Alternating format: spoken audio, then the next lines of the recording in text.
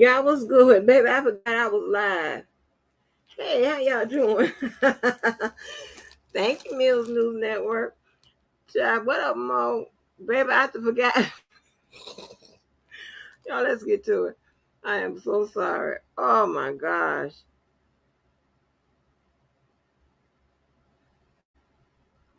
I'm behind the scenes, child. Y'all, I need y'all to help catch me up, right? I'm trying to figure out who in the world is Jane Doe. You know they was looking for Gina. It was looking for Gina. I don't know, and all those girls seem to have the same type of, the same type of look or whatever. I don't know who's who, what's what, or whatever. But all I know is this: Diddy, they were my girl, they are Miguel, twin. Where have you been? Please. Hold on, Girl, what's going on my on? side? Is it echo or anything on my side? You hear something? You hear echo? No, not now. But I like. Well, now I do a little bit, but I don't know. I don't. Okay, hold on. That maybe. Hold on. Let me change something. That's because I got the Bluetooth wrapped by my ear. Hold on. Let me change that. Oh my gosh. Let me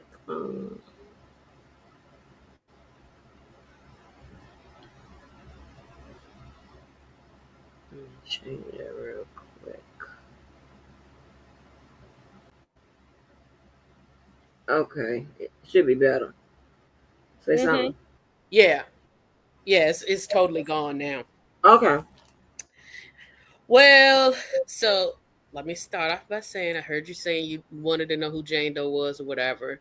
I first Yes. want to start off by saying traditionally I wouldn't even entertain a conversation because I feel like if people, especially in situations where there's victimization or what have you, I typically would not even engage because I don't think it's right when people try to. There's a reason either why the government or that person is going by the pseudonym, and so we try to avoid that. But in certain situations, similar to, for instance, Azriel Clary, it became very public and was so well described that you knew who the person was. And unfortunately, because of who Jane Doe's baby daddy is, hers has also been, at least allegedly, disclosed. So I want to share that. But She's always in work mode, y'all. She's always in work mode. well, and I'm also always trying to stand on the side of right. And for me, in that case, I feel like on the side of right is if the judge has deemed that somebody can be a Jane Doe, and they are trying to be a Jane Doe. Respect that. We also saw with the R. Kelly, and we also saw with the R. Kelly trial how how some of the community can go after people and whatever. Like at the end of the day, if you're subpoenaed, you got to testify. Like some of these people don't even fully have a whole lot of choice in different sorts of stuff depending upon their situation. So why make it worse, right? Also, with the amount of trauma and things that we've heard in this case and in other cases, to me, it's making a bad situation worse. Right, I get you. And I don't want to be a contributor to it, but in this case, it's already been discussed in the news and that sort of stuff. So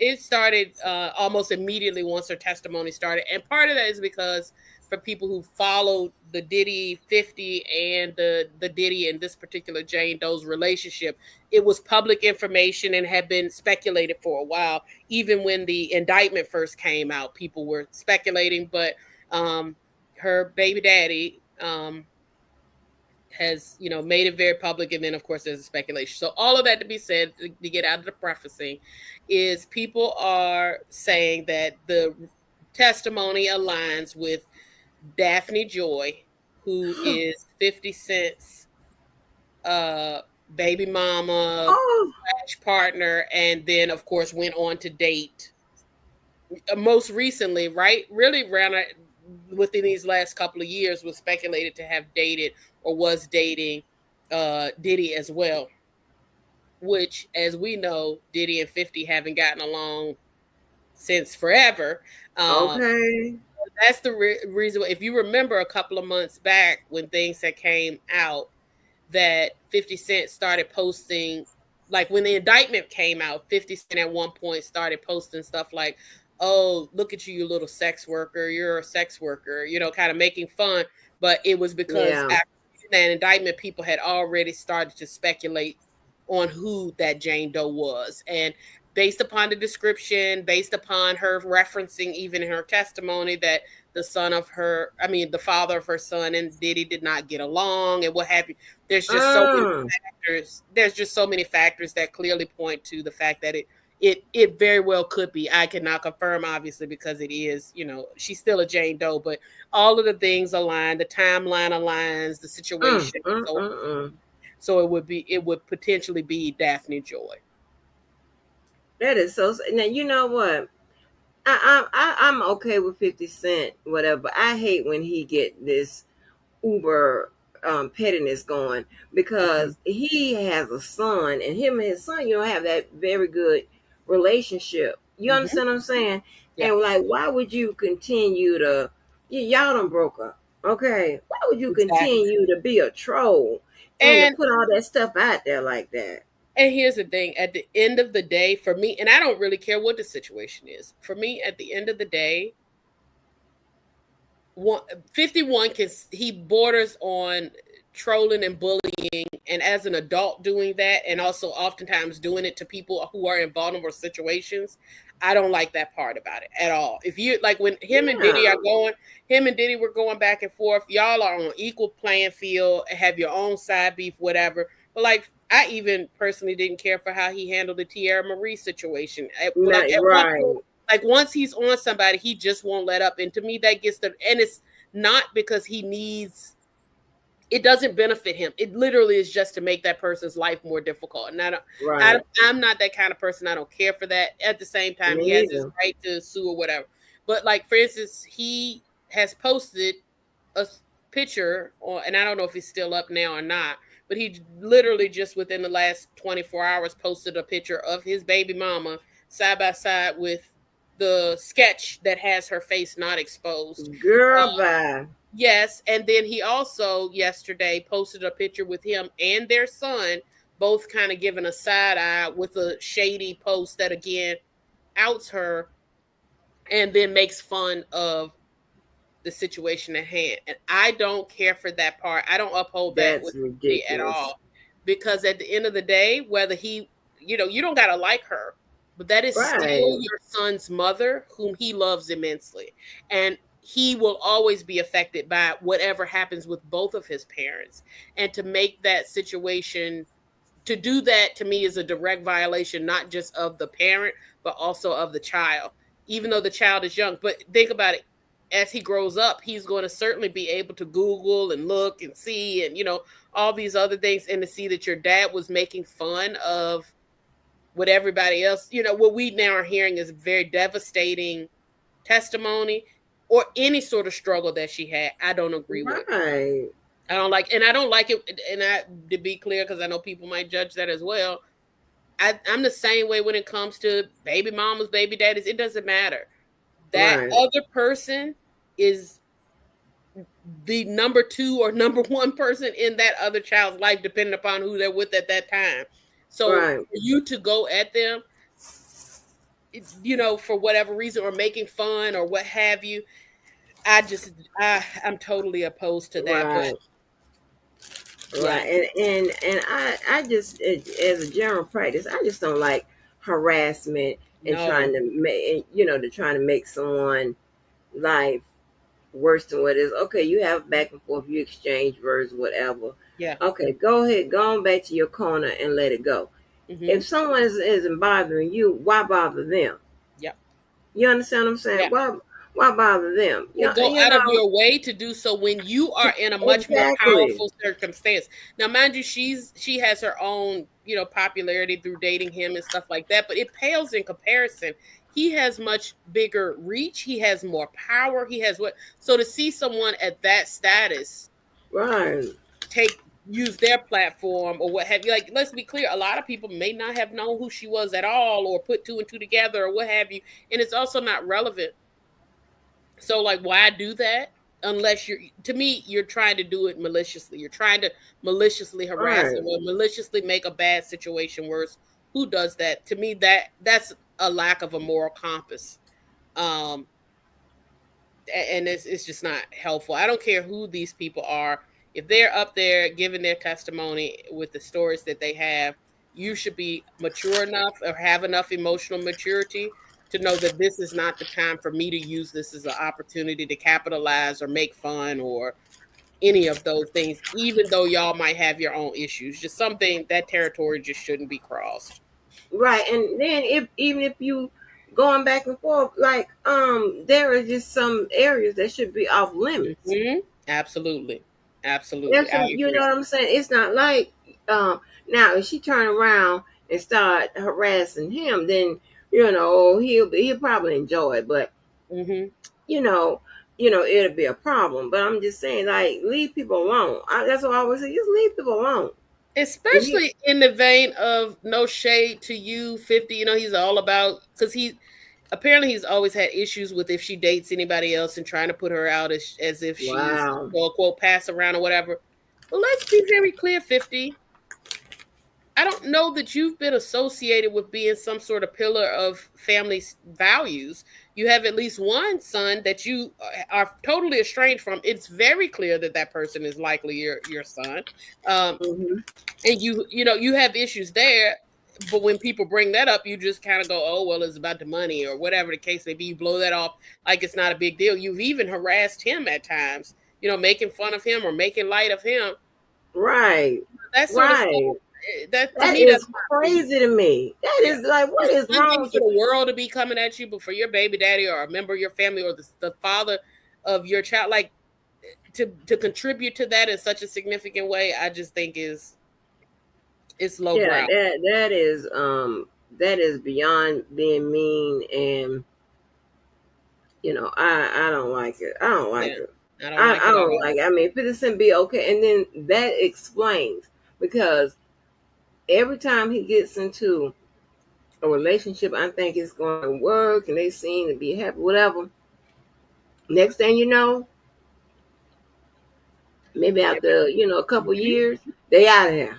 Everybody except for Vivica Fox it has had issues, and including Daphne Joy, who has made comments about possible, DV in their situation, possible other thing, hmm controlling behavior, similar, different sorts of things, harassment, verbal, um, altercation, that sort of stuff. So like he also has he doesn't have an amazing reputation with women, or relationships. So why then are you speaking on the other part is you're also in the industry, and let's be clear, you done got around quite a bit as well. So I hate the double Right. standard as well that comes with these women, women in the industry or just women in general. You get with somebody else and all of a sudden they immediately try to jump to you to pass around, you're a hoe, you're this, you're that. But then the men can, the more that they can have, the merrier. And it's like, oh well, that's just not a big deal. Well, I'm sure he hasn't only been with one person in the time that he was with her.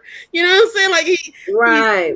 had a Right. lot of different women in his level of popularity, but it's accepted for him and nobody gets to speak on that. But because she's had more than one partner, or she moved on with her life and happened to find another person who was of equal stature, it's, oh, she's this and she's that. That female double standard stuff is, again, it's Is so proud, and it's as hypocritical as it comes, it because is if she's the pass it's around, then so are ridiculous. you, because you're going for you're taking in who knocks at the hotel door that night. Right. And I always look at things like this. You up there talking about, people, who are passed around and the reputation of the women and this, that, and the third, but you are volunteering to be with these women. So what does that say Exactly. about you? That is Exactly. you're making a choice to be Yes. with a type of woman like that. So Mhm. what are we talking about? Yeah. And it wasn't an Like, issue when she was quote passed to you. exactly. And then Exactly. you went so far as to even have a child with her, in which Yeah. case then, like, move beyond that. But also, like, just one, I don't believe in counting people's pockets, and I don't believe in counting people's partners. Right. because you got a number and I got a number. And those Yeah. don't have Okay. anything to do, and you can't critique my number just because my number is whatever. I'm pretty confident Okay. it's Mind very your likely business. that his number is probably double, triple, or quadruple what her number is, but you're making it Yes. 16 because she's one, she has had two in the industry versus your whatever.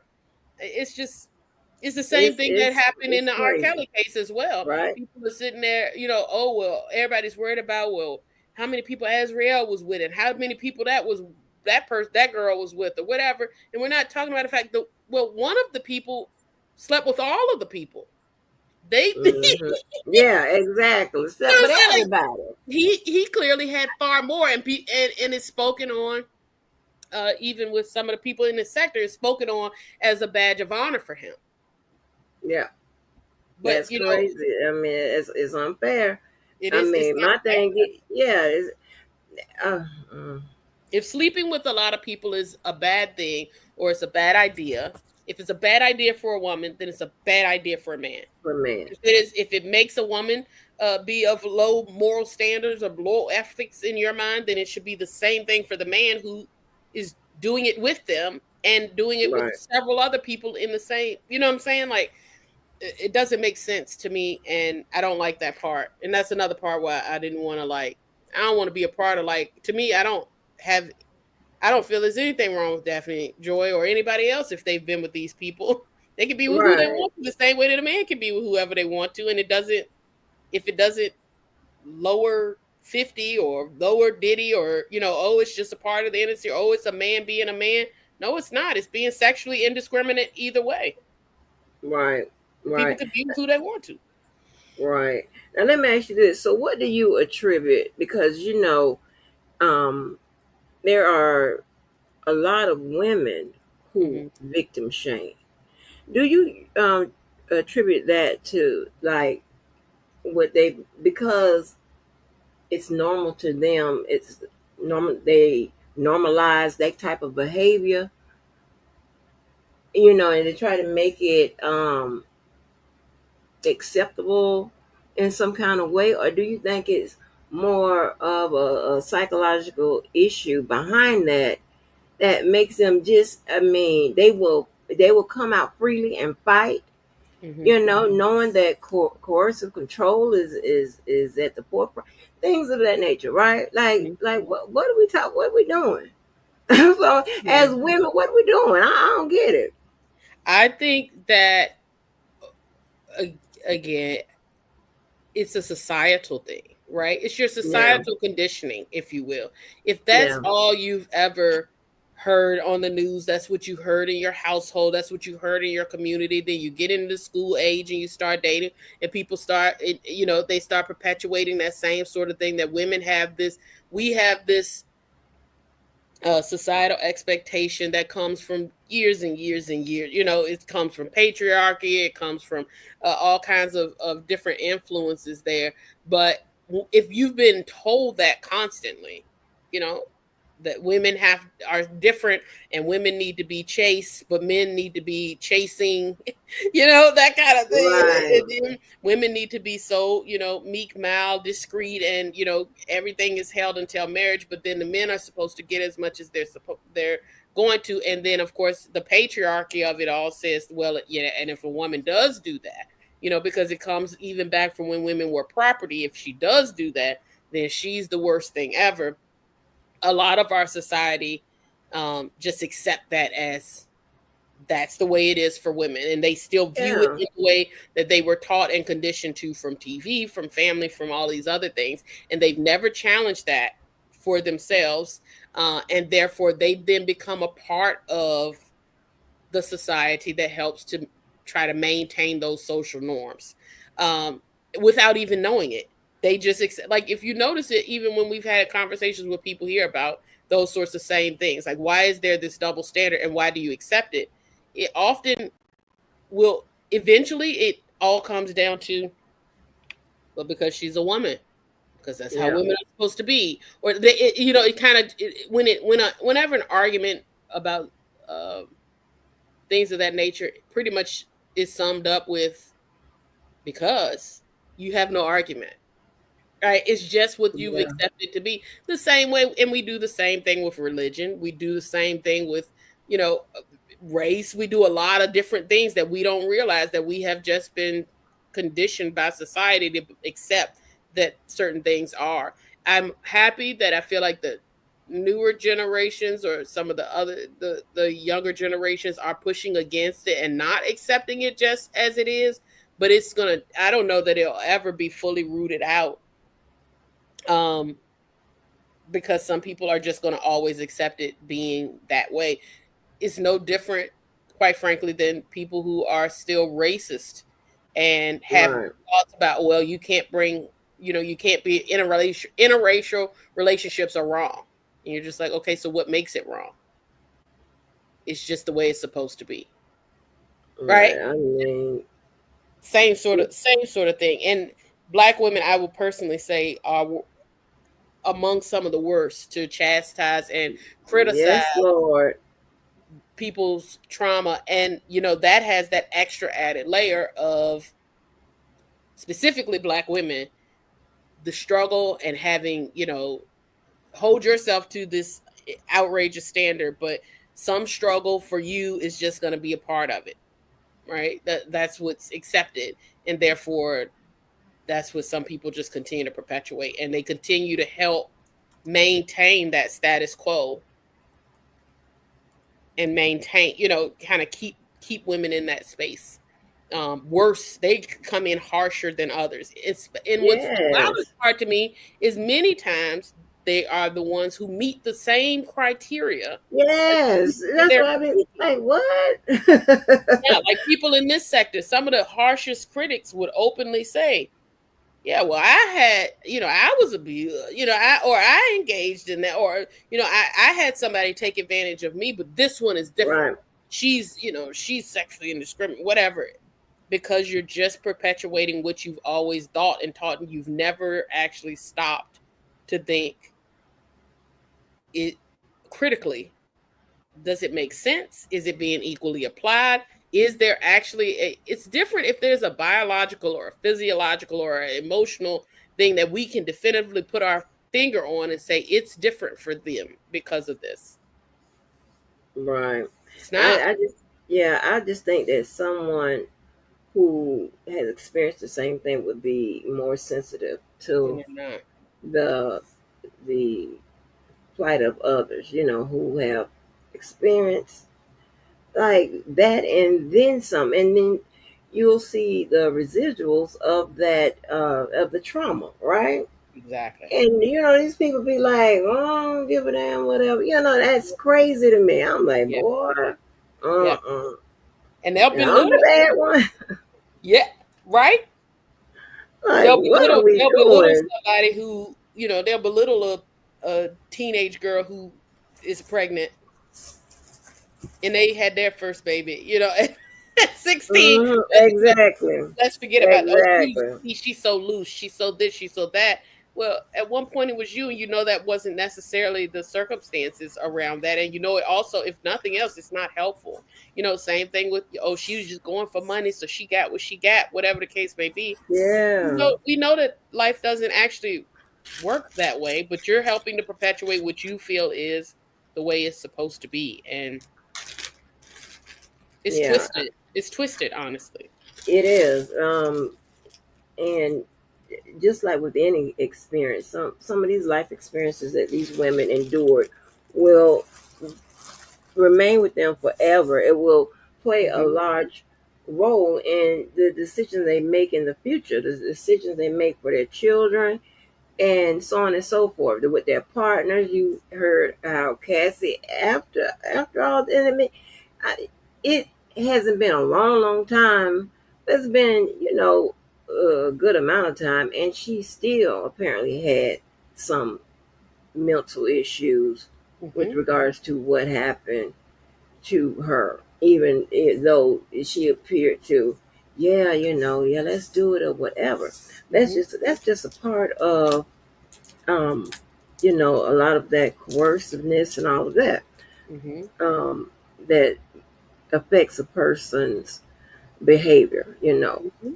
First, it's it goes into your what your mind, and it comes out through your behavior. Exactly. You know, And I think and sometimes people use the approach too, assuming. Do you think for a second that Cassie or any of these people who are getting up there, we go about it assuming, like, I feel like especially again talking about that women piece, it feels like a lot of times the women who are in support of Diddy automatically look at him as he didn't mean to do it. Like they give him this automatic blanket mhm, benefit of the doubt. He didn't mean to do it. He was coerced into do, or he was pressured by women. You know, the wiles of women cannot be resisted so much so, like they put him in this compromising situation. There's this blanket kind of space there for him to have to be flawed in an acceptable way. But when we look at the women, there is it's unbending, there's none. And there's also this assumption that they don't have any accountability for themselves. You don't right, know. Do you think for a second that these people don't have shame? You think for a second that these people don't look back and go, what did I get myself into? You think these people, right, like the assumption is that they were super happy and what have you, and they jumped into it willingly and got such a huge payoff. Do you not think that there's also that piece of it in addition to the trauma of it, in addition to that's the reason why people don't report, because they do still have like, oh my gosh, I made bad decisions in this, oh my gosh, I right, contributed to this, in some way, and even blaming themselves. It right, just doesn't happen. right, That part of it, the empathy that's applied immediately to the male alleged perpetrator, is the same as not offered to the other side. And for me, I try to, as best as I can, I'm certainly no different than anybody else, I'm flawed in my thinking also, but I try as much as possible. I got to give the same empathy to one as I do to the other. I can't look, exactly, and I try to, even R. Kelly or Diddy or all of, like, I can't look at R. Kelly, or I can't look at Azriel and give her so much grace about the trauma that she experienced in her youth and things that shouldn't have happened, and not be able to look at R. Kelly and say he went through immense trauma as well, and that was right, devastating. Like, why can't I'm gonna call it even, no matter what. I'm not gonna exactly. say, well, because she's a female, that means I don't have empathy for her. She's loosey goosey, but for him, I can give him exceptions. I gotta give it evenly. Yeah, That is why. exactly, exactly. I mean, and oftentimes the number one victim blaming is the victim herself, him or Yeah, herself. yeah. They did, so, and no one um, takes an account of that. They go, Mhm. Atmos love zone. Good Yeah. morning. Good afternoon. What this Hey, afternoon? Oh, How what's y'all happening? doing? I haven't heard that voice in a long time. What's How are going on, you? Atmos? Oh, nothing. I hear y'all talking. I just kind of I had to jump in Oh just Lord. real quick. Miss me, Miss Mo, Yes, how sir. you doing? I'm doing all right, Alice. How Moco are crazy. you? I missed Oh you. Lord. Oh So, Lord. okay, I'm just okay. So, I get what y'all are saying as far as it doesn't seem as though um, the amount of empathy is given to the women as much from some women as it is to the man. Hmm. I happen to be a man who actually I don't have no empathy on P Diddy Mm, because and the reason there's a reason why though, and the okay. reason why is because when you actually take the time to not just listen to excerpts and watch Hmm. channels that are pro Diddy or people that are going to talk and give you pro Diddy point of views. I think that sometimes, depending on what you watch, if you don't watch from both ends of the spectrum, you're going to Yeah. be, leaning more away than the other one, and that's because 80% or 90% of the things you actually listen to are in favor of the person that you're listening to the channel or whatever news station or whatever, right? Hmm. Now, honestly, just from reading this information, there's no way that a human being with any kind of common sense cannot have 1,000,000% compassion for Cassie. And the reason why is because, yes, she might have been a little bit promiscuous. So when he first met her, she was not into none of that stuff. The girl was Ooh, I like literally, that. Mm-hmm. just innocent. She got on 18. Oh no, he's breaking up, and it's getting good. You breaking up, Atmos? I'm breaking. Can y'all hear me now? You I can back hear you now? now. Yeah, Go yeah, yeah. ahead. You were cooking. Go ahead. Let me hear Yeah, the go rest of it. ahead. I was Okay. eating. No. So he got her when she was fresh, and she was just starting. She wanted to be in the music industry, and she was Mm-hmm. doing modeling, and she was doing so many things. And so he just did the same thing R. Kelly did, and said, I can make you into what you want to be. And even when he started introducing, he took a while before he actually introduced her into that sexual stuff. He didn't just jump straight into the sexual stuff. Yeah, he kissed her in the beginning, and and she was just kind of like, okay, what the heck is this? Is this what I got to do in order to get to where I got to go? So you want to talk about coercion? He was a master. He when you talk about grooming, he groomed the hell out of this girl. They pumped the girl with so many drugs that the girl, when she talks now, like her I don't think she had as many mental issues as she do now after the stuff this man took her through.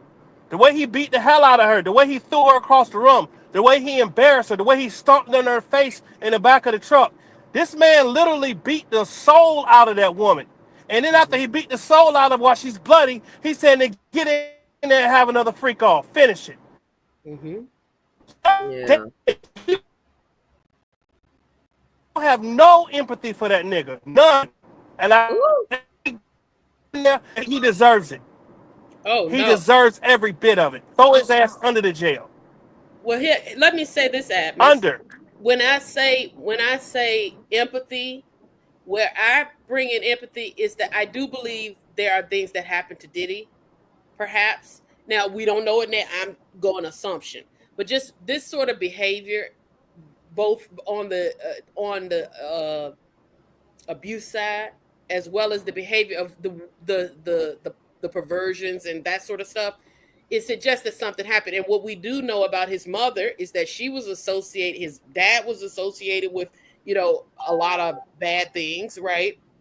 And then we have heard the stories about his mother, moving and shaking in New York, possibly having a brothel, possibly, all these different things. I do believe that there are likely going to be stories that come forth about him. And when those, or if they ever do, I would have the same amount of empathy for him if he had been hurt. I don't have any empathy for what he did to harm other people. Mm. Mm. You see what I'm And I'm just gonna play devil's advocate. saying? Yeah. Now I'm gonna jump in. I'm gonna play devil's advocate, okay? Because Hmm. that kind of lines up with the notion that I hate that us brothers, black brothers, say the white man trying to hold me down. I hate when I Hmm. hear that shit. It's Me like get off your too. lazy ass and get out there and make a business. You can do it if there's things that we don't want to do that Mexicans do all the time where they are being able to take care of their families, but they say if they won't do it, we will, and making a ton of money doing it because they let Right. their pride go to the side, right? Now when it comes to Diddy, like R. Kelly, I ain't gonna lie to you. I felt a little bit more sorry for him because he not only had a mental issue, but somebody took advantage of him on top of his mental issue. Hmm. On top of it. So, but Diddy,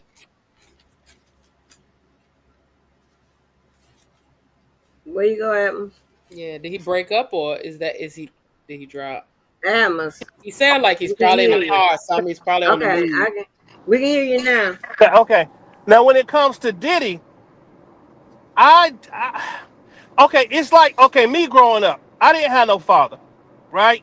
I didn't have Hmm. no example of how a man's supposed to treat a woman, no example of how a man's supposed to not be out there running around and doing this and doing that. I didn't have any of that. I didn't have nobody to say, hey, son, let me tell you something. Let me tell you what not to do to mess your life up. If you do this, you out here slinging it without this what's going to happen. You're going to have a bunch of kids, child support. It's going to ruin your life. Don't do this. Listen to me. I never had that. But when it came to how to treat people, you make a choice on Right. if you're going to take what was done to you and give that to other people, or decide to be totally opposite and different when you become an adult. I chose not to be the type of man that my father was. I chose to be there for my kids, take care of Right. my kids. Yes, I got more than I can say grace over. Yes, I got a baseball team, football team, basketball team with back No, up. you I don't, understand that. Atlas. Yep, man. Yeah, I do. I got 10 10 what? Ooh. kids. Atlas, Oh. stop.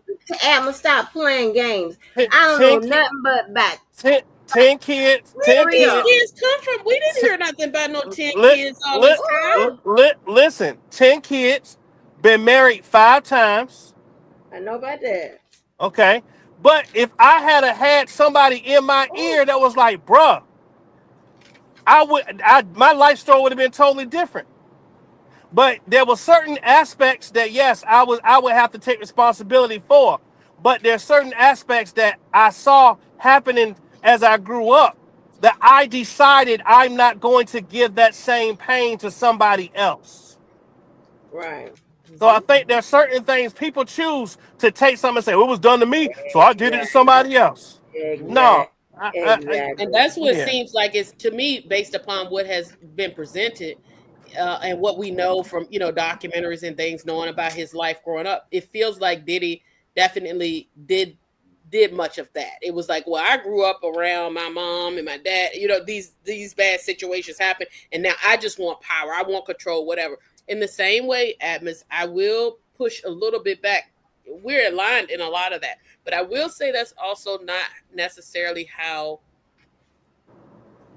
we process trauma, and it's not the way that we heal from trauma necessarily either. And we have to put some of the credences again back on society. And I know you're going to be opposite of that because you're like, well, you can just make the choice, right? But there are other life situations that do influence whether we one have access to that to healing.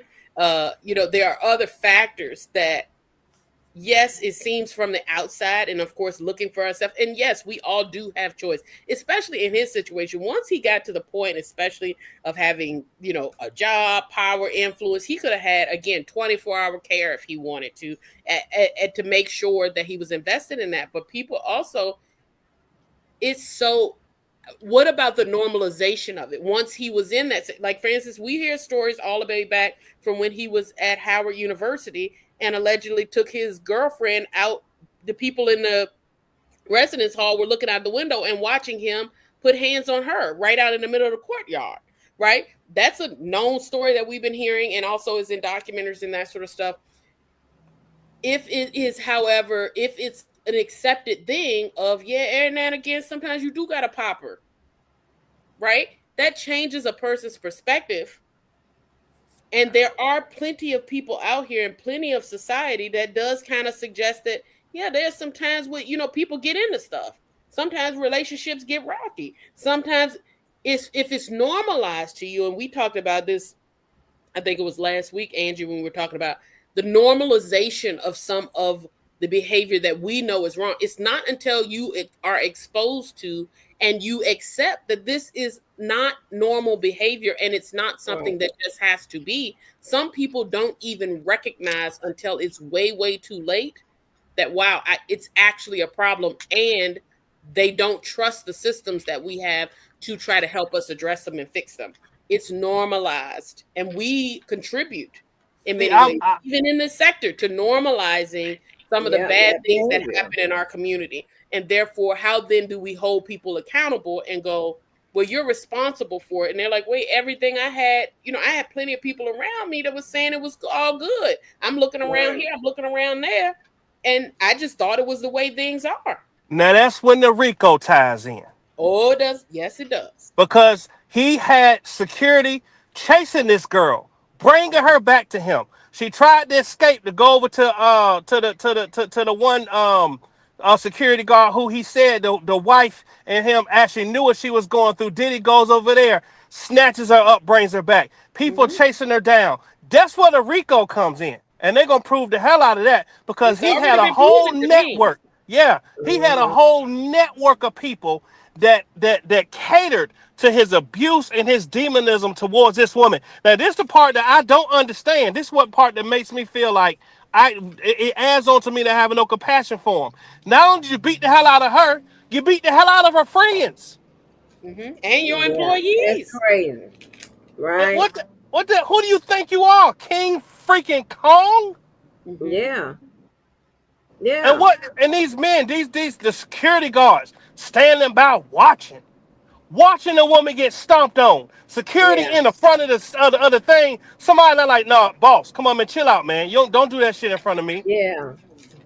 Like, what kind of men? What did he have around him? What kind of? Exactly, Come on, man. exactly, But you Yeah, exactly. also hear And how I many people come. do we hear in Go this ahead. sector though, in this sector and also Yeah, with this Diddy stuff, who the have worst this of the thought, worst. oh, well, she just wanted some, she liked it so much, she was so loosey goosey. Like again, they can find these justifications for that behavior. So think about it from the opposite. Like, so they apply it and they go, see, she was just loosey goose. Oh, she just wanted that money. She liked the fame. She wanted that. And the undertone of that is it comes along with the territory. That's the price of doing business. If you want to have access and be with a celebrity, you have to assume that you'll get beat on. You got to assume that you're going to have to lay it low and spread it wide. You're assuming that all of these things have that comes with the territory. You can't complain now. Is the way, again, that's society saying that outward. What does that say then to the perpetrator?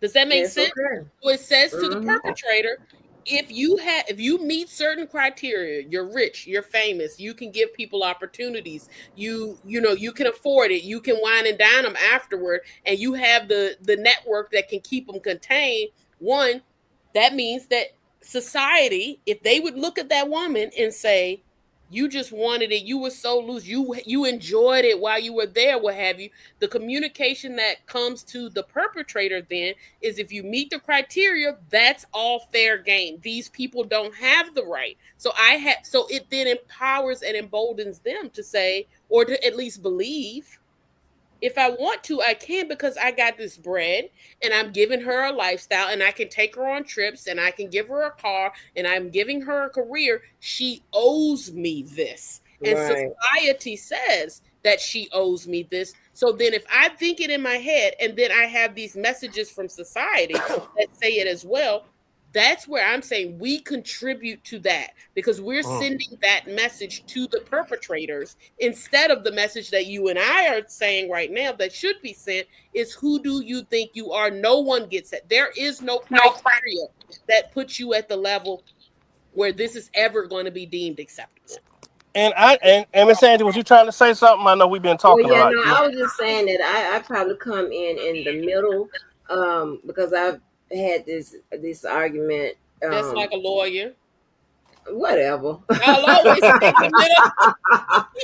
Whatever. But no, but I do have, I do kind of come in, in the middle, is saying that I know that as far as trauma and healing and things of that nature, I believe that it is other factors that determine how a person heals, how long they heal, and how they go forward, right? But I also believe that when Atlas was saying about the not having a father, I understand that can't, for some people, that can be a genuine excuse, right? But for me, this is just me. I believe that if you are a good person, right, you don't need a father, a mother, somebody to tell you what's right and what's wrong. Check this out right here. I am you from this is me speaking, right? I am guided by my conscious and my subconscious, right? I'm guided Mhm. by, okay, my emotion, what's the right thing to do, right? So I know to take care of my child is the right thing to do. I don't need nobody to tell me that. Mhm. I don't need nobody to tell me that because I'm a good person. Now, if Mhm. I'm a crappy person, I'll be like, I'll let the daddy get it, or, I'll put up somewhere or whatever. You know what I'm saying? Based on the circumstances, whatever. You know what I'm saying? I give it to somebody else and never check on again in life and bye, you know. But Mhm. it's a lot of things. I know not to harass people. I Mhm. don't need nobody around. I don't need the police around to tell me, oh, Don't harass nobody. Mm-hmm. It's just I'm guided by being a decent person, a good person. So Right. and babe, we have had the biggest blow ups on my real social media back in the day when it came to like child support and the white man and all that extra stuff and whatever, and that excuse it ushers in the excuse. Well, I didn't grow up with my father Mm. or this, that, and the third, whatever. And baby, I'll be like, listen, okay, I'm nice over here with y'all, but we're over there with the people I know, baby, I light them up. I'm like, I don't want to hear that excuse, right? Because it should be not only common sense, not only just, you being guided by being a good person, your emotions, your conscious, your subconscious, yeah, all of that. Listen, you need somebody to hold your hand to tell you that. You need somebody to tell you that it's a good job, it's a good idea to get a job and not live off people. And you need somebody to tell you Mm. that. You understand what I'm Mm. saying? So a lot of it for me is an excuse that society has make it have has turned it into a societal norm, and that makes it acceptable, right? Well, it's not. It You know don't what's make crazy? sense. You know what's crazy is I think that social media has totally desensitized the human race because Mhm. when the thing happened with what's that, Rodney King, it was an outrage like never before. We watch Rodney Kings happen every single day and skip right over it. Move on to the next video. Right. And now another thing I wanted to say is, as a man, I don't see how any real man can know what Diddy did, see the video of what he did, and still feel as though free Diddy. Right. I just don't. Not, I'm not talking about a real man. A real man, for one thing, not gonna sit there and watch no other man beat the hell out of a woman. They just not gonna do that Right. Right, Atmos. That Let- is without just with. not normal. That's It's not just not. normal. It's not To normal. see, yeah, to see a woman getting, and then you hear that we saw that, but then you hear the details of their relationship, and Mm-hmm. it's woman after woman, it's Mm. employee talking about what Yeah. they witnessed and Yeah. all of that, whatever. So it's corroborated, right? Yeah. You beating And the hell out of multiple women. Like, damn. yeah. I gotta jump in here though. Oh Lord, she been a lawyer. Oh No, boy. no, no, Here no. I'm about to. we I'm go. about to. This is full mental health mode. Y'all Oh, not okay, gonna like it. And then there's two. I And heard then it. before admins, let us know before if you have to jump off because I'm gonna say something that's gonna fire you up, so that we can have another argument later on. Because you know what I was about to say. But well, no. I'm gonna sneak it in anyway. So, but let me start with the professional side of it. And Angie, you'll be very familiar with this as well. Again, we have to make room for the fact that we also know that that's not the whole a real person wouldn't a real. I get it, right? Y'all know me. I don't want anybody hurting, whatever. At the same time, the bystander effect is a thing, and that goes back to Angie. You'll be familiar with this Milgram's prison study, or the shock study, right? Where Mm-hmm. there was a study where there was this psychologist. You can't even do this research like this anymore because it was deemed to be unethical. But what happened is he would have people come into a room, and he would say, okay, if that person, there's another person on the other side of this door here, you can't see them, but they are there, and the person can hear them as well. And they'll say, well, you have this button. Every time they get a wrong answer, push the button. And when you push the button, they're going to get a shock. The more answers they get wrong, the more shocks that they will receive. And so, of course, Mm-hmm. people initially they're a little hesitant, like, you sure it's not going to hurt them? And they're like, yeah, no, don't worry about it. It's not going to hurt them at all. It's fine. It's just a part of how we do business, right? You know this study. Uh-huh. So, but if I'm saying it for other people who might be listening in, or I don't know if Admis is familiar. So what will happen is the person is back there and they get a wrong answer and the person hits the button. At first, it doesn't seem like it's too much, right? But then as it keeps going on, so, long story short is they start hearing the person screaming now. The person is saying, please, no, stop. Please, whatever, you can, the suggestion is that this person is now in pain, they're in distress, or what have you. That study showed us time and time again, and even the replications, the ethical replications of it, have Mm-hmm. shown that the brain does not do that. And we as people are conditioned that if there's an authority figure who's telling you to do something, even if it could be wrong, it's extremely difficult for people to not do that. And so we have to also consider this with his employees and such, especially with the power dynamics that are there, the power that's there. What we heard did happen to the people when they did push back in any way, being screamed at. Some of them were harmed themselves, being Yep. blackballed, not being able to feed your family. You only need to see that happen to one person or a couple of people to realize, oh, I'm in a vulnerable situation here as well.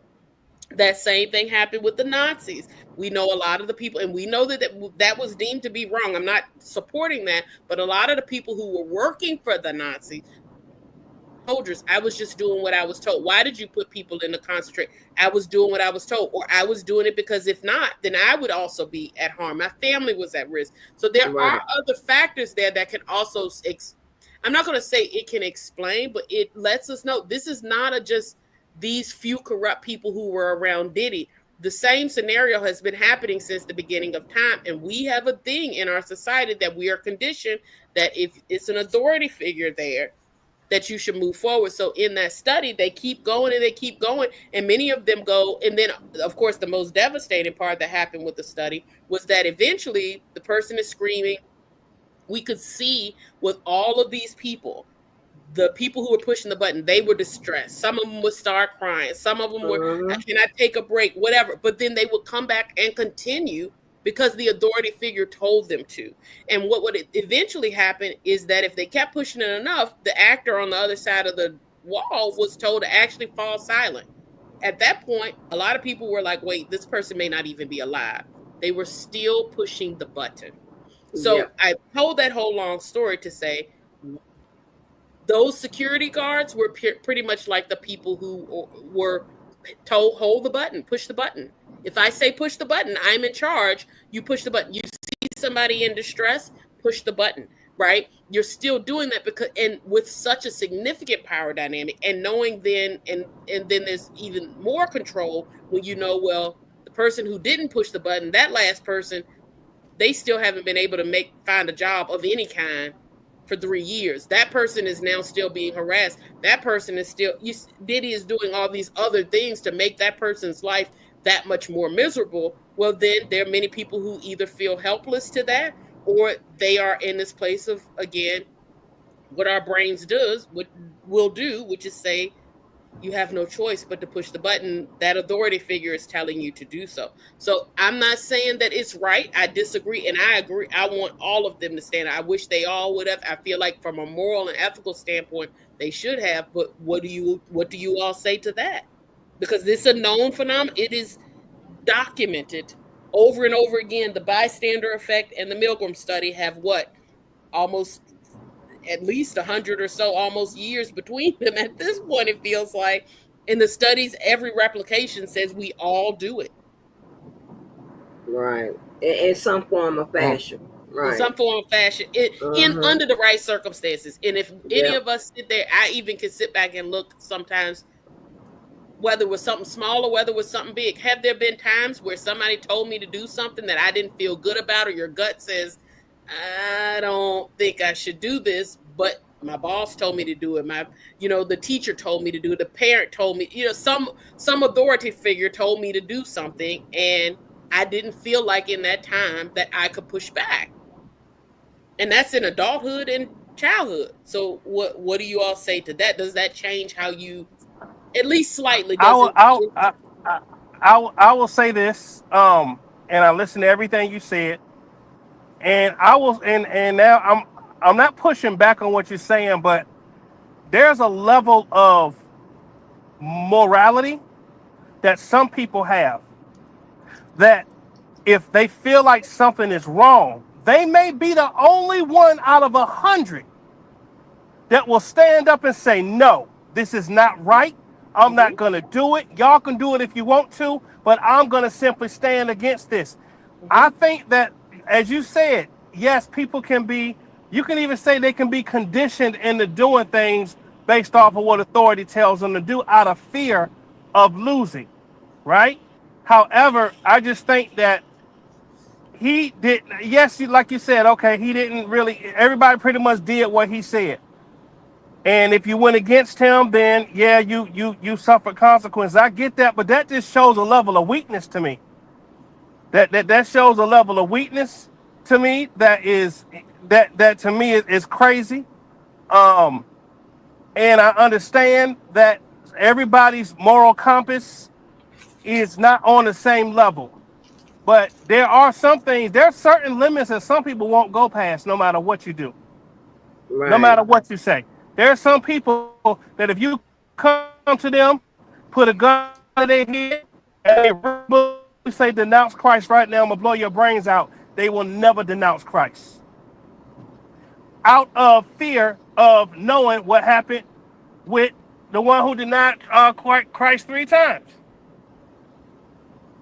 So I don't know. I think that maybe I'm just a little bit, you got some people that are just straight stubborn. And I'm sure y'all have run into people where you'll say, you know what, 199 people would do this, but this person, no matter what, they simply won't do it. And he guess he just not. I mean, what about Gene Deal? Would you say that he was someone who just did what Diddy told him to do? Or he actually said, you know what, no, that's wrong, I'm going to stand against it, despite what happens? Would you say that he was I one think who, I can't I think it tell was with a Gene. mixture of both. You I think it know. was a mixture of both. Mm-hmm. I think he right? was a mixture of both. And see, with Gene, I don't really know sometimes what's the truth Mm-hmm. and what's sensationalized and just what's out lie. You know what I'm saying? And I Because also mentioned that with Gene as well, you have to think that Gene and Diddy had a prior relationship where yeah, before Diddy was Diddy, he looked at Gene as almost like an elder or a person that he had respect for and had a prior history to, that he was not as influenced as the other people who came in just as an employee who did not have a Mm. prior history with him. So I think that that is another part of the conflict, and I also think, or that conflicting question. But I also think it's a part of why there were certain things that Gene could say, or would say, I ain't doing that, I'm not down with that, whatever, that I think other people would have had a much different experience with, because Gene didn't have the same level of intimidation because he knew him before he had the level of power that he did. And That's like fair. Angie said, it's also not clear 100% to me what parts of it is it Gene's story of what happened now and what it was really like then. And even though he still reports that he saw and was a part of some things, that it was like, wait, but you still were there for that, right? So it's not an all or nothing thing. It still shows that there are limits to everybody on where that bystander effect will go. Now, let me go ahead and see if I can slip a little salt in the game here, Atmos. You're applying that, and I've always found you to be of high moral character. I think the world of you. But some people will use that same application and say, okay, then what kind of man can sit back and be cool with putting somebody in power who said grab them by the pussy? What kind of man can stand aside and say, well, put somebody in power who has a history of doing some of these exact same things that we're now criticizing. So there are spaces where people, if you can justify it, to me, I would say, if the human mind can justify it or find some sort of reasoning to justify their decision, it will oftentimes go against its own values or go counter to what seems okay, matter of fact. Like, okay, well, what kind of person would do this, or what kind of, there's no justification for X, Y, and Z, but then Miss there's Me, people who use the Miss same Me, Miss shit. Mo, Miss Me, Miss Mo, I love you to death. Yeah, I do. let's And fight. Let's and, argue. I gotta push back a little bit on that. Okay, I I don't agree with everything that Diddy said. Adams, you breaking up.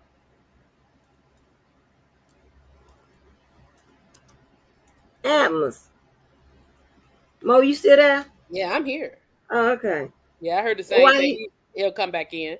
But Why? do you understand my point, Angie, on what I'm trying Oh to say? yeah, no, I understand exactly what you're saying, what all See, you're saying, but yeah, um, but going back to Milgram, right? And Milgram, which is an excellent example of you, what I would perceive a lot of what Diddy's employees experience, mhm, right? Because it goes to what conditioning, right? And it's so funny. A long time ago, years ago, I spoke about operant conditioning. I said, we're going to, mhm, operant conditioning, right? mhm, So, um, the more and more they are able to, hey, go along with what Diddy's doing, and go along with it can also be in like turning a blind eye or not saying much when she's getting beat down or whatever. mhm, And the conditioning part, especially the operant conditioning part of it, hey, the reward is I get to keep my job. mhm, And you hear how he likes to give bonuses and stuff like mhm, that. You understand what I'm saying? mhm. So Dangling the carrot. Dangling the yeah, carrot. exactly, Mhm. exactly. So yeah, so that was excellent, excellent example. Go ahead, Atmos. Oh, Atmos gone. Oh, But he must have lost connection. He make what hopefully up, Atlas, son? if you can There hear you us, go. please come back. There he is. We have Let me time. get him. Yeah. Hey y'all. And I'm putting up the updates on the wall. So go But ahead, Atmos. that Yes, ma'am. Okay. So now I was yeah. going to say, as far as Trump goes, that was a clever way to slip that in. Okay. Yeah. I wanted to start a fight Okay. because I ain't really I really haven't heard from you too much since we had the last conversation. It was about him. It took me a while. I had to warm back up I to got. you. I know. I know. I know. I know. You had to Oh, take. You had to I'm take a just break away from me for a while. oh no, I Can think y'all hear me? you Yeah, coming go back ahead. I in can now. hear Okay. So what I was gonna say is I don't agree with everything Trump does. I don't agree with everything that Trump did. I don't agree with everything Trump said. But just at that time, when I looked at the alternative, I just, in my own mind, just looked at him as being a better option to me. Not saying he was the perfect option. To me, the perfect option would have been Michelle Obama. Just being honest with you. However, you. we didn't have that option. So that was just me. Now, do I like all the stuff he doing now? No. Do I like some stuff he doing? Yeah. But hey, that's just what it's politics. People have different people like McDonald's, people like Burger King, people like Hardee's. People like vanilla ice cream. Some like butter pecan. People have different flavors, right? At that time, he was just a flavor that I liked. That's And it. and and okay, so let me use that similar vein. And you know what I'm about to do. She can hear me Get him. cooking, right? Get So him. let's use your same situation, and this is a perfect example of what I'm saying happens across society. If I apply that same logic to the security guard, they're going to say, well, no, I didn't like it when he was putting hands on her. I didn't like some of the stuff that he did. I didn't like that he wanted me to go and find people or whatever. But there was some other stuff that I did like that he did. He paid me very well. I was able to go on all kinds of trips and go here and there. He was an amazing musician. We heard that with R. Kelly all the time. He's a savant. He's an amazing Mm-hmm. musician. There's these other things with him that didn't do that. That didn't happen all the time. It was only happening on the here and there, what have you. And at the time, if I looked at my circumstances with him and I looked at the other alternative, I felt like this was the best decision for the circumstance that I was in and what I needed and what I thought was going to most benefit me and my family. There's no difference in that. If we apply your reasoning to it, Why can't we see that with the security guard? I'm not saying that it made it right for the security guard, but can we, if we were to, is it possible that the security guard was using a similar sort of thing, or any of these people who were around, that they also, which gets to my point that I was saying before, in our minds, if we can figure out a justification for something, is it not possible that we went along with stuff and that we're being very harsh when we're able to look from the outside in? But when you're going from the inside out, you do manipulate those terms and conditions when you can justify it.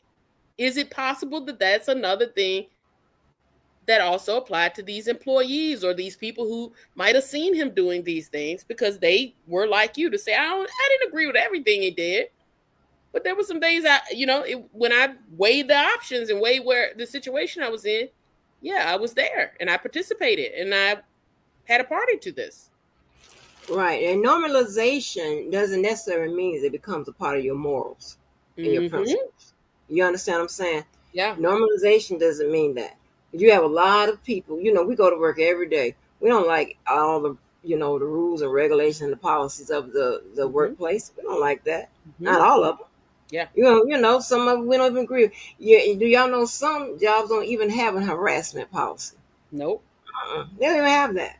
The only ones that really have it are the ones that are required to by law. Exactly. Or their board, or their board says you have to. Nobody else would have them if it wasn't required.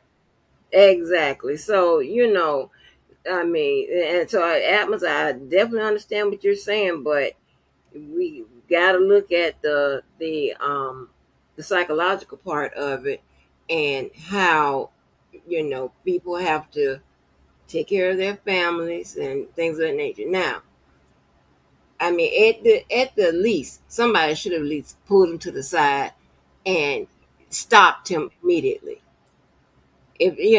Stopped him immediately. Okay?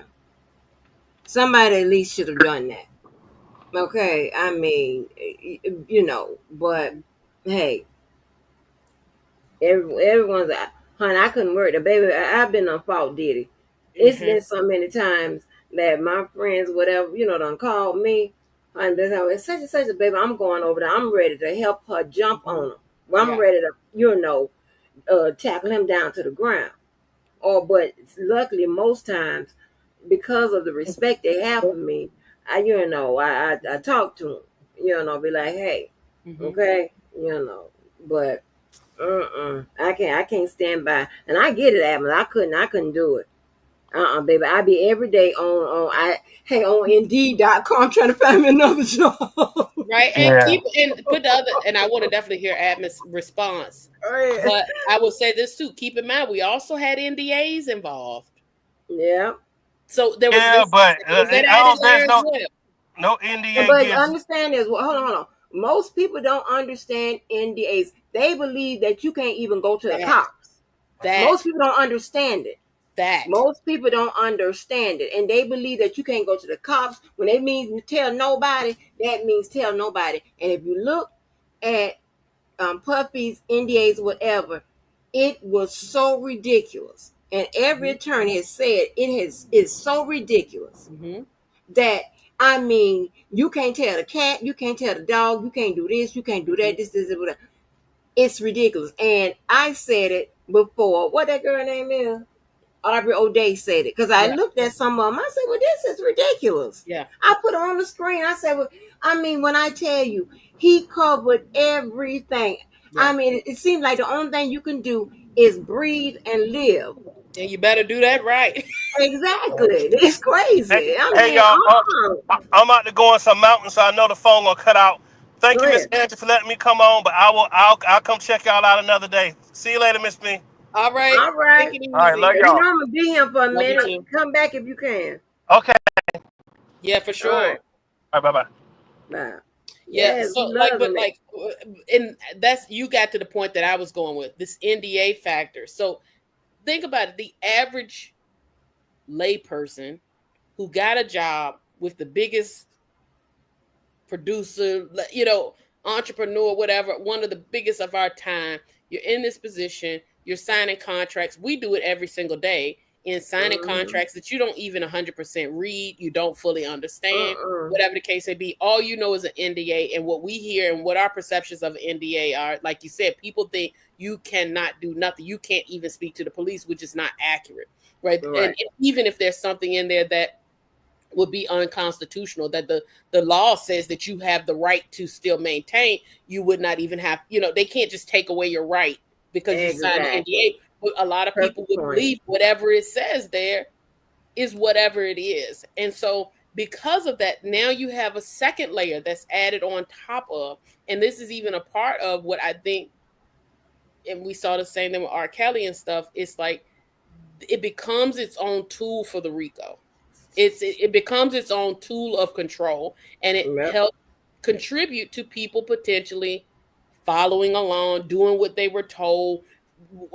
Personally, how many of them do you think for a minute? One, it seemed like they didn't even get a lot of opportunity to go home or whatever. But how many of them do you think went in their room at night, the few that could lock a door, close a door, and get a few winks of sleep, that they were not racking their brains trying to figure, like, what do I do? How Yeah. did I get What myself do here? I How do do? I get out of this position? What is going on? Am I going to be? They were put in similar situations that would influence why they did or did not intervene. Right.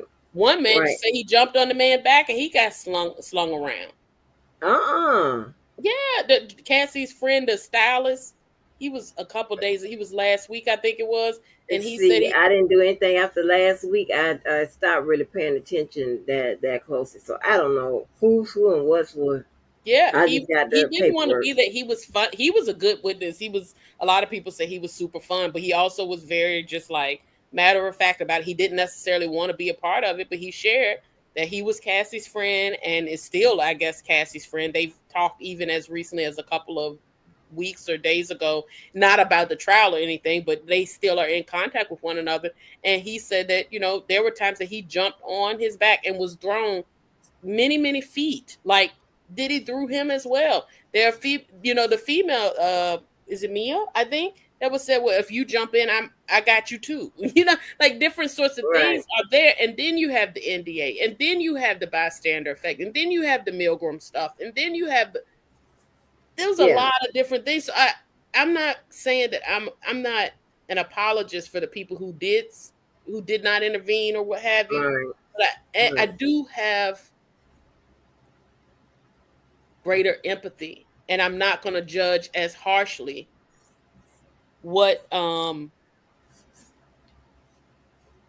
I can't look at them and say you should have done something, or like even Atmos was saying like a real man would have done X, Y, and Z. I don't believe in that.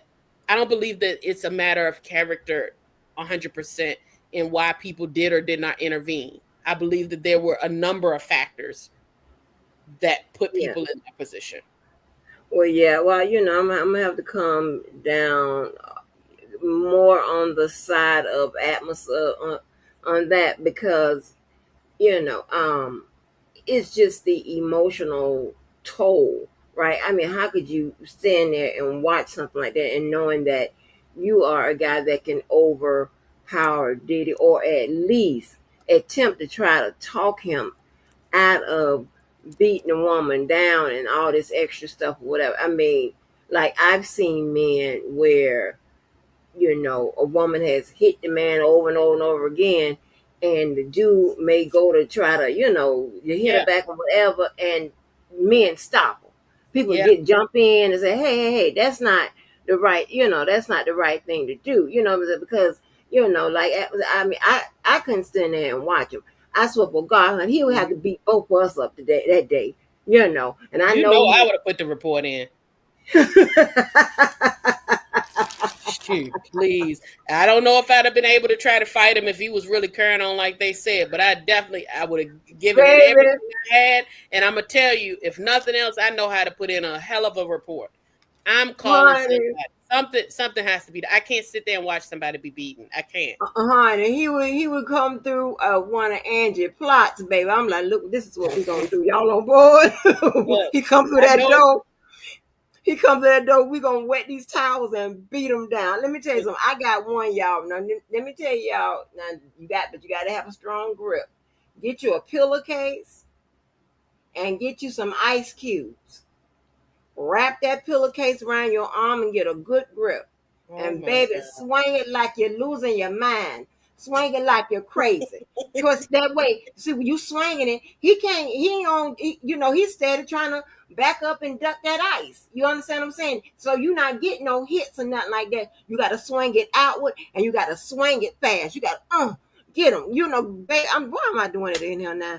But Is that anyway, the backup? Is that the backup in case since he probably wouldn't have had any canned corn, so Hey, that hey, that's what I'm saying. If you can't get that kitchen to get some corn or whatever, well, wait a minute, hold on. Make sure you bring some corn in the bedroom. Get some corn and be ready. Be ready for them, because baby, listen, and that's crazy. I think fight back first and do Mhm. the civil thing last. In Yeah, some cases, yeah, that's just me. That's just me. I'm sorry. Okay, I'm yeah. sorry. What you want me to do? I think fight back first and do the right thing last. That is baby. Yeah, get that ice in that pillowcase, y'all. I'm telling you. He Hmm. coming up with that la la. Okay. All right. I got Yeah. some for you. Yeah, that's what little Cassie, she seemed to be a little fighter at times. Girl, get you some corn. Get you some corn, baby. And welcome him to Yankee Stadium. He'll think you crazy. How hard he threw that base at her. Hmm. Hmm. And it's like, and I wonder what at that time.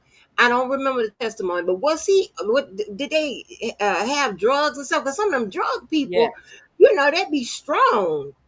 You understand what I'm saying? They be just They can influence. delusional, crazy out Mhm. their mind. Yeah, it certainly was. All of them were allegedly drug fueled. Even the the Jane Doe testimony from today, from the past couple of days, she talks about him sending her to go and get all kinds of drugs and that sort of stuff, and Ooh, sending her on runs to go and acquire prostitutes and that sort of stuff. You also have some people are rageful, and the description of what we've gotten of Diddy during this trial is a person who has immense rage. Gene Deal has even said, since Atmos brought him up, he was like, he was not just I'm gonna put my hands on women sort of person. He said he definitely have seen him put hands on, men, street situations, that sort of stuff as well. Now he had his limits. He knew who to try, but also Gene has said he's not a slouch. And Roger Bond said the same thing. And those were two very close security guards to him. He wasn't just some, what we sometimes think about with a lot of celebrities of, oh, you're big and bad because of who's around you, but you couldn't hold your own. He could hold his own.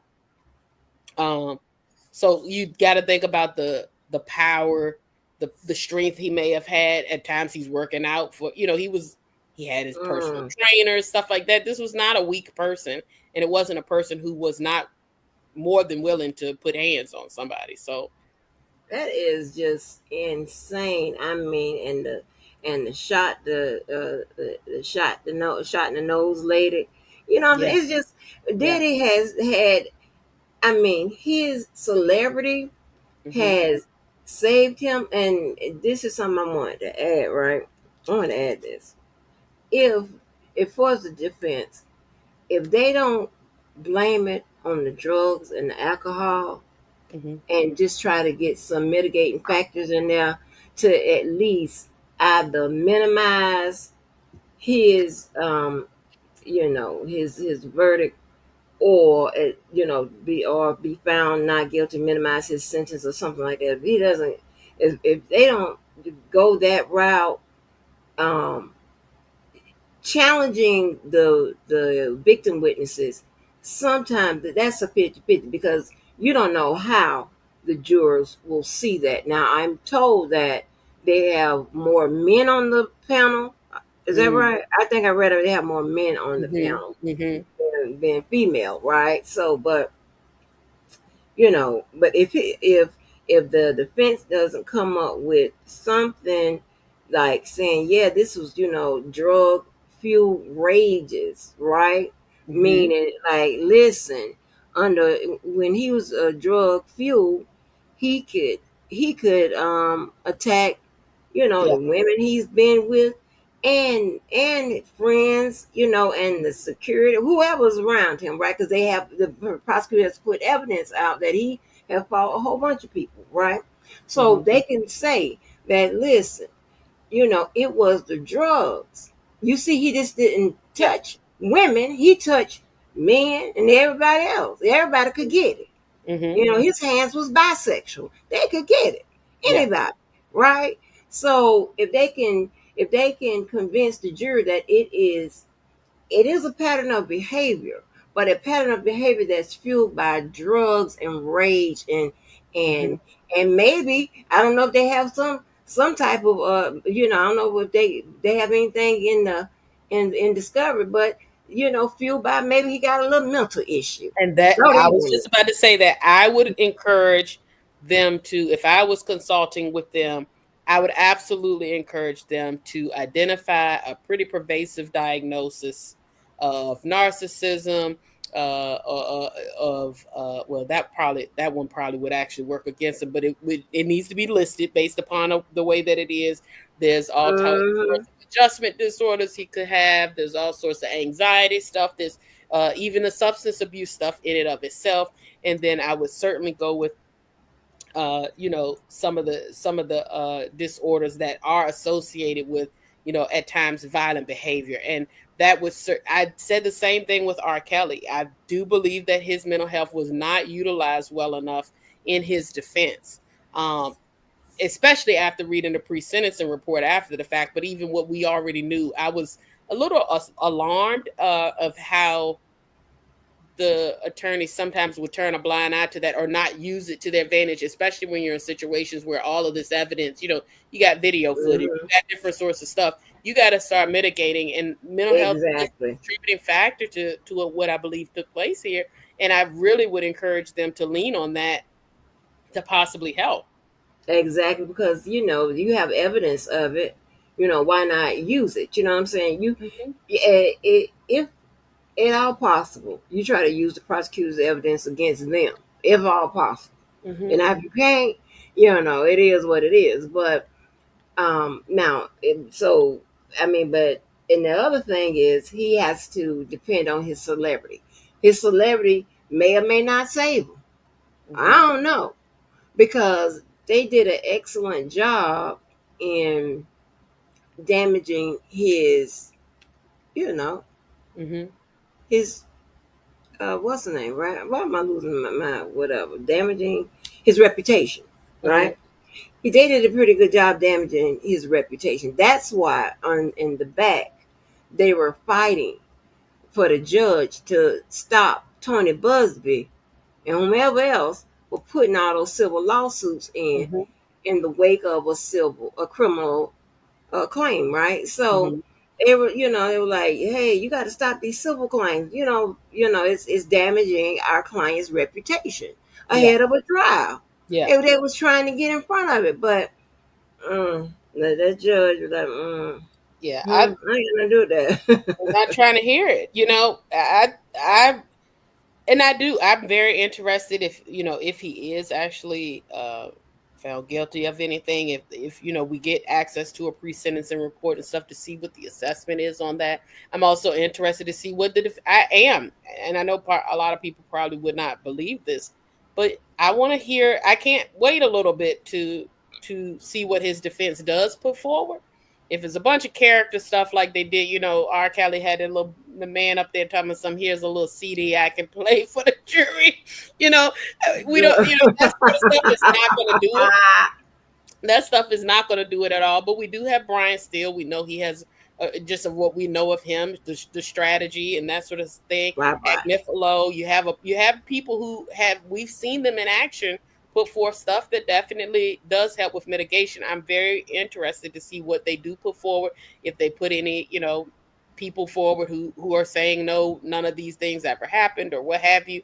But I do feel like mental health should be put forward Yeah, as should much be as they can, highlighted. Yeah. because and even like his childhood and stuff, like I don't know if his mom will take the stand. I don't know if who else will take the stand, but people who can then speak to, yeah, he had a tough things were tough across the board. I know there was the man on the one of the documentaries I looked at, the guy with the dreads that grew up with the locks, that grew up with him like a brother or whatever, was telling some stories that I definitely think that they are very traumatic and could contribute. He does, however, have a lot of symptomology of a number of mental health conditions. Of course, I cannot diagnose, but even something as simple, well, I ain't gonna say it's simple because it's not a simple disorder, but it is a common disorder, bipolar disorder. The fact that they talk about him Mm-hmm. not sleep, there were periods of times where he was not sleeping for a long periods of time, the aggression, the irritability, the impulsivity sort of stuff. And then we Yeah. also hear stories of him being almost the exact opposite. The argument could be when he's in these extreme manic episodes, and the drugs would explain things and stuff like that. These things are significant. Now, I will also add this part in. What doesn't help him is that we do at least have the one set of text messages where he is explicitly saying, I don't want to be using drugs for this particular event. I want to Yeah. be able to remember it. Which then, so that's going to be hard then. And I'm sure the prosecution would then come back under cross and be like, which one is it? Or at least in their closing statement, even if you're saying all of this was drug fueled, this incident right here and this text message suggests that that's not always the case, and that there are at least some of these where drugs were not the issue at hand. In which case, how do you defend that? Right, right. Well, here's the thing, right? Because this is what I will link it to.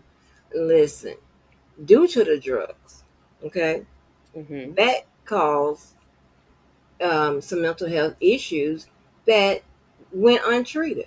He wasn't receiving mental Mm-hmm. health treatment during those times, right? Or at any point of time.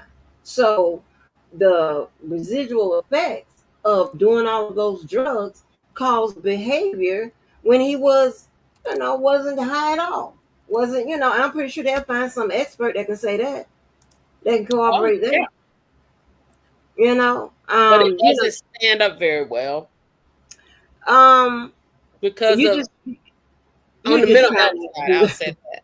Yeah, you're just trying to do what you can do. Exactly. That's what I'm saying. Whenever you get to the point of mitigation, you know that it's never going to totally eliminate. Right, It's not going right. to eliminate, but you're Mhm. trying to at least point to, because of course then they're going to say, well, why then? Because over this span of time, clearly at some point you knew the effect that these drugs had on you. You never, you know what I'm saying? You What, never, what happened yeah, here, right? yeah. Um, you never stop. You continue to do it. Addiction, Yeah, addiction. right. The I was addiction addicted. is I bad didn't for want you. to stop. I was addiction. I didn't want to stop. Yeah, which we You know, know it works. I mean, it explains, and maybe that could reduce the sentence or that sort of thing, but it's not going to fully mitigate the guilt, because right, that's the same thing that people say when they are alcoholics. They get in a car accident, somebody gets hurt or worse. Yeah, it's a thing, but there's still a body on the other side that we got to atone. exactly. And that's why a lot of times they receive. But when it works, a lot of times they receive manslaughter instead of Exactly, second they'll degree reduce or stuff. whatever. Right. Hmm. So, and although this is very serious because they in the indictment, they asked for special sentencing factors, which could mean that he does a lengthy sentence. Hmm. They need to this me, in my opinion. Again, this is not my area. I'm transactional. I stay in the office. Hmm. Um, I would have from witness one, which I think they've done, like with Cassie, whatever, and as every witness or whatever. I haven't watched it in a couple weeks, but Hmm. I would have began my mitigation almost instant. I'm talking about even asking her the questions or whatever. But anytime I can get it in, something that would mitigate Hmm. his behavior, you know what I'm saying? I would Hmm. have gotten it in some kind of way. Hey, I would have done the Lori. I don't know if you saw Lori yesterday, honey. I would have done the Lori. They had that lady. That prosecutor so bad at Lori. She want to jump over there and fight Lori. She She do. does. She want to take her by both hands and Yes, put her by the she's side of her sick of head and just Lord. shake her. She is sick of Lori. That judge Yeah. sick of Lori. The The judge is court very sick report of Lord. everybody sick of Lori. She gonna give them the opening statement, and which was pretty much her testimony. Yeah. And that lady kept objecting, and that man kept the warning, and she kept going, kept going. I Hmm. was like, Lori, Yeah. Laura's, baby. and she's doing exactly what we thought she was going to do with her.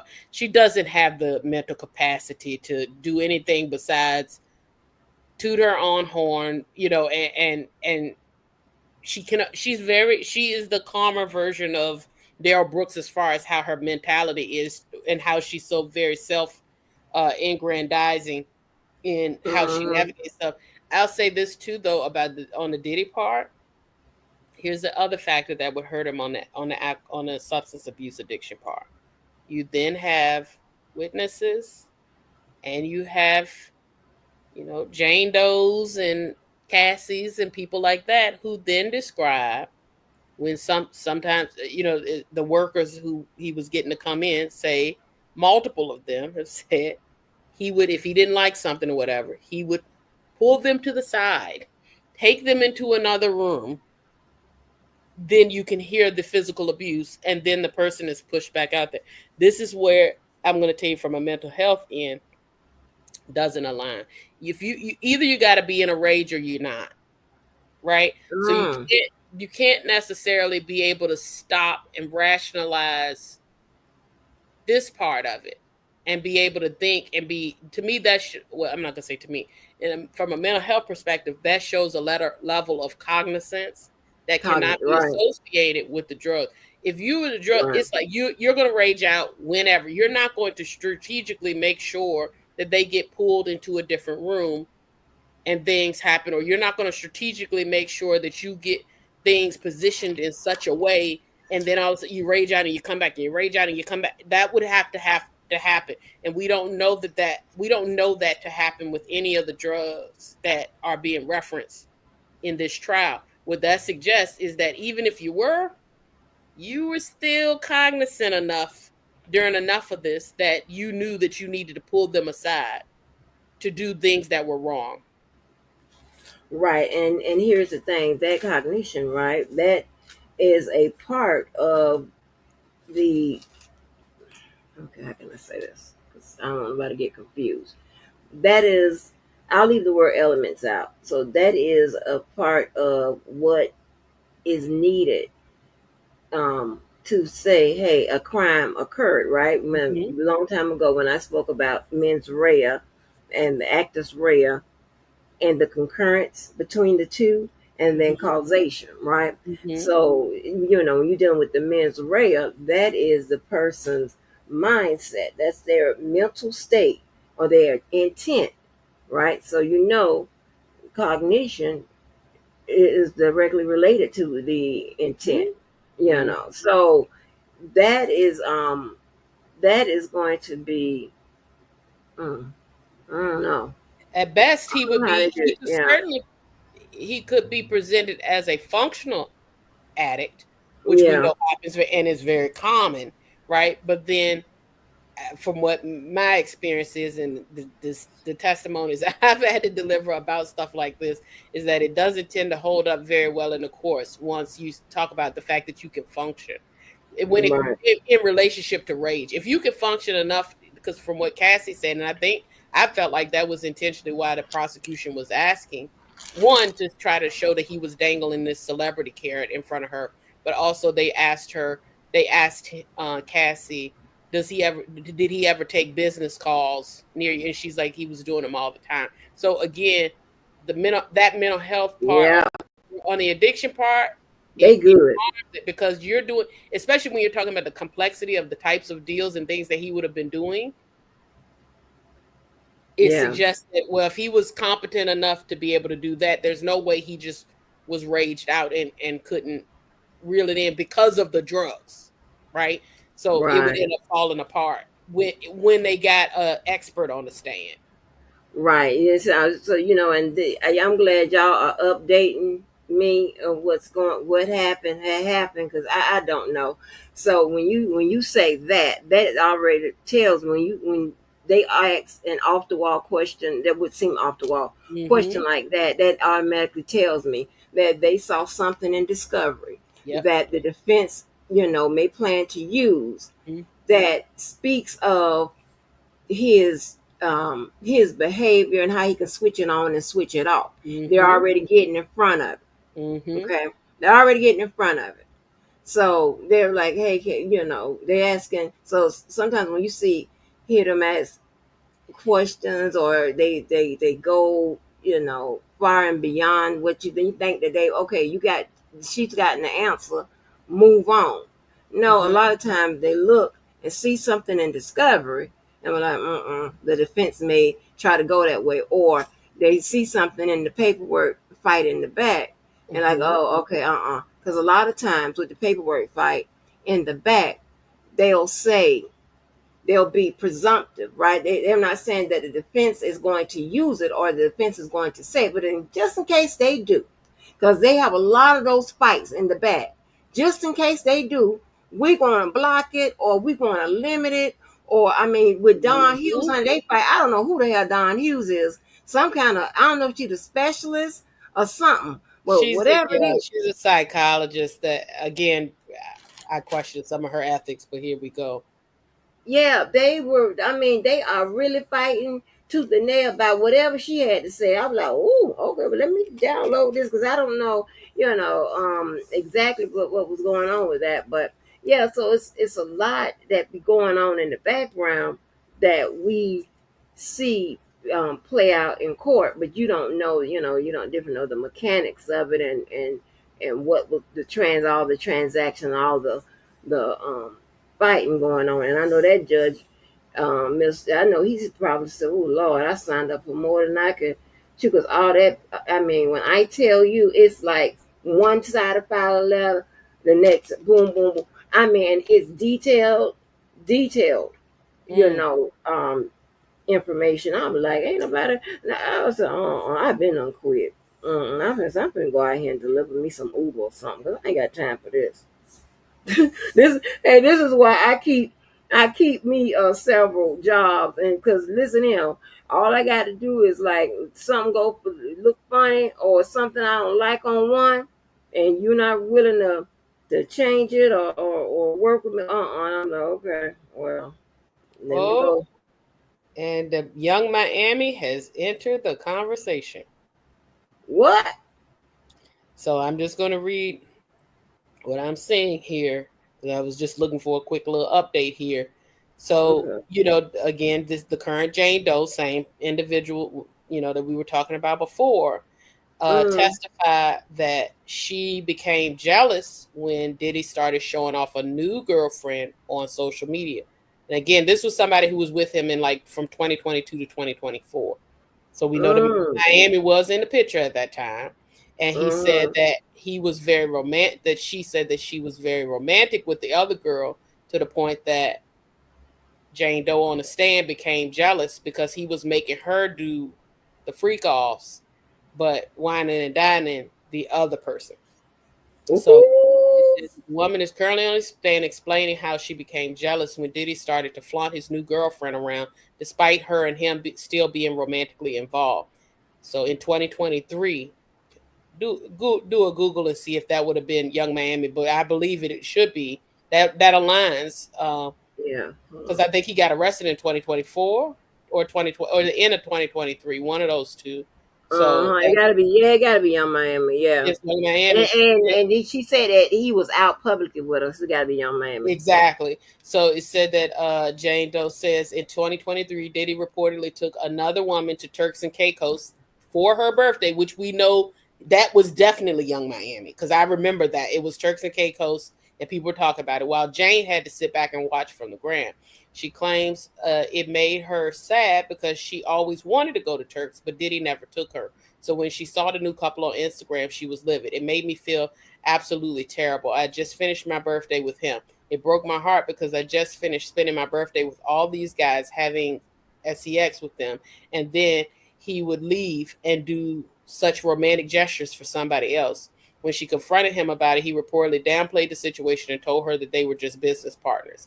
He then told her to stop worrying about what he was doing with other women and then seemingly broke up with her, asking to just be friends.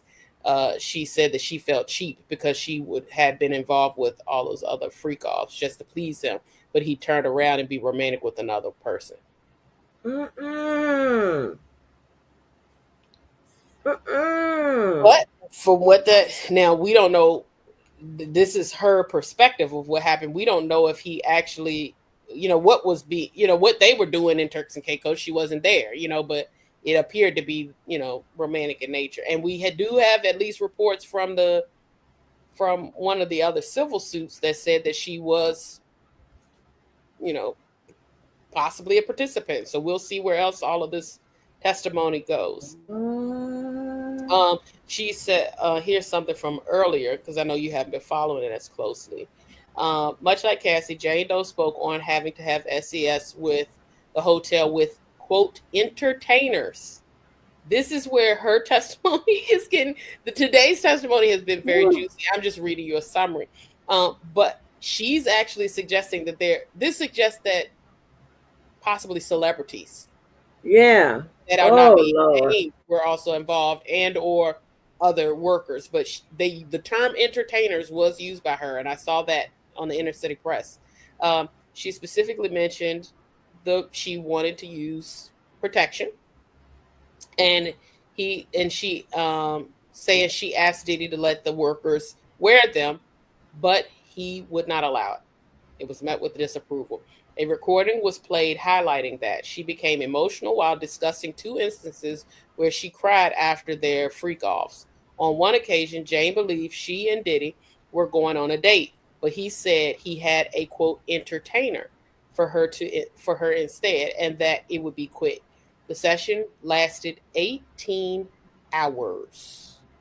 Oh no. And when Diddy said he had to leave, she cried. She says that he appeared disgusted by her tears. On another occasion, she cried in the shower with Diddy after sex with an entertainer, and he told her, "Don't do that right now." While in the act, don't do that right now, because he didn't want Oh to no. ruin his high. According to Jane, after the hotel nights, they returned to his house where she'd cook and finally get to cuddle with him and sleep with him. In 2023, Jane told Diddy that she wanted to stop the hotel nights, saying the sessions made her feel disgusted with herself. Ever since I opened Pandora's box, I've never been able to close it, a message says. I feel it's the only reason you have me around and why you pay for the house. Jane wrote, I don't want to feel obligated to perform these nights for you. Jane says she believed that if she stopped performing, Diddy would stop paying for her house. At one point, she tried to do sessions without drugs, normally used to make things feel less real, and also wanted to help Diddy with sobriety. So that might be the sobriety reference suggested. Okay. But again, there's other parts to it too. But he agreed to stop using drugs for 30 days, but only after 12 to 18-hour sobriety party, where he allegedly used cocaine and ecstasy. She testified that she was so disgusted with the situation that she threw up after sex with 2 guys, but Diddy allegedly told her, that's good, you'll feel better, let's go, 3rd guy's here. No ma'am. What? This is the sort of stuff we're hearing. Like, seriously, Angie, like, this stuff is It's crazy. it's very intense stuff. I'm waiting to hear my baby daddy name. I'm just waiting. I done heard Chris? KK name. Yeah. Well, I'm talking about him as being one of the dudes. Or I done heard KK name. I was fighting for the white girl. They was fighting to keep her name out of it in the back. I was fighting for the white girl. I'm talking about on the civil side. They was kept fighting to keep her name out of it, honey. And then that was so crazy. You had UMG and who some of the other people that Diddy is associated with trying to get their name up off those civil. They joined what's the name? What a girl named Christina Coram motion to be released from those civil claims. And child, no wonder, honey. I'm just wait. That's why I was trying to stop back picking it up, because the time she come in the courtroom, oh, she coming up, baby. I'm be passed out, baby. They were like, "What, Miss Angela on the live?" I'm on the ground. That's why I am. Well, Chris was Chris was referenced by Cassie, but it was fleeting. It wasn't anything of I significant know. substance. It was just a situation where Diddy accused her of possibly flirting with him or dancing with him or wanting to, it accused her of, being with him or wanting to, and she denied that she was. So that's where he's come up Right, so far. We'll see right. if anything else But comes up. we know that Chris into that. Chris is into that type of stuff, and we know that he would be down. He was down on boats and stuff like that. He was there for, he knows what happens when the lights goes down. And I try to tell people, those white parties that y'all seeing, and even those small gatherings or whatever, those not what she was talking about. She was talking about whatever happens after that with these strangers and all that. Just think about it. Those are just the people that are willing to testify. Yeah, That's not his entire exactly. behavior.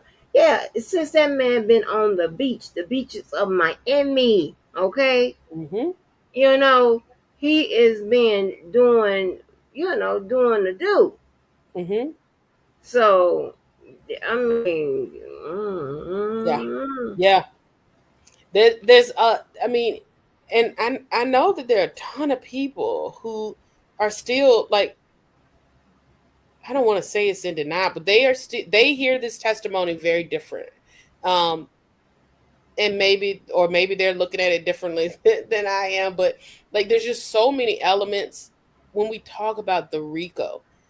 mm-hmm, I think people, again, it's the same thing that happened with R. Kelly, that people were so invested in the sultry parts of what was going on that they missed what the actual charges are and what you need to do to meet that burden of proof. There's been so many instances here.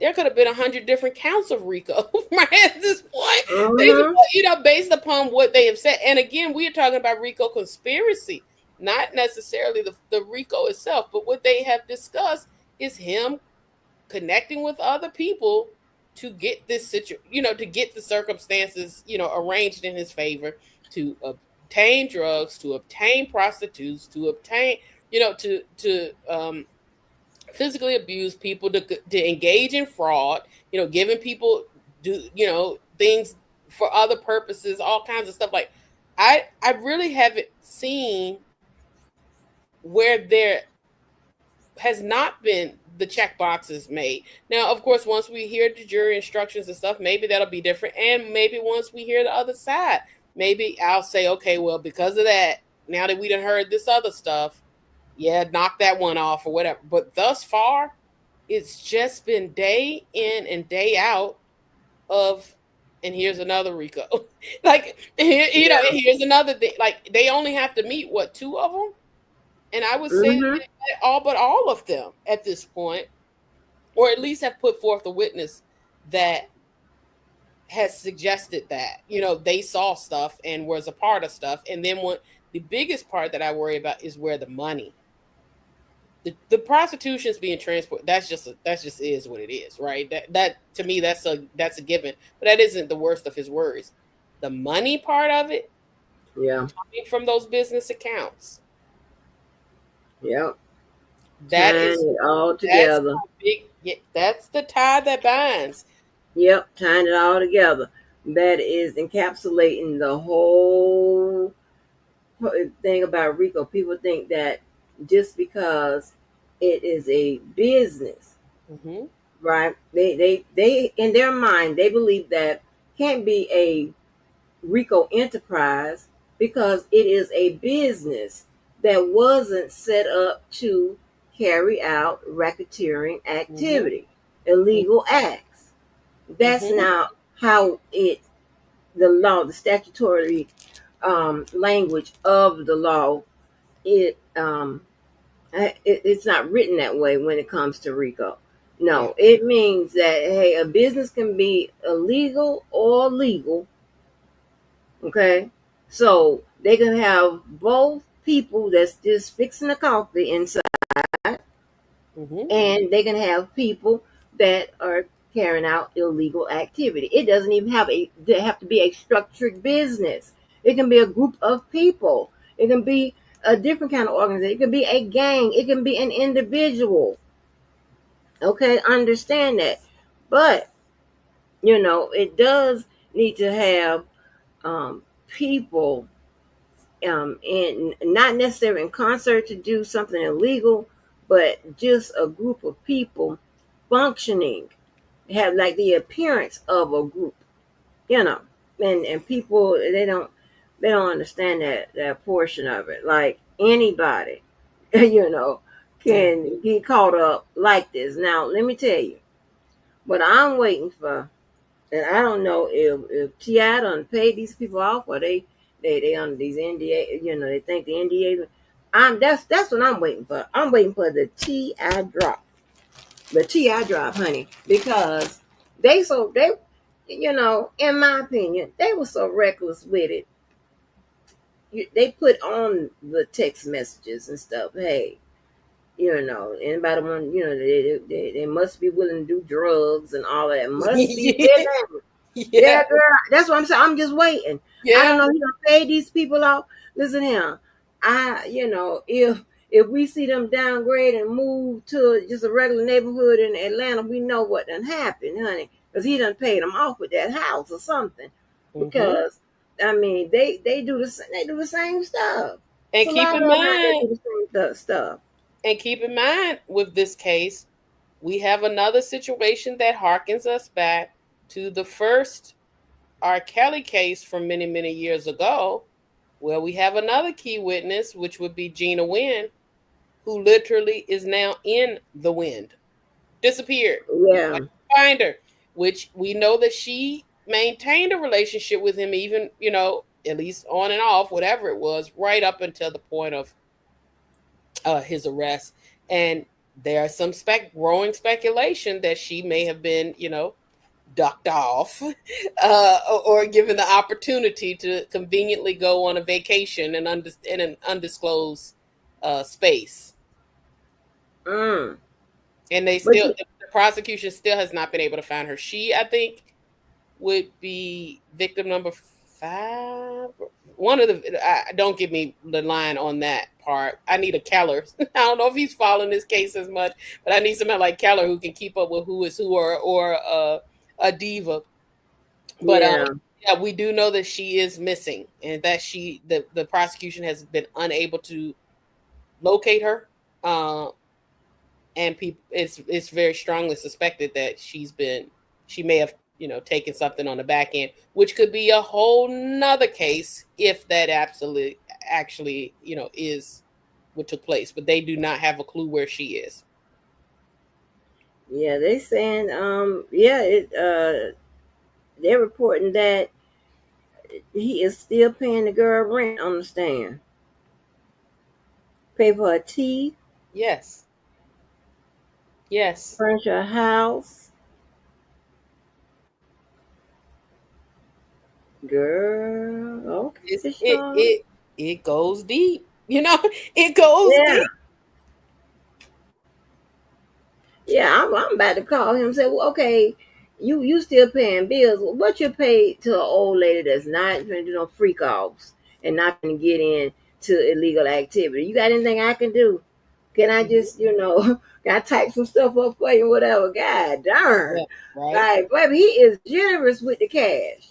But Yeah. he has always been that way. But I'm talking about for his, because we was on that beach, he was, making sure everybody was okay. But yeah, but I'm listen, you heard it him first. I'm waiting for that Ti.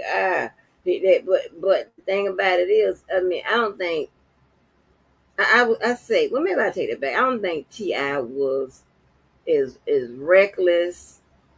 It's because he just went in within in the same little circuit, whatever. These Sean is all on the internet trying to find people. Yes.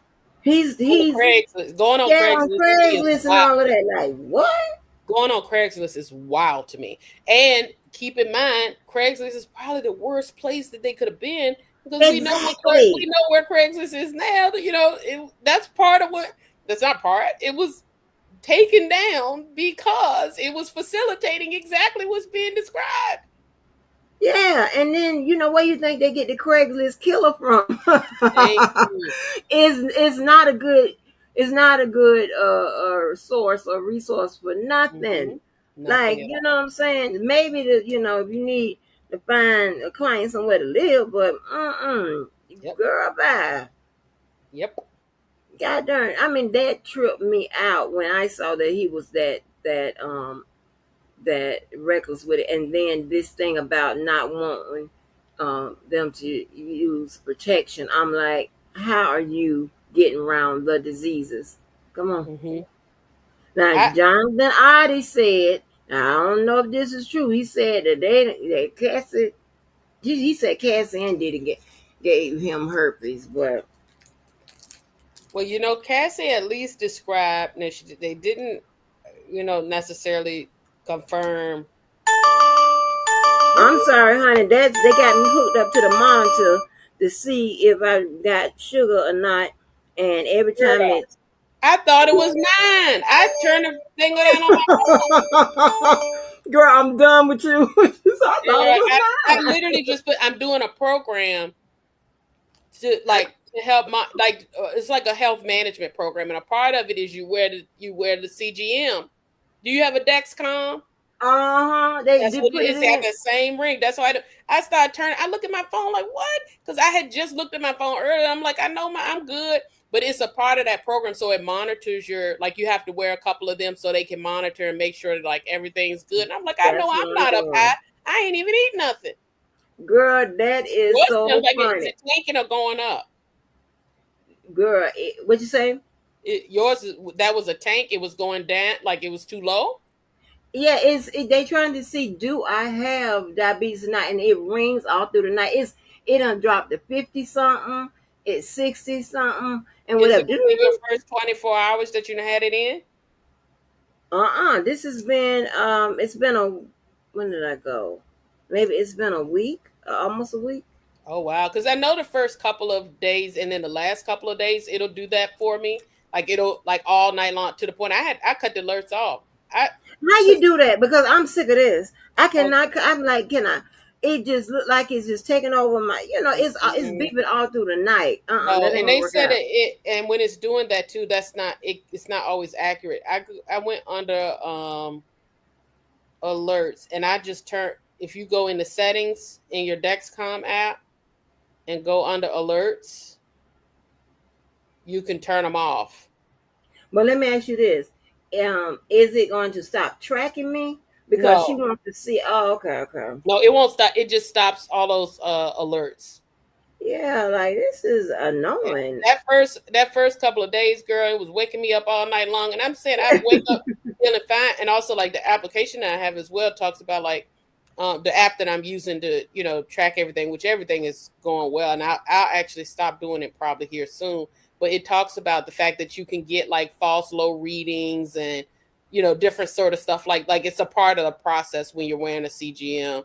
As soon as I heard it, I said, "How did mine drop like that? I ain't even eat nothing." I'm like, I got this food. They don't put this foolishness in my arm. I'm like, baby, I'm trying hard to get that Ozempic to get these last 30 off that I'm having You problems don't with. need But no Ozempic for that. girl, I got to get out. Listen, it was hard enough to get the first 35 of them. I'm trying to get this. I'm trying to get the 120, 125 for Girl, me to look sick. you're gonna be scared. The word gonna start getting around. Yes, like it did There's last something time. wrong with her. Something wrong with her. I seen her the other That, day. She looks sick. yeah. When I lost, when I got sick the last time, baby, that girl, mama said, "God darn, Angie, how much weight you done lost?" She the only Mhm. person that said anything, and other people was saying, when I found out I was sick or whatever, I said, "Why y'all didn't say nothing?" Because a lot of time, my daughter told me I got body dysmorphia or whatever. She said, I said, because a lot of times, you look in the mirror and you still see that you're big. I don't know how that works. Mhm. Your clothes may, Yeah. say a little different or whatever. And then they talking about, child, we were scared to ask, you cuss people out, we don't Mhm. want to say nothing. And I'm like, girl, I'm up and about to die. That's why I was losing weight. Yeah. Uh-uh. Darn, that's crazy. That girl said, I thought it was mine. Yes. Like, I picked damn. my phone up and said, "What is going on?" Yeah, I mean, it is ringing off all through the night. I'm like, what kind of mess is this? But yes, honey. Yeah. Turn them off. They said it because they also said that you should, like, if you ever have a time where it's showing that it's like super low, but you don't feel like, if it's that low, you should be feeling something. Your body should be feeling something. Like, you should be, having those symptoms of a crash. They said that sometimes it can just be an error. Like, it'll just do that sometimes, and that you should lean more on what your body is feeling to confirm if it's an accurate drop or no. Well, let me ask you this, but is that if you have sugar, that's what I would feel? Because I don't be Yeah, feeling nothing. I don't feel nothing either, and that's how they know. Oh, But then when I had to do that, but then they also, I went to like a testing center and they pulled, you know, the actual blood work, and sent it off to a lab and everything, and that confirmed that it was not, not an issue. But if you did have it, you would be feeling it if your blood sugar was that low. You'd be feeling right, it. right. I don't feel Inhibition a and all that. thing. If you're not feeling it, they said it's an issue, just an error. And also sometimes too, it can be an error with the actual monitor itself. Cause see, the problem is right. So when they did when I went in the other week, they did the blood work and stuff like that, and they was like, it doesn't say like you have it or whatever, and so on. So I'm like, okay, I'm confused, right? Because Mhm. one time they said I had it, and then mysteriously it disappeared. Now, my thing is, I kept googling and whatever, trying to do Google education, child, because Mhm. that's when I have to go there, baby. Mhm. It ain't like the law. I can Google if I Google something in the law, I can say, oh, this ain't right or whatever. But with Mhm. when it comes to medical, whatever, I'm at the mercy of Google. If I'm not talking to that young lady or whatever, I'm at the mercy of Google. So I don't know what's right or wrong. In Google, they say you can't get rid of no darn diabetes, and that's what I told her. I said, ma'am, the Google said you can't. I told the doctor, Google said you can't get rid of diabetes. So You you go to need to check. make That's sure, not you true. know, forget this. No, that's what it said. I said, forget this lab work. And so she said, well, I'm going to put this monitor in for 2 weeks. Yeah, that's what And I'm doing. 20 days. yeah, she said, and I'm going to see myself. Yeah. I said, okay. But Google said you can get rid of diabetes. What version of Google were you looking at? Oh, baby, I don't know about no Verge. I'm just on Windows 10, baby. I don't know I'm what you being funny because I'm saying, we've always been taught that, with it can at least be managed with well managed to the point that it does not affect you with a managed diet. Right, but whether I have it or not is at issue. You know what I'm Okay. saying? Yeah, Okay. whether I have it or not. And Hmm. Google said you can't get rid of it. Now, I had a friend who lost weight and whatever, and she has diabetes on both sides, right? So Hmm. so no, of course she was a stick diabetic, right? And Hmm. so when she lost all that weight, she said, no, she ain't on medicine or nothing. No. Yeah. No. Yeah, I'm like, I don't know what's going on, but I was like, oh Lord, because the first thing I started thinking about is they can cut off my fingers and toes. Oh no, Yeah, I no. can't. But And it I can be got sick. managed. It's definitely one of those things that can be managed. The other part is you could now what I thought you was gonna say you was worried about is them sodas and stuff like that, because that a lot of stuff we take in that sodas, even bread, pasta, stuff like that. It's a lot of carbs in those things that could cause that has a lot of effect on our blood sugar that we just not weren't thinking about. Okay, well, I'm not giving up none of that because Well, you have to give it up. I love bread, potatoes, and all of that. That's like I can eat. Just give me the mashed potatoes. Give me fries. Give me all that type. Those starches. Give me that on the side, honey, and I can tear it up. And you Yeah. definitely. I'm not giving up my sodas. Well, I did. I mean, I got down to just drinking ginger ale. Okay, but it's still. Do you know how much I sugar is know. in a can of ginger ale? They're gonna tell you. I bet you when you go to drink one of them, I bet you that alert will shoot right back up where it need to be. But it's all about moderation as well. But they definitely can cause it. But they'll at least you'll know and have a definitive answer. Right, right. Because they're confused. They are confused. And she looking at me, crap. Well, who told you had diabetes? I said, well, I was told that one time, and um, so give me the Ozempic, so I can lose this weight. You Yeah, might have pre-diabetes, but if anything, oh Lord, refrigerator. 9:51, and I just ate two little Butterfingers. It's not true. Yeah, that's not. I don't know Yeah. what's going on. Uh-uh. Child, that little crazy Josephine. She said, because we was talking about OBGYN stuff, whatever we Mm-hmm. was talking about, and she talking about, see, Angie, God darn it. I'm like, what? Tell me, well, you done ran the person off that could give us the medical information. I said, who's talking about Carla? Oh no.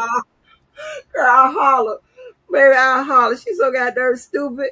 Tell me, that's Mm-mm-mm. what tell me to give us the medical information. I was like, girl, I ain't run nobody off. But child, Mm-mm. she's so there. She think it, she gonna say it. Online. Yeah, she going she be trying to stir you up too. Yeah, online. I get tickled. Baby, yes. But honey, I don't know. That's crazy. It's 51. Now does Not. diabetics have 51 and all of that all No, every you day shouldn't and be all of that, do thinking. they? No, no. Your blood sugar should be right around somewhere 100 and less. 50 would be considered pretty drastically low, and you should be feeling that. Let me see what the rate is on diabetic coma rate, so you can see. More, and if I showed you my junk bag of candy, you would be like, wait a minute. Did I throw the other stuff away? Yeah, a And hypoglycemic. Just so you know, a hypoglycemic coma is below 50. You're not feeling nothing. You would be feeling that. oh, wait a minute now. You said happy, what you say? Coma. When some people, well, we I'm call happy. it the Oh, country. let me let you understand. I'm a hypochondriac. What you say about That's what I'm coma? telling you. I'm trying to tell you so you can settle down. Now, come on now. I'm telling you, like this is how you know that your body is not, that it's the sensor. Either there's a sensor issue or it's just a misread. Because you would be feeling, so you should literally be damn near in a diabetic coma, as we call it, when your blood sugar goes so Oh, low that you would be unconscious. You're not experiencing any of that. You seem to be very alert. You don't have any symptoms. You don't feel any lightheadedness. You don't have any other symptoms of a diabetic emergency. So you likely are experiencing a misread on your monitor. but it's like that all the time, though. That's how mine was. The first one that I had was like that bad, to the point I thought that the doctor was going to call me and said, "Go to the emergency." Go to the emergency room, okay? I thought, because it was waking me up all night and all day, and it just kept going off and going off. But no. Well, I got that thing too where I can prick my own finger. That's crazy. Girl, And don't they tell, do don't, say, if don't you got add a prick finger, coma. prick your finger and see if you're. see if your finger prick is the same as your monitor. You can Right, girl. test it that way Don't too. add nothing with coma on there, cause I've been to call all my friends and start crying. Oh, I'm in a coma. Hmm. Like, oh, girl, how you in a coma? You talking? Yeah.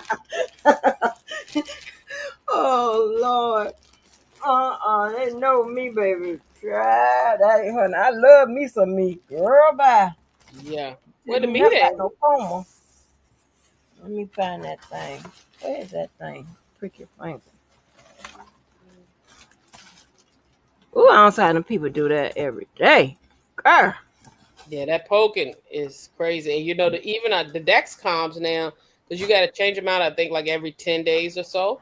And but now they have a new one that just came out that covers for 15. You can wear it for 15 days. So they will have to do two a month if they did like a whole Well, I month. think that's the one But they I had. just am doing it, temporary for this program.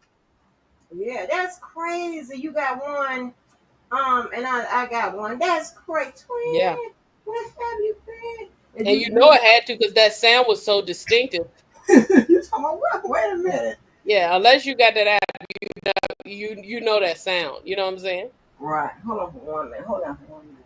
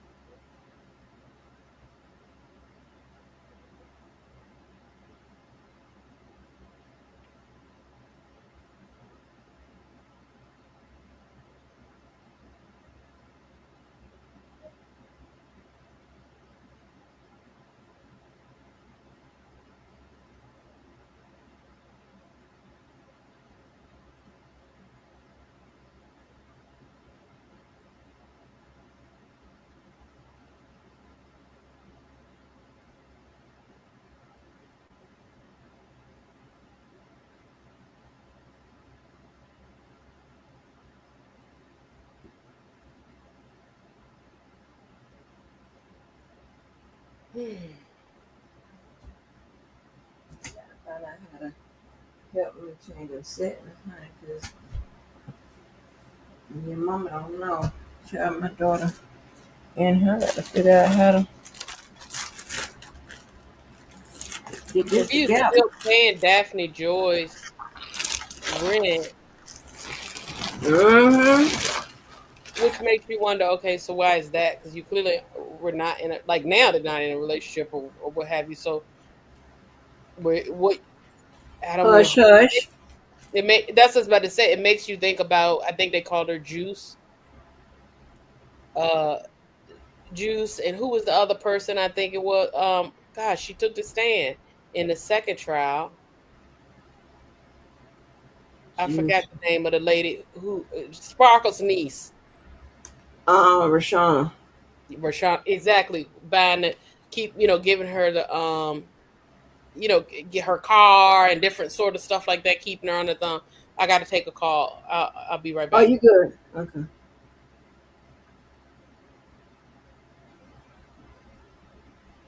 Y'all, this case,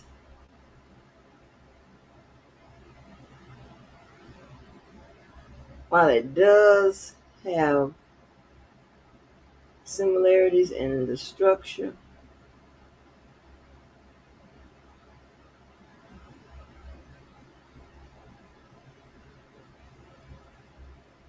mm, they could have actually charged him with the same kind of RICO they did with R. Kelly, because it looks like to me, Diddy participated in a lot of the behavior,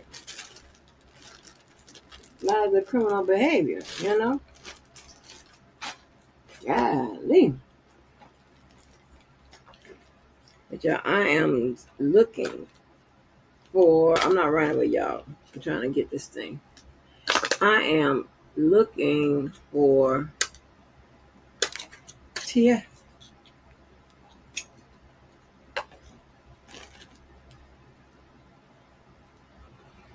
You're gonna have to get Barbara or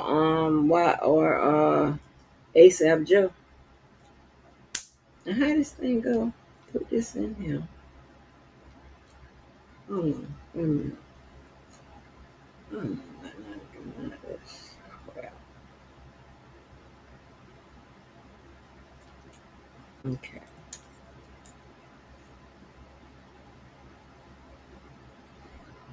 How y'all die? Oh shit. How y'all do this? I don't know.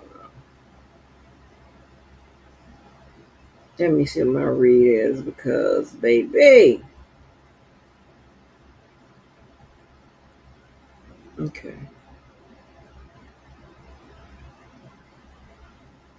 It's live, honey. Live. Oh, okay.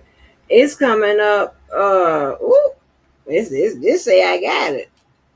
This says I if they don't get this shit out of my damn arm and give me my damn Ozempic, this thing says 107. I know goddamn well I ain't crazy. I eat candy and everything bad every day, every day. So this is stupid.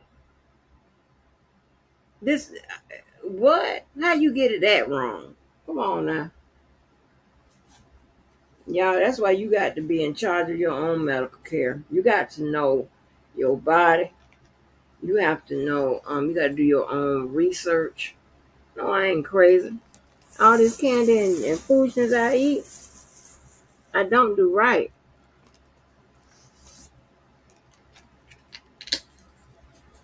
Got some, look at me, baby. MD Mo to the rescue, y'all.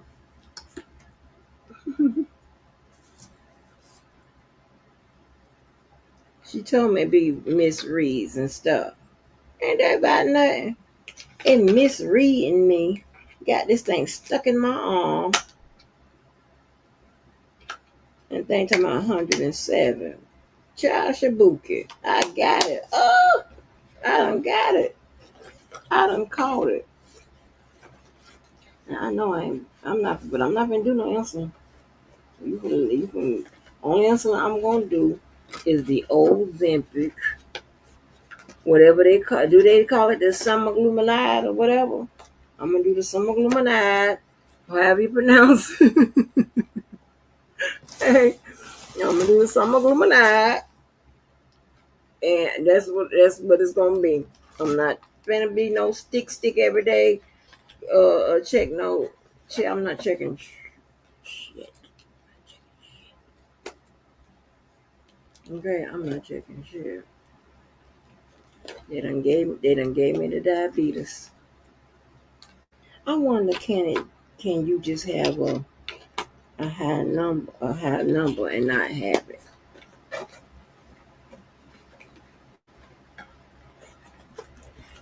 Drink these sodas, eat this candy. In order to DoorDash, I don't feel like cooking this every day. I'm gonna eat that processed food that comes in a freezer, and that's gonna be that. Like the hell, you have people. I don't know how many people I know, or I've heard of. I know some, but I've heard of others dying on a damn treadmill. The hell, living a healthy life.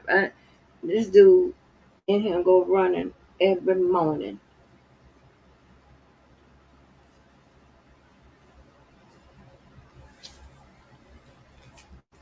Okay, everybody. Now I'm on people. I ain't been to gym probably over. I don't usually stuff here. They came and took the I had weights in here because I be lifting weights in here. They came and took the weights up out of here, all kind of stuff. They just steal. They just come take my shit. Right? No one ever give it back. I'm gonna put. I wonder do I get would I if I put my Mac up, would I get a better? I don't know why I bought a Mac. I don't- And here go. And this is what they'll tell you, right? You ain't gonna even know how to use it, huh? Well, maybe if I want to, download a little tutorial or something. Try back. Hmm. Let me see what's going on.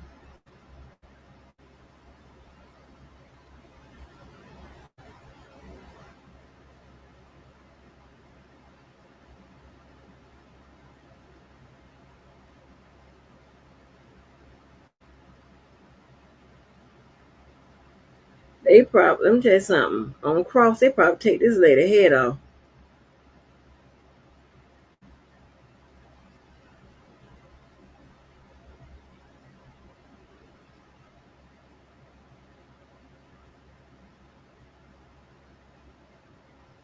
I'm trying to told you. They probably take this thing on lady head off.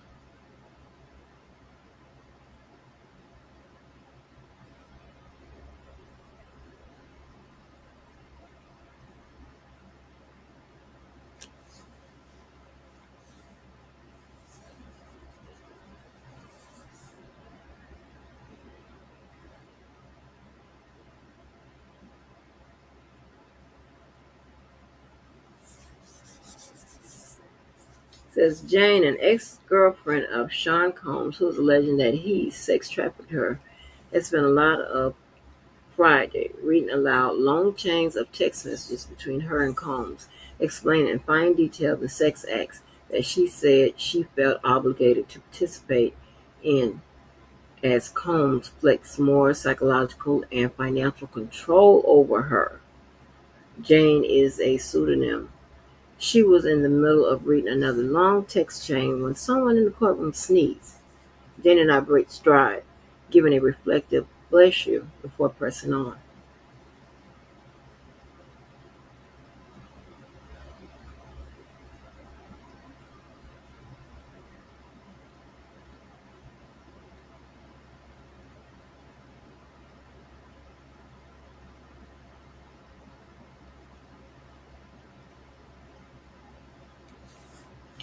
See, back on the testimony, right?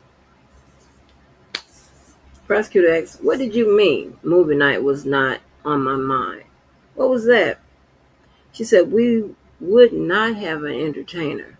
We would just watch our own movies of the hotel nights. We call it movie nights." Oh, child, now you got to re-victimize her, traumatize her again. Oh my gosh.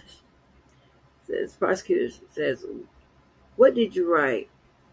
I wrote, "Why do you talk about the father of my child? All because you don't get your way one night and bust a nut." What did he say back in this voice message? He, Sean said, "Hey, I don't have time, baby girl. You need to get on your job." Prosecutor asked, "How did you interpret that?" She said, "Making sure he's happy, including these nights." How did you respond? Well, that he always brought up paying for the house. It felt like, I don't know, this guilt trip.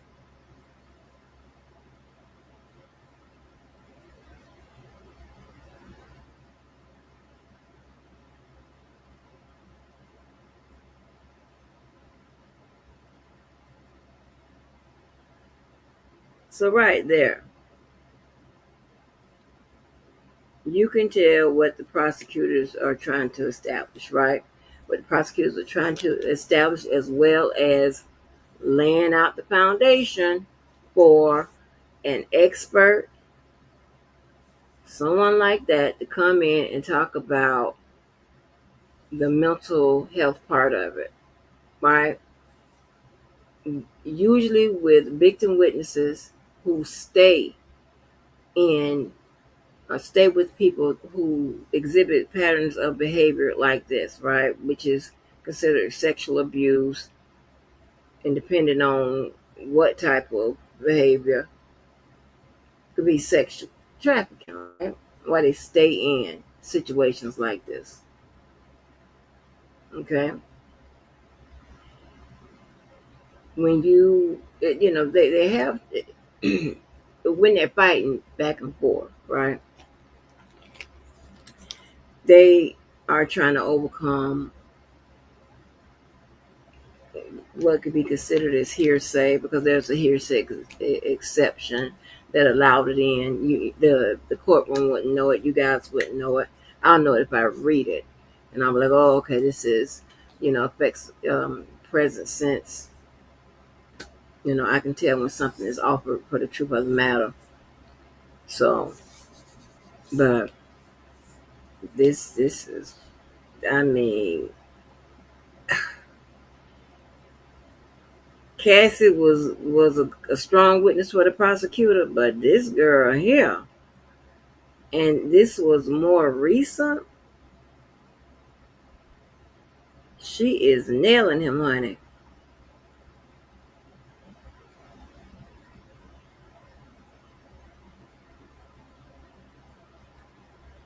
Oh, let me see which one came first, because it all came out.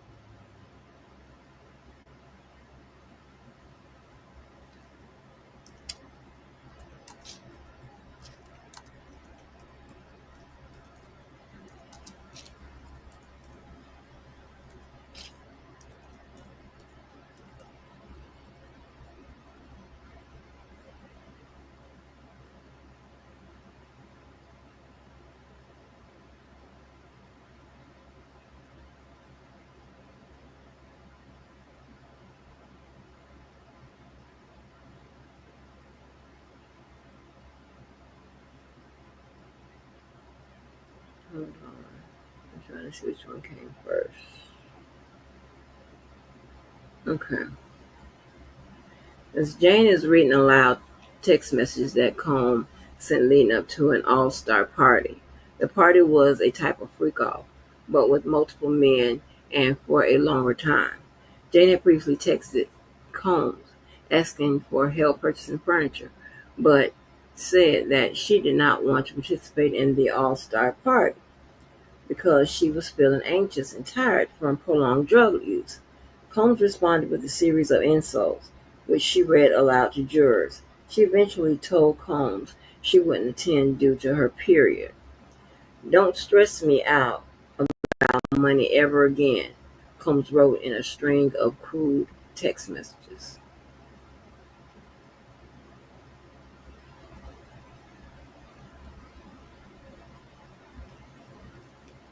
Text shown in court and read by Jane show that Combs became irritated at her when she postponed an all-star hotel night because she was on a period and feeling unwell. An all-star hotel night involves more than one entertainer at one time, Jane exclaimed. Lord have mercy.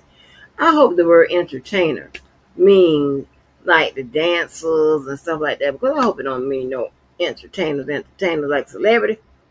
Anyway, she said she texted Combs that her body hit a wall and that she did not want to do no drugs, to which he responded to drink champagne instead. When she told him she got her period and shared a picture with him proving she was menstruating, Combs accused her of acting weird as fuck and playing him. "Fuck you for real. Leave me alone," Combs texts her. Jane texts back that she'd been giving him hotel nights for 2.5 years and that she's not a liar, cheater, or a sex robot. "We just need to have serious talk about everything," she wrote. Combs did not respond to her for 3 weeks, she said. Oh, mm, mm, mm, mm. Honey, thank you, Jesus. That's all I can say. This is crazy.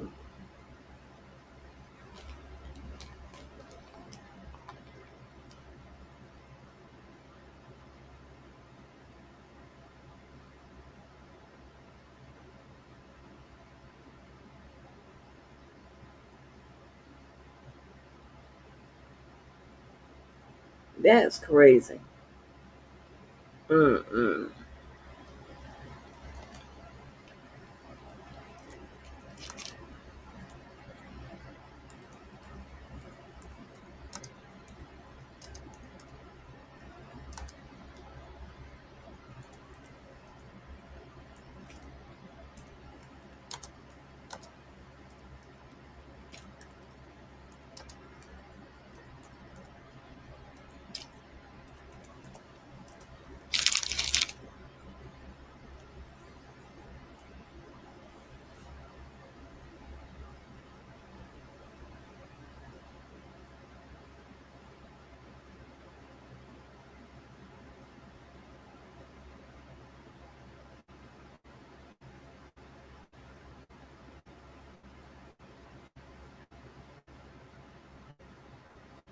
Let me see if we got some.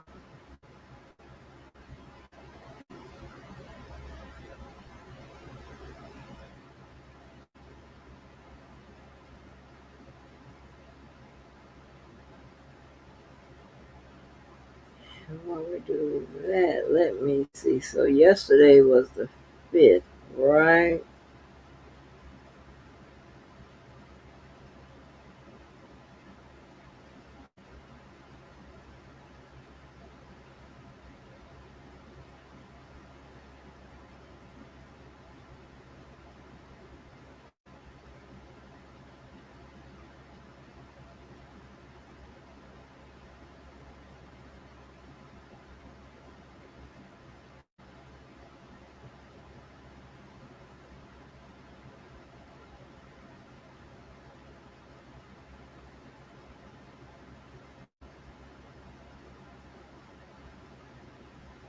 Okay. When did that girl start testifying? 'Cause I really want to know about that Bong Jelong girl or whatever her name is.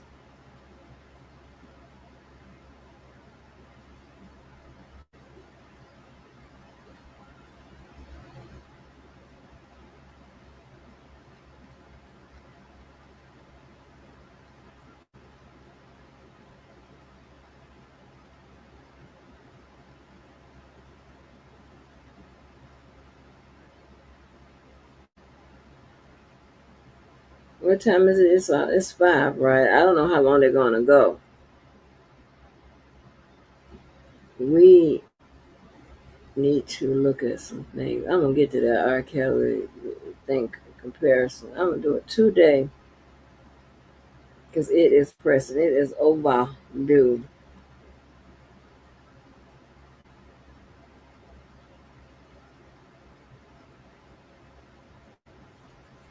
All right. Um, the prosecutor asks, I think this is a good time to break for the day and the rest of the week. Just as jurors, thank you for staying late. What any courage about the case? All rise. Jury leaves. Um, well, no, that's just 37 minutes. Never mind. Okay, let me see what.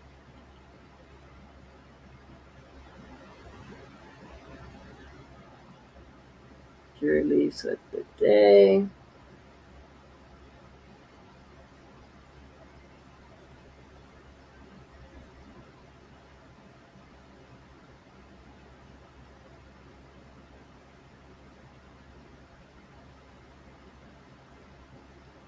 Okay, that is advertisement. What podcast? Oh, let me read this. This in an audio message from Combs to Jane, played in court. He warned that she was going to have a rude awakening. You will have silence if she did not participate in hotel nights with him. Uh-oh, Lord. Uh-oh. I'm not going to be playing these games with you at all, he said in the message. He then told her, you got me on my job. It will never work like that over here. You need to get on your job, meaning his job of supporting her financially and her job of taking care of him and making sure he's happy. You have left me no choice. You have me treating you. He said, I am trying to be clear. I'm going to disappear on you. Mm-hmm. She gonna be on the stand Monday. Like, how long was Cassie on the stand?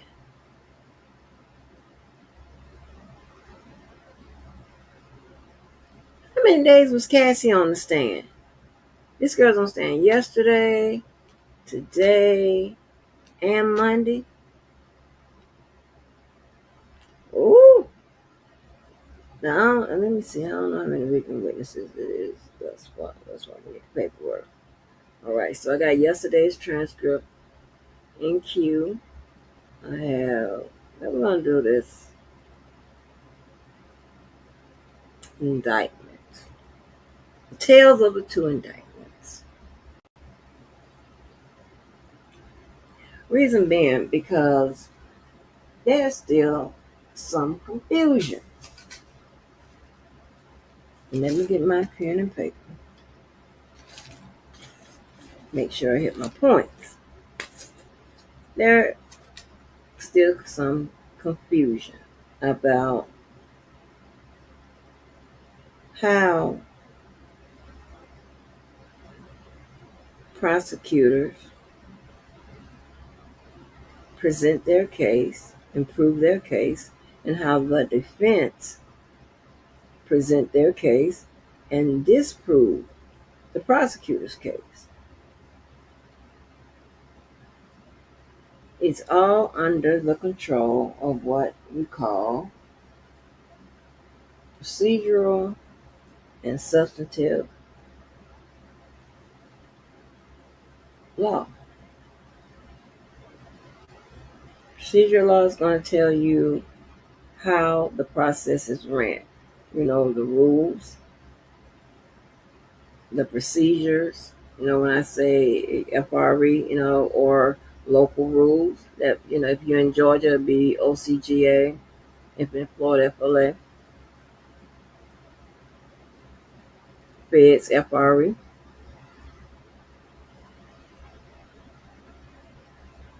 But the state and the federal can always adopt each other rules, right? Each other um, criminal rules of procedure. Okay. And, you know, we're going back to the basics, right? Because I understand conspiracy theories, and I understand people just like to laugh. I don't know. There's no other way I can put it. So I understand those things, but they don't play out in the courtroom. Those things don't have a place in the courtroom. Okay? You don't typically hear a conspiracy theory playing out in the courtroom.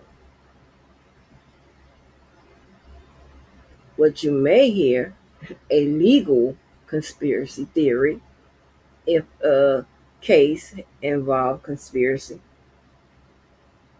and it's the prosecutor's theory of what happened, but they usually have evidence to support that theory. With conspiracy theories, they usually don't have any evidence that support the facts. They have evidence that support the conspiracy, in which they have to manipulate it and do all kind of trickery and be delusional about what they're seeing. Okay, I hate them. I'm trying to tell you, everybody in law hates them. We be like, oh, those them sovereign people. It's a list of liars. It's a list. It would make us cringe. Like, okay, because we're in an information-driven world. If we were all on the path of putting out this is the correct information, then you can add your opinion. we'll be all right. We'll be much further in life. Well, that ain't how it's going, right? Everybody has their 2 on the 10, or 10. I don't know what these people be saying, but everybody put the little sauce on it and sensationalize criminal behavior that needs no sensationalism, right? Uh, it's crazy, right? And then you have people who have conspiracy theories to decriminalize criminal behavior. What? All you have to do is just put forth the facts and the truth and the evidence and the proof. That's it. We don't need all that extra. I can't stand them people.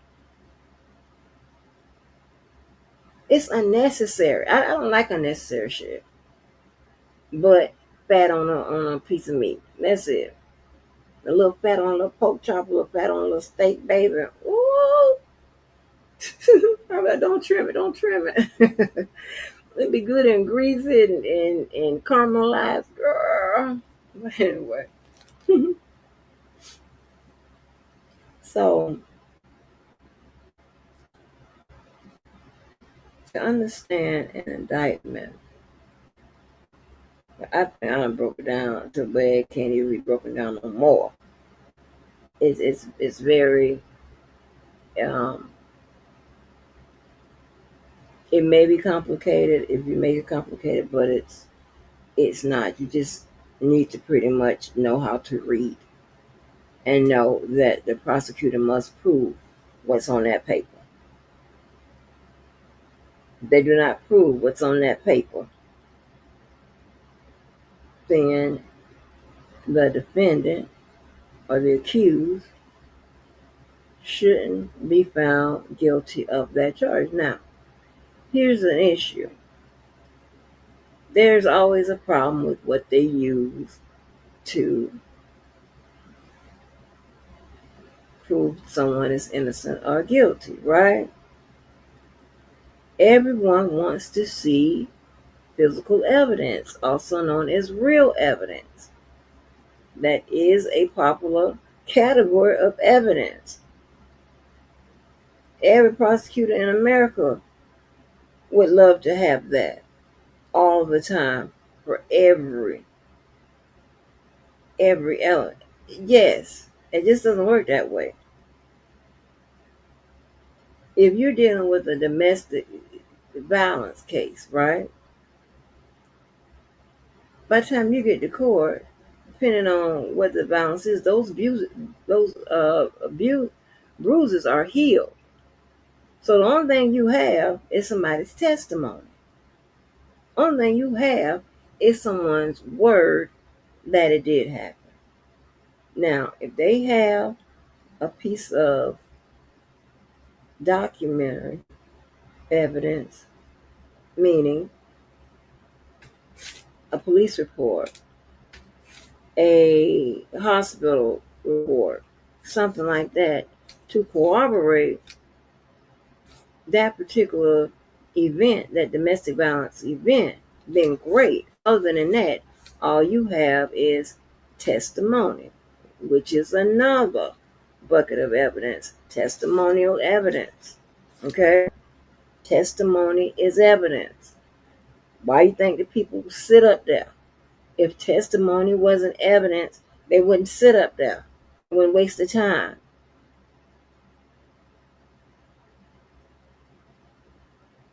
Witnesses or victim witnesses play a crucial part in proving the facts and elements of a case.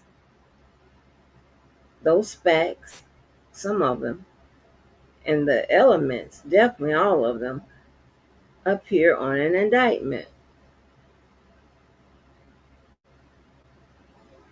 The indictment sometimes reads like a story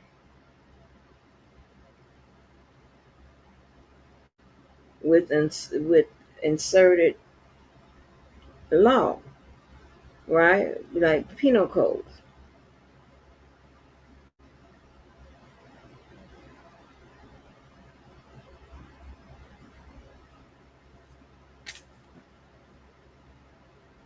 Okay, so we are going to, at issue, it's always them goddamn herpes.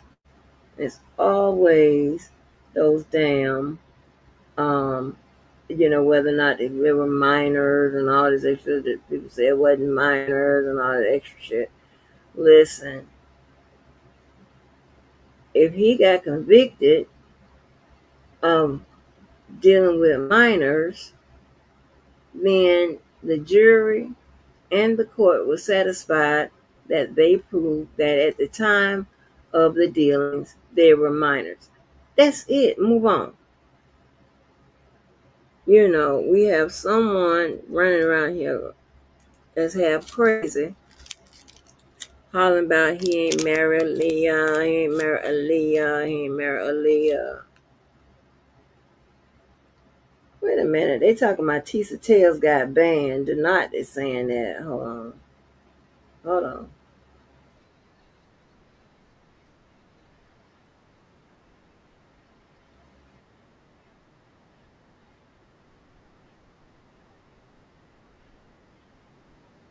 Hold on.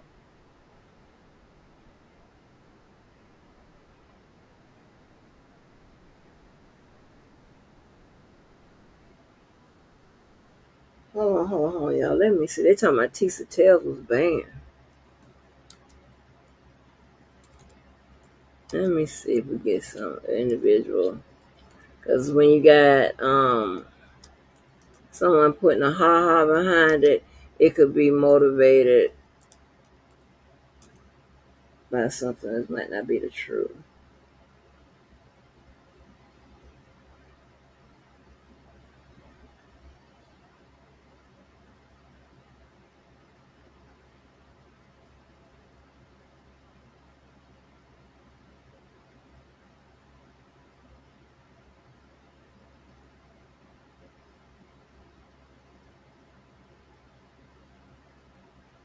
I don't know. It's hard to tell, child. They have so much drama going.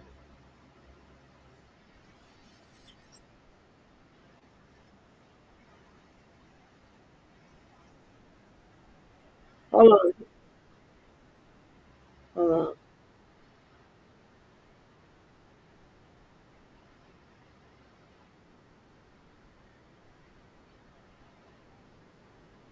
Hold on. I'm trying to tell y'all.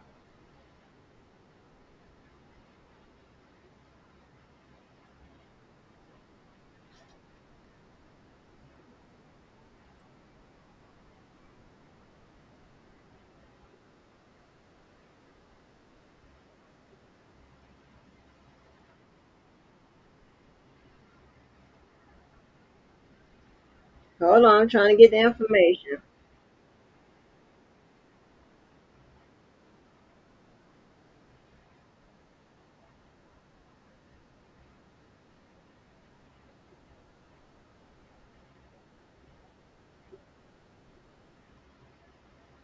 Mm-mm.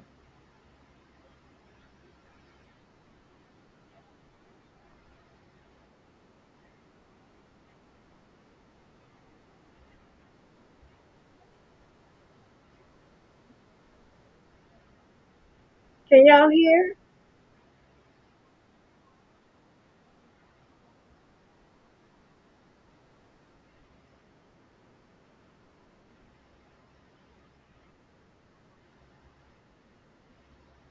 We don't know if she banned or not.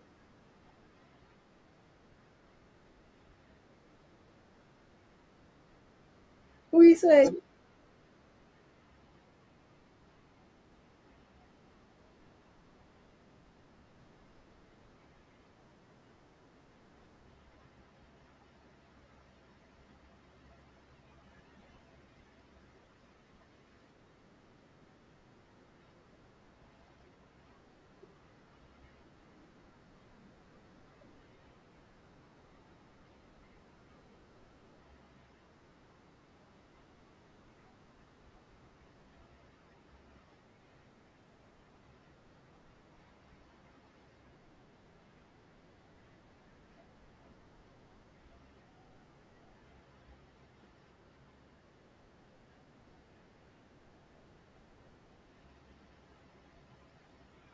Can y'all hear? Let me see if I can hear. Let me see if I can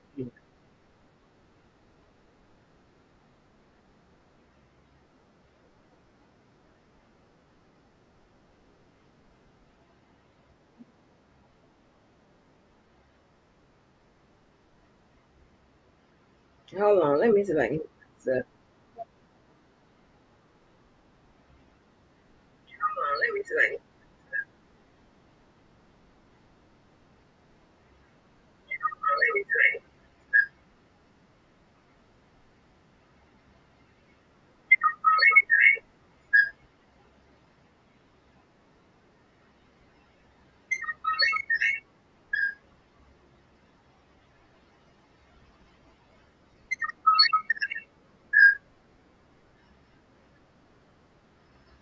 Okay, y'all can't hear me. Y'all can hear me. It sounds like rickety rackety. But when I tell you, okay, y'all can't hear me. These people have this system of how y'all. Because I was thinking, because I got it literally coming through another source, child. I'm like, well, maybe they can hear that through. I would literally have to play it on my phone. These people got it all blocked up on the if it's on the same using the same source. Oh my lord, honey. It ain't that serious. Stream y'all in YouTube. I'll just play it on my phone. I don't know if Tisa got banned or not. I don't know because that could be motivated from some type of situation they got going on. Yeah, now the Dexicon thing is registering like it's registering the right number.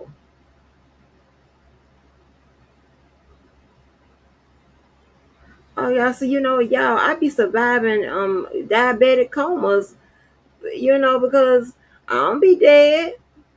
I don't be dead when they drop to 50 something. I'm still here. I don't be dead. Y'all, you can both be a professional and have degrees and stuff and cut the fool. Okay, it's all good. Okay, it is all good. People act like it don't be all good. That's people that just don't do. They don't do. I don't know what they don't do. God, these people are weird to me. But yeah, I don't be dead though. Y'all, it's registering 100 or something now. Cause I told you I ate them two butterfingers. I That's all day, every day. Can you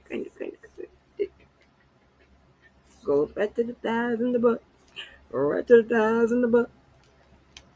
But anyway, back to what we was talking about. So there has been some. I don't know what the confusion is about.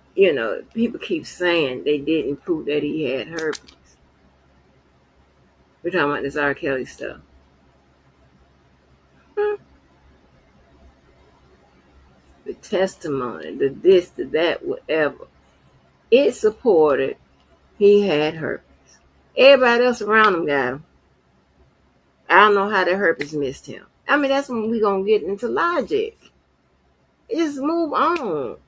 And it's not whether or not he affected people, it's the exposure. And when asked, why didn't his defense team submit a test showing he don't have them? So don't tell us that we don't know what we're talking about just because you want a conspiracy to stand. And the reason why nobody is listening to you or taking your advice, whatever, because you ain't making sense. And you have no legal acumen to support what you're saying. You have to have a proper legal argument. You just can't say stuff and it be so. No, it ain't gonna work like that. And a conspiracy theory, it definitely doesn't play in court. You can't even get that in. It's inadmissible. So what we gonna do?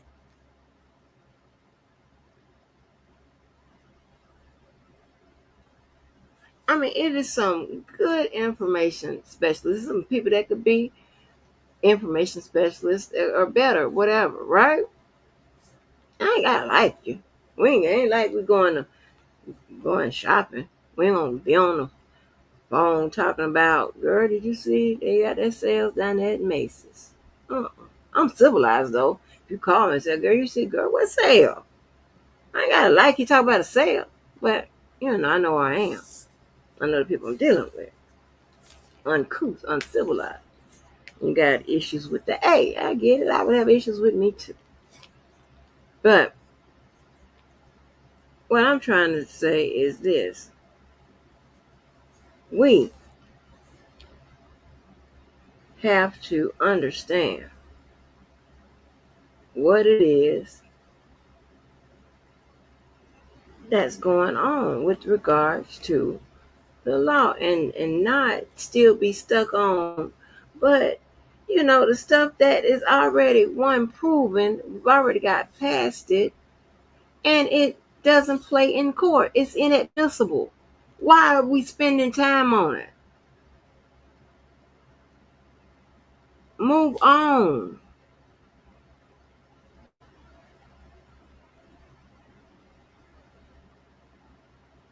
Like, okay, let's get to it.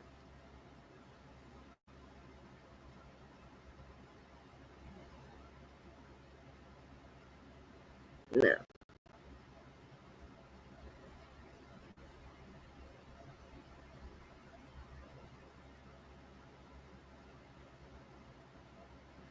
look at different pieces of both indictments. Similar charges, similar alleged criminal behavior, different indictments. Now, prosecutors have prosecutorial discretion. They're going to build their indictment the way they build it. They're going to first look at what they think they can prove by the evidence they have in. I'm on the R. Kelly indictment. It's R. Kelly sector. I'm on the R. Kelly indictment. And they, as you see in the transcript yesterday, they are using case law from R. Kelly. We said when this first started that the R. Kelly case will create a bunch of common law, right? Common law, aka case law. When it's not statutorily written and the judge has to interpret it, and you see those opinions, that is what is considered common law, right? AKA case law.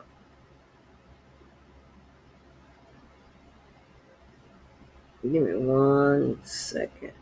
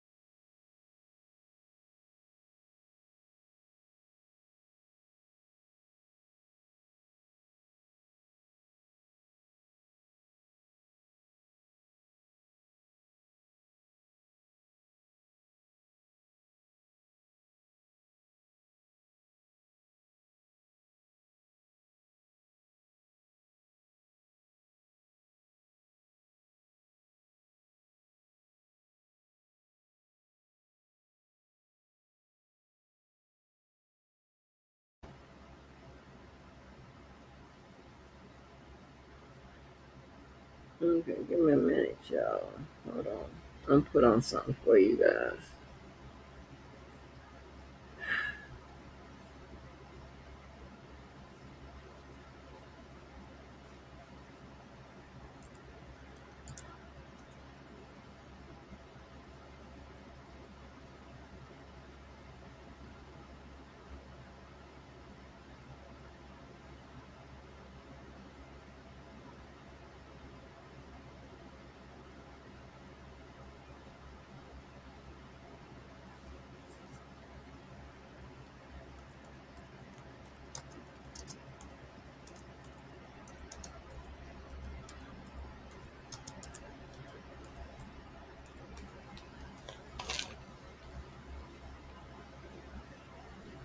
Well, let me see if I got something.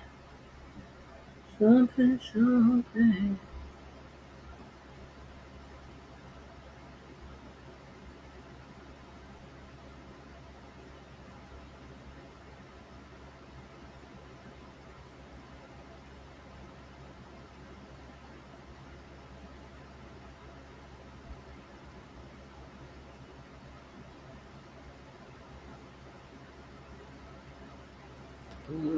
I'm coming, y'all.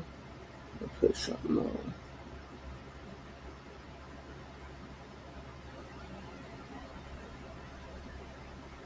Oh, Trump might get Diddy. I don't know. They might pardon him, but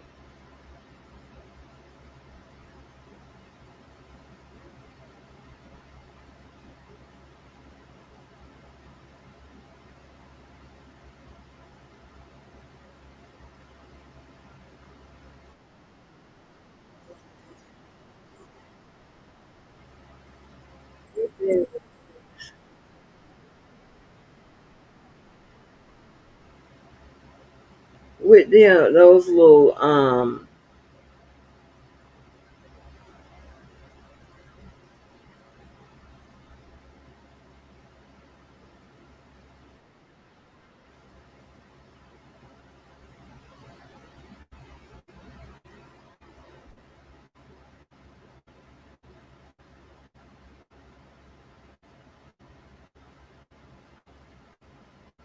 um,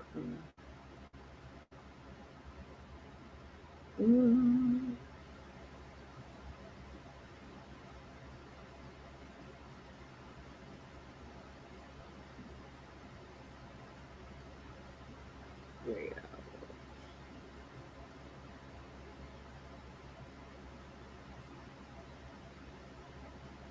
okay. I'm putting this on real quick.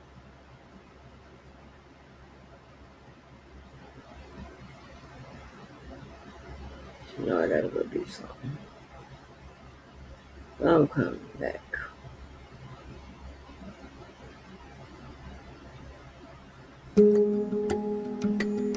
It's one of the top searches on Google. Why is Diddy being charged with RICO?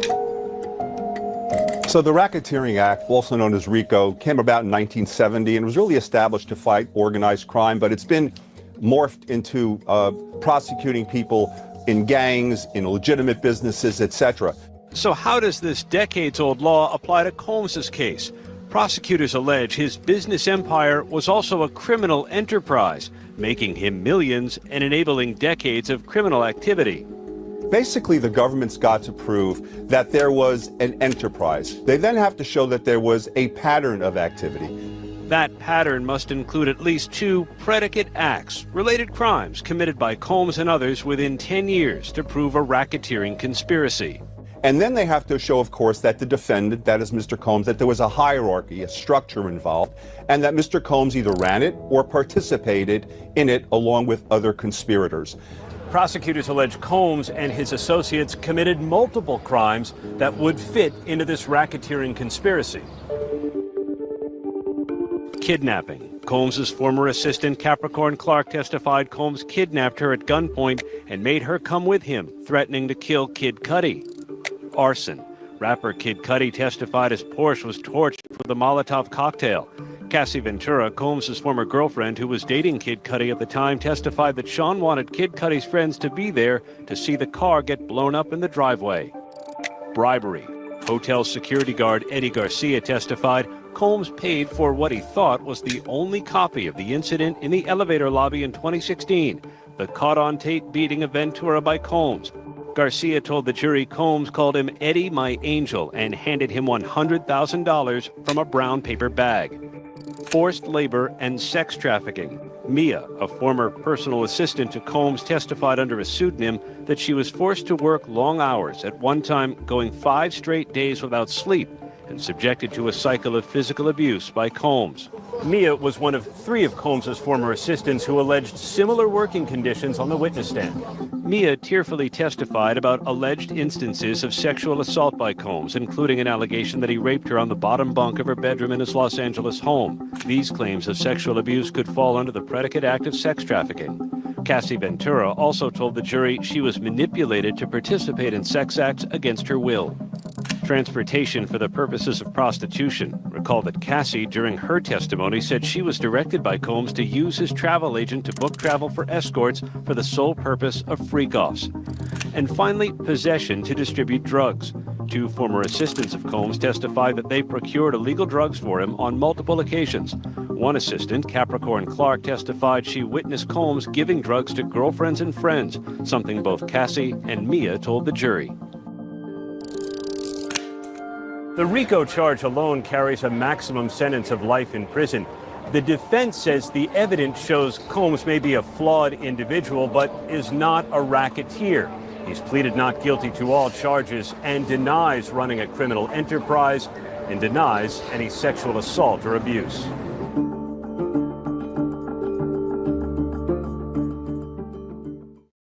We are hearing some graphic testimony in the Sean Diddy Combs trial. Under the pseudonym Jane, Diddy's ex-girlfriend is breaking down on the witness stand, describing so-called hotel nights, which she says were years of drug-fueled sex parties she never truly agreed to.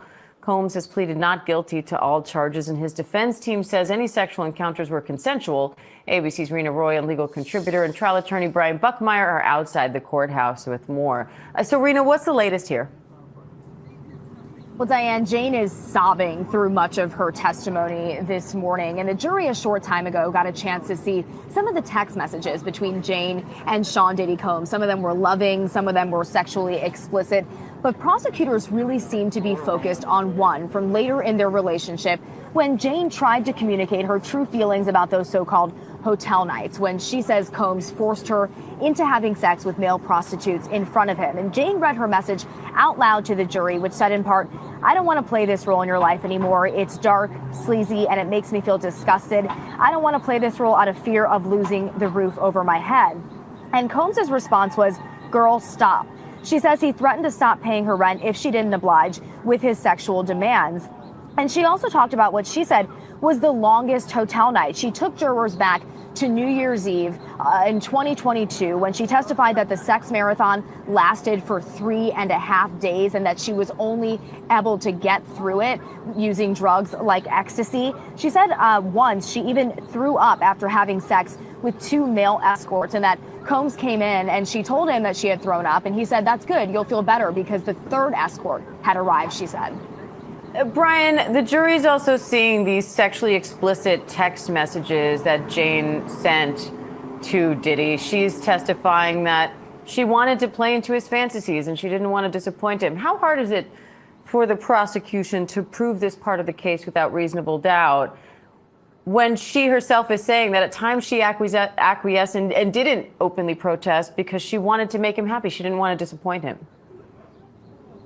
Yeah, so the jury hearing not only text messages, but also hearing some audio files as well with similar language. And that is a difficult part for the prosecution, something I think the defense is going to jump on when they have an opportunity for cross-examination. But it comes down to consent and what she wanted at that time. And what they're trying to relay is, although these messages were very flirtatious and sexual in nature, that she had given signs, not just in terms of the words, but her body language, that she did not want to have sexual intercourse with other men. Now, going back to what Rena said with that earlier statement of wanting to keep a roof over her head, I can see the defense really getting into this witness by saying that they started dating in 2021, a lease wasn't signed until April 4th of 2023, and also talking about other potential sources of income, knowing that she is a single mother and could have gone and asked for funds from the father of that child or other resources. I think the coercion of using that money might be a contentious aspect of this case as the testimony continues.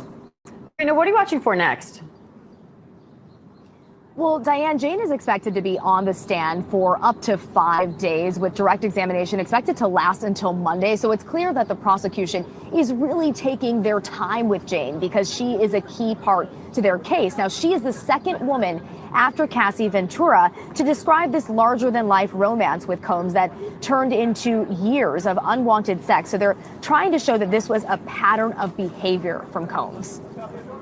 Brian, how do you think the defense is going to handle Jane's testimony on cross-examination based on what she's said on the stand so far? So we know that Alexandra Shapiro will be the one cross-examining Jane based on the fact that she's making the objections. And I think what they're going to do is that they're going to look at this relationship, when it started, what resources she had, and then I think the focus on resources, because the government is saying that keeping that roof over her head, giving her that $10,000 a month allowance was what really kept her in this relationship. That's the fraud or the coercion or the force that they're attaching to the sex trafficking. And they're going to try to show, I believe, that she was in it to try to get a close relationship with Sean Combs, that she was in it, as she stated earlier, because she had issues with the father of her child, and so did Sean Combs, and that's what helped bond the two of them together, and that this was not about sex trafficking or force or fraud or anything like that, but instead trying to make a better life for herself and her son, something she alluded to about wanting that house with that big yard. All right, Rena Roy, Brian Buckmeyer, thank you both. A woman testifying under a pseudonym is the third and final alleged victim to testify in the case against Sean Diddy Combs. Now, she says the hip-hop star forced her into having sex with male prostitutes. Combs maintains his innocence. ABC's Rena Roy has the latest from the courthouse in New York.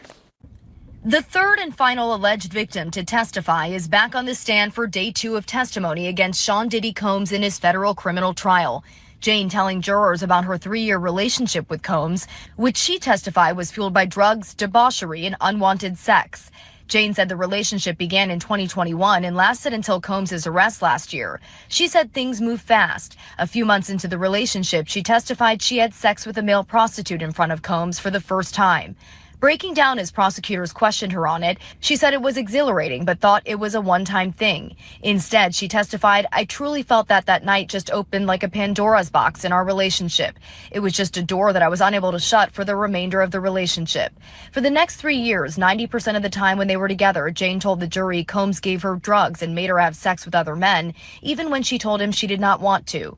Today, prosecutors asking, why not just say you wanted to stop? Jane wailed loudly into the microphone and through tears said, "I don't know." So it's important for the prosecutor to get this testimony out about where these encounters took place, who got her to these locations, who was involved, how many rounds, how did she react, how Sean Combs was telling her and directing her to do these things. Jane is the second woman after Cassie Ventura to testify a romance with Combs morphed into a pattern of unwanted sex.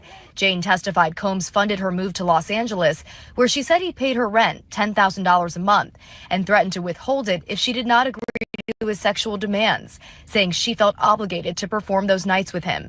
On Thursday, the judge issuing Combs a warning for, quote, nodding vigorously and looking at the jury. The judge said that is absolutely unacceptable. And if it happens again, he said he would consider excluding Combs from the courtroom for the rest of the trial. Now, the defense has said all sexual encounters were consensual, and Combs has pleaded not guilty to all charges against him. Rena Roy, ABC News, New York. Elizabeth, it is good to see you. We already have questions coming in directly for you, so let's get right into it, because I know always my time with you is limited. We have a question from Danny, and this is the central question. This is the central question, because I asked yesterday, it was more introductory. She seemed to talk about the love that she had in this relationship with Sean Combs, how she met him in 2020, the relationship began in 2021, started to introduce her into these voyeuristic sexual episodes. I wasn't hearing force, fraud, coercion for sex trafficking, right? And using those methods to induce somebody into commercial sex acts. So the question now is, from Danny, this is a question for Elizabeth. Did Jane testify to any coercion she faced from Diddy? The floor is yours, Elizabeth. Yeah, it's kind of hard to answer that. I feel like we're still kind of getting into the depths of more of her direct testimony, whereas right away with Cassie, for example, it was you could kind of make the dots and connect the dots. Sorry, I cannot speak today. You can connect the dots a little bit easier with Cassie's testimony. For example, you have the Intercontinental Hotel incident, the surveillance video. But as far as just coercion specifically to Jane, it's kind of hard to really tell at this point. There were times while she was on the witness stand today, for example, that she would just break down into a lot of tears to the point that AUSA Maureen Comey was like, do you need to take a break? Are you okay? Do you want to keep going? And Jane just continued to push through. But she got really emotional at points when it came to just how long that these freak-offs would last, to the point where she would be so tired that she would request or kind of give a look to her partner, as she calls him, but that look was to Diddy or to Puffy or Sean Combs, as she also calls him on the witness stand. But She was kind of explaining that there were times where she'd be really exhausted from a freak off or a hotel night or a debauchery night, whatever they call it. And then Diddy would want more escorts to come. So when they were done with one escort, that escort would leave, then another escort would come, that escort would leave, then another escort would come into the hotel room, and then that escort would leave. And so she did have points today where it was very emotional. But as far as force, fraud, and coercion, it's kind of hard to tell, mainly because Jane, a lot of the times, is like, I did it to please him. I did it to make him happy. I knew these were things that turned him on, and I just wanted to make sure that he was happy. I would give him massages. I would watch or put on his favorite show. I would cook for him after these hotel nights or freak off sessions. And so it's a pretty gray area right now. But I think that during the direct, which is going to continue until 5 p.m. today, that somewhere, some point, maybe the dots will be connected a little bit more than what we're seeing right now. Yeah, it's a mixed bag, and I'm going to talk about it later. You know, there were aspects of it where she talks about, you know, throwing up and then being forced to engage in these sex acts, her crying, him being dismissive. Then there's problems, like she still wanted to be in his arms. She's calling him sweet, that it seems like he didn't force her to have sex with one sex worker that was, you know, sweating. But I think a lot of it goes to transporting her and sex workers for the purpose of sex work. So that's, you know, I think count 5 in the indictment, transportation to engage in prostitution. Here's a great question. After yesterday, when Diddy got in trouble for allegedly nodding at the jury during cross-examination of a witness, we got a question here from Shady Nasty. What is Diddy's demeanor like in court today listening to Jane testify? Well, Diddy at the defense table is doing kind of what he normally does, minus kind of the nodding along with the testimony and things of that sort. So for the most part, I do see him at times jotting notes down, passing them off to his attorneys. During sometimes the sidebars, I see him kind of turn around, look at his family members, for example, seeing his mom inside the courtroom and waving hello to her. But as far as just giving looks to the jurors specifically and nodding along, I haven't seen much of that today. And so it might have resonated what the judge said to Diddy yesterday, right before we had went to the lunch break just yesterday around the same time. And so as far as what we're seeing, it's not as intense as it was yesterday, but I think after the judge's words to him, I think he realized, okay, I gotta chill out on doing the nodding. So, you know, he's not looking at the jurors, because we got a question here from RSS. He's not nodding at the jurors. Is he looking at the jurors? Are the jurors looking at him? Because this is important testimony. I guess the question is, what are the jurors doing when they're listening to the testimony of Jane? Yeah, so from what I see, and I did try to get a better seat for you guys today so I could kind of really see more of like the second row, the third row. I can't see the first row as much as I normally could from where I normally sit. But as far as what I did see from the jurors today, I did see them either looking directly at Jane while she's testifying, especially during those moments where she got super emotional and she began crying. And then I also saw them looking at AUSA Maureen Comey too while she was kind of doing her lines of questioning. And so there were times where you could see jurors looking at Maureen Comey, then looking at Jane on the witness stand, or they're just laser focused on Jane, or some of them I've seen are just jotting down a bunch of notes. I have seen a lot of notes because there were exhibits that were shown, and a lot of exhibits that were shown. Unfortunately, during Jane's testimony, we in the gallery and even those in the overflow room cannot see it, but we're hearing a lot of descriptions of them. For example, the many lines of escorts and the escorts photographs that the jurors saw today and that Jane saw today too. But from what I could see of them, really it seemed like they're paying very close attention. I didn't see any outwardly kind of facial expressions as far as maybe being confused or anything like that. Really, they're just kind of like, I really kind of want to know myself what's going on in their minds sometimes, because sometimes they just have a very stone cold face kind of going on while they're listening to a lot of graphic testimony. By the way, did you hear that recording that was played in court today regarding, I think you could hear Combs, Jane, and this guy named Don, right? What was that recording? Mm-hmm. Yes, well, let me get to that part of my notes because. Well, I'll tell you what. As you get to your notes, as you get to your notes, I will give you another good question for you. This is from I Do Voodoo 1. Elizabeth, I forgot what skincare you use. What shorthand program are you using? You rock. So if you want to answer that, or you want to answer the more serious question about the recording as you get to your notes. I mean, I can always answer about skincare.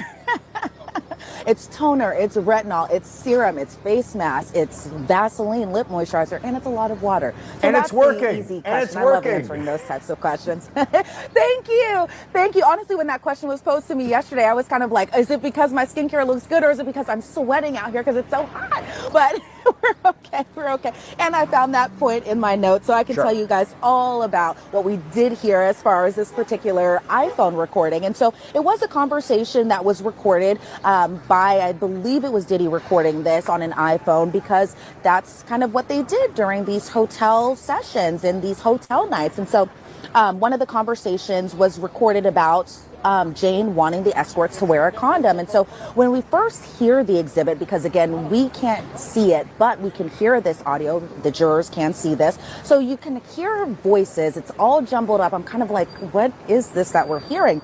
And Jane said it was herself on this recording, Dawn and Diddy on this recording. And she said during this video, she was asking Dawn to put on a condom, and Diddy said, what are you doing? What do you want? And so then Maureen Comey replays it again, and she kind of takes it piece by piece as far as what was being said. So Jane said, I think they're in the chair, and they, she was referring to as condoms. And then Diddy said something along the lines of, you were just taking that D if you don't touch yourself right now. And then Jane was explaining, I understand that my request was going to be denied. And then Maureen Comey asked, well, why did you need permission from Mr. Combs for an escort to have sex with your body? And then Jane's getting pretty emotional here. And then Jane herself responded, I don't know, I'm still trying to process everything. And then there was an objection from the defense. They had a sidebar. And then when they came back from this sidebar, Maureen Comey asked again, why didn't you insist that Dawn wear a condom? And Jane responded, I didn't want to disappoint my lover. He wouldn't be in a good mood or satisfied with the night if she were to continue asking this. And she said for the most part, Diddy preferred for the escorts to not be wearing rubbers or condoms when they're having sex with her. She said that he doesn't like seeing these on the escort's body. And so it was just an interesting kind of recording to kind of hear out in court. At first I was like, what are these words? Like, I really couldn't comprehend it. But as they broke it down, I was kind of like, oh, okay, now I can see where they're kind of going with this a little bit. So, got a great compliment just came in from Donnie Z TV. Thank you so much for this super chat comment. Jesse, you and Elizabeth rock, so thank you so much. Very kind of you to say. Okay, we did have a question here from Shop Girl, and I don't know if you were in court for this. We saw reporting about it. What was the extent of Diddy's aggravation when he was obviously angry speaking to his attorneys? There was something reported about that. I think the jury had been excused maybe on a break, and he was quite animated speaking with his attorneys. Did you see anything like that? I didn't see anything like that. I might have been a point where I stepped out to use the restroom, but I mean, wow, I'm just hearing this for the first time. So I didn't see it in person. So unfortunately, I can't answer too much of your question. I think I might have just gone off to the restroom, I guess, when that moment might have happened. So Elizabeth, would you agree with me and pick out the points? Do you feel that from today's testimony and a little bit from yesterday, they are solidifying transportation to engage in prostitution, where Diddy is accused of transporting sex workers and alleged victims for the purposes of prostitution, for the purposes of sex work? You don't need force, fraud, or coercion necessarily. It's more of a straightforward charge. Were there some highlights today that you say they got it in the bag for that? I think so. For example, when we were seeing just the number of escort exhibits, we saw a man named Don. He was an escort that Jane and Diddy had used. And the last time she saw Don, this particular escort, I thought it was interesting. The last time that she had sex with him, and during these hotel nights, even though sometimes they didn't always happen in hotels, the last time was August of 2024. So like just last month, or not last month, oh my goodness, last year, but a month before Diddy was arrested. Then there was an exhibit shown to the jury and to Jane. It was Paul the escort, and that Paul was used from 2021 until July of 2024. Jane thought that he was a personal trainer because he actually trained Diddy, but he also worked for Cowboys for Angels. But I think the sticking point here is that she saw him in Los Angeles. She saw him in Miami. She saw him in Turks and Caicos. There was Leo, the escort, or also referred to as the Italian.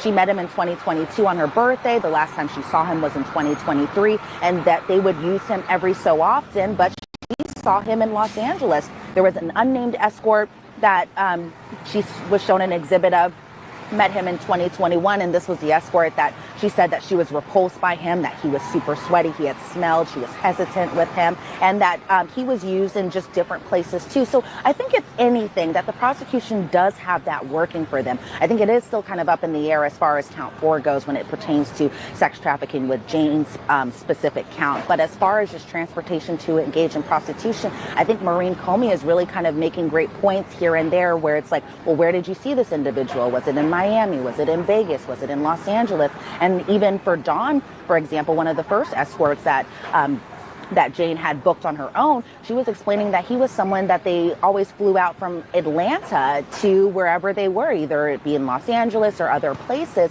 and that they would be arranged, the travel as far as Dawn was concerned, would either be arranged by Jane herself, but she would be reimbursed by Diddy, or it'd be by Diddy's travel agent who would get everything going as far as making the flights for him and then flying him out from where his home was in Atlanta, Georgia, over to wherever Diddy and Jane were. Just to clarify here, Elizabeth, what are the points you think the defense is going to jump on? And when I say that is, I'm reading the transcript, and there's certain parts of her testimony that I don't think are great for the prosecution.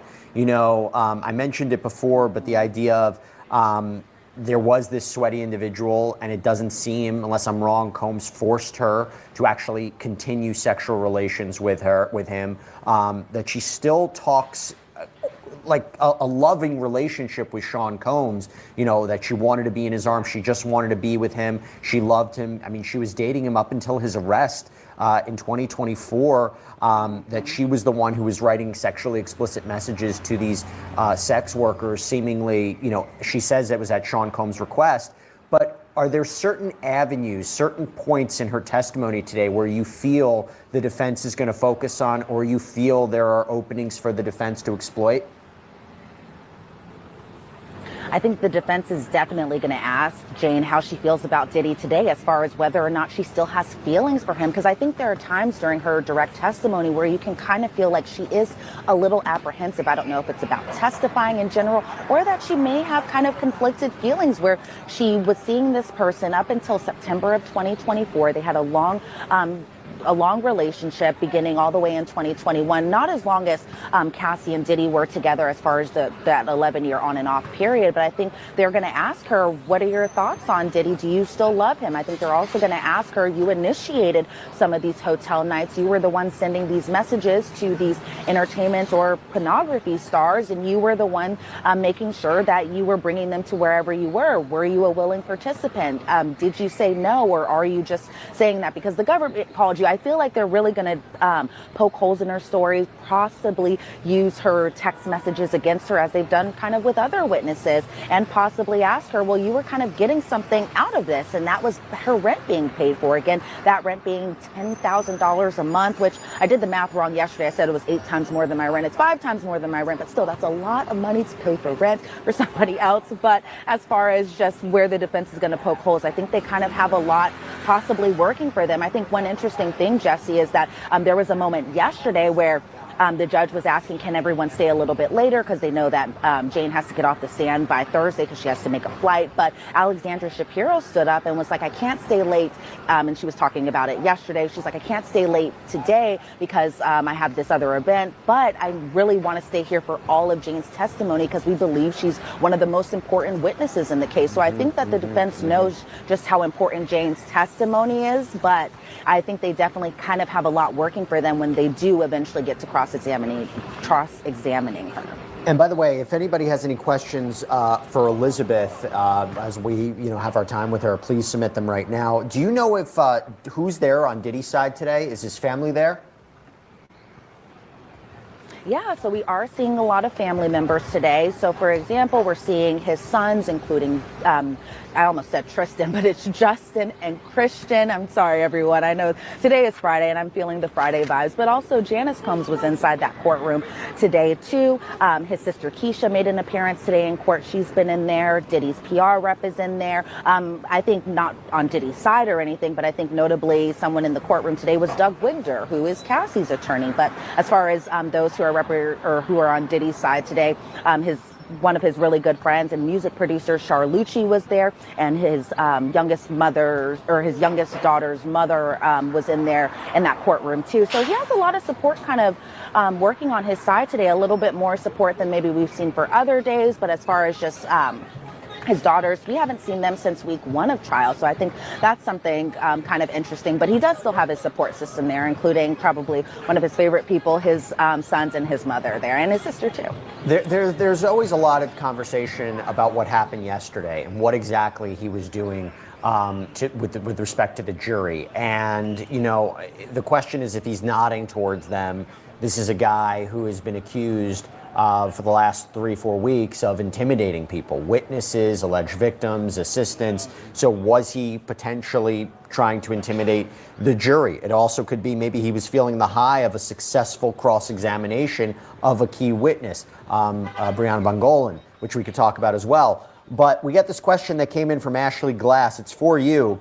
If yesterday he was nodding at the jury, isn't that suspicious to him getting to a juror? Could they be compromised by Diddy? So I guess the question is there anything that you're observing here, Elizabeth, that would suggest 2 questions? Anything that looks like the jury might be siding with the defense, whether it's any kind of cross-examination that you've seen so far? Are they nodding? Are they looking? Are they responding positively to the defense? And number 2, do they look like they're affected by Diddy's presence or behavior in that courtroom? Well, I don't know if they're necessarily affected by his behavior, because I thought after yesterday, after the judge kind of admonishing Diddy, I thought maybe there would be kind of a change in maybe facial expressions as far as the jurors not kind of looking his way. But I think because of the way the layout of the courtroom is, you can't help but kind of look over in that way or anything like that. But as far as just kind of him looking at the jurors, and let me just say, he doesn't just look at the jurors, he looks at everybody in the gallery too. There are moments where even us on the press side, he does make eye contact with us. And myself, who's not a juror on this case, I myself find that kind of intimidating. So I can only imagine kind of how the jurors are feeling when they're getting kind of looks from the defendant himself. And I'm also wondering, as far as just him nodding along, it was something, again, that he was doing, I think, a little bit longer than when the judge kind of pointed it out. He did this for other witnesses while they were on the witness stand too. But taking back to the point of whether or not the jurors that I could see necessarily agreeing with the defense, or maybe that it got to them, I'm not sure. I remember, I think it was Daniel Phillip who was testifying, or it might have been the Punisher who was testifying, where I did see one juror kind of nodding along to, and I believe the attorney who cross-examined both of those men was Xavier Donaldson, kind of nodding along to his line of cross-examination. But even as far as today goes, which we haven't gotten to the cross, it's still under the direct, so the prosecution's still asking those questions. I haven't seen much of a reaction from them, but they're really kind of hard to read sometimes. Sometimes I'm like, are they really interested? Sometimes I'm like, are they jotting notes down pertaining to testimony? Are they possibly writing their own grocery list down? Because when you're inside that courtroom for hours on end listening to this really graphic stuff, sometimes I'm wondering, like, are they really paying attention? But from what I can see, and from what the judge has even kind of complimented on, is it seems that everyone is paying attention to what's going on inside the courtroom. Got one more question for you. This is from Jonathan Berry. Who is coming up after Jane, Elizabeth? I do not know who's coming up after Jane. I'm very curious to see. I think a lot of us are possibly wanting to hear from somebody that we've been hearing a lot about, and that being KK or Christina Koram. But the government hasn't given any indication if she'll take the stand, and if she does take the stand, when that'll be. But I do think what the government is gearing up for is just their summary witness to eventually take the stand. And that person's going to really kind of wrap up everything together, probably show some demonstrative exhibits as far as just these different charts and how the escorts were flown out on certain days and all of that stuff. So I think for sure we're getting kind of possibly, maybe, depending on how you look at it, close to the end of the government's case. But I don't want to put words in their mouth, just in case we see maybe 20 more witnesses down the line, and I don't want y'all to get mad at me when that happens. No one will ever get mad at you. Don't you know that by now, Elizabeth? Elizabeth, thank you so much. Great reporting as always. Lot to break down here. We're going to take your questions. I'll allow Elizabeth to jump back into the courtroom. Okay.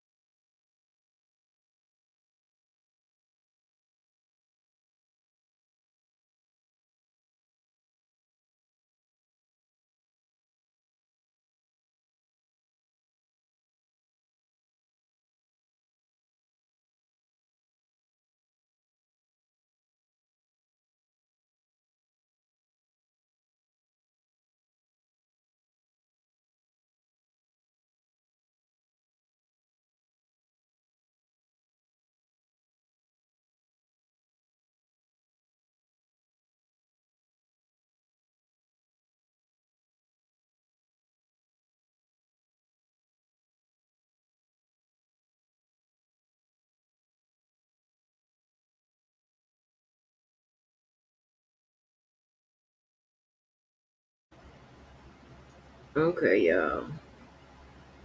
Let me see if we have another update real quick.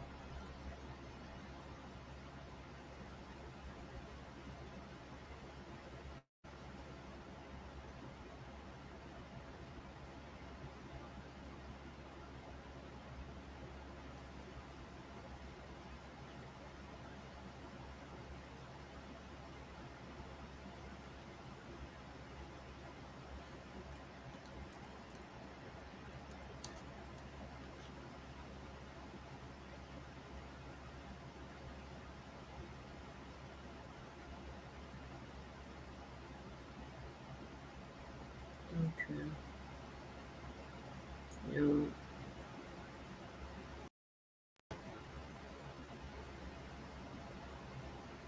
I'm on a call. Hold on. So y'all, it seemed like they're giving more credence to Cassie. I mean, to this other, this Jane Doe.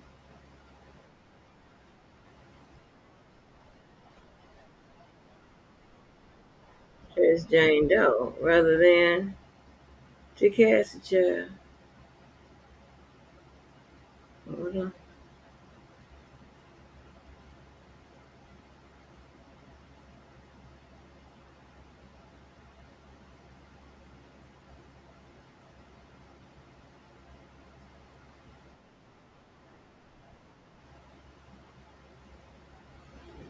Okay. They got another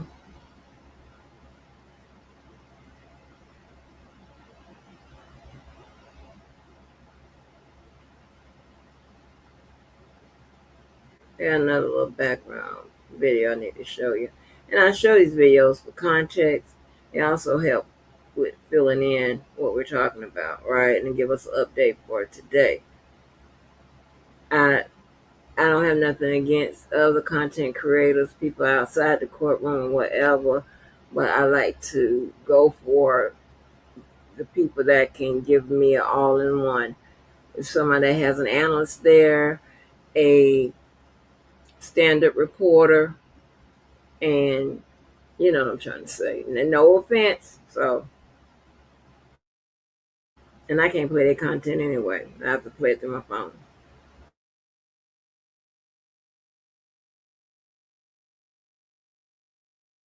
Alleged victims, videos, photos, texts, emails, 4 weeks into testimony in the Sean Diddy Combs sex crimes trial. Who's winning? Welcome to Sidebar, presented by Law and Crime. I'm Jesse Weber.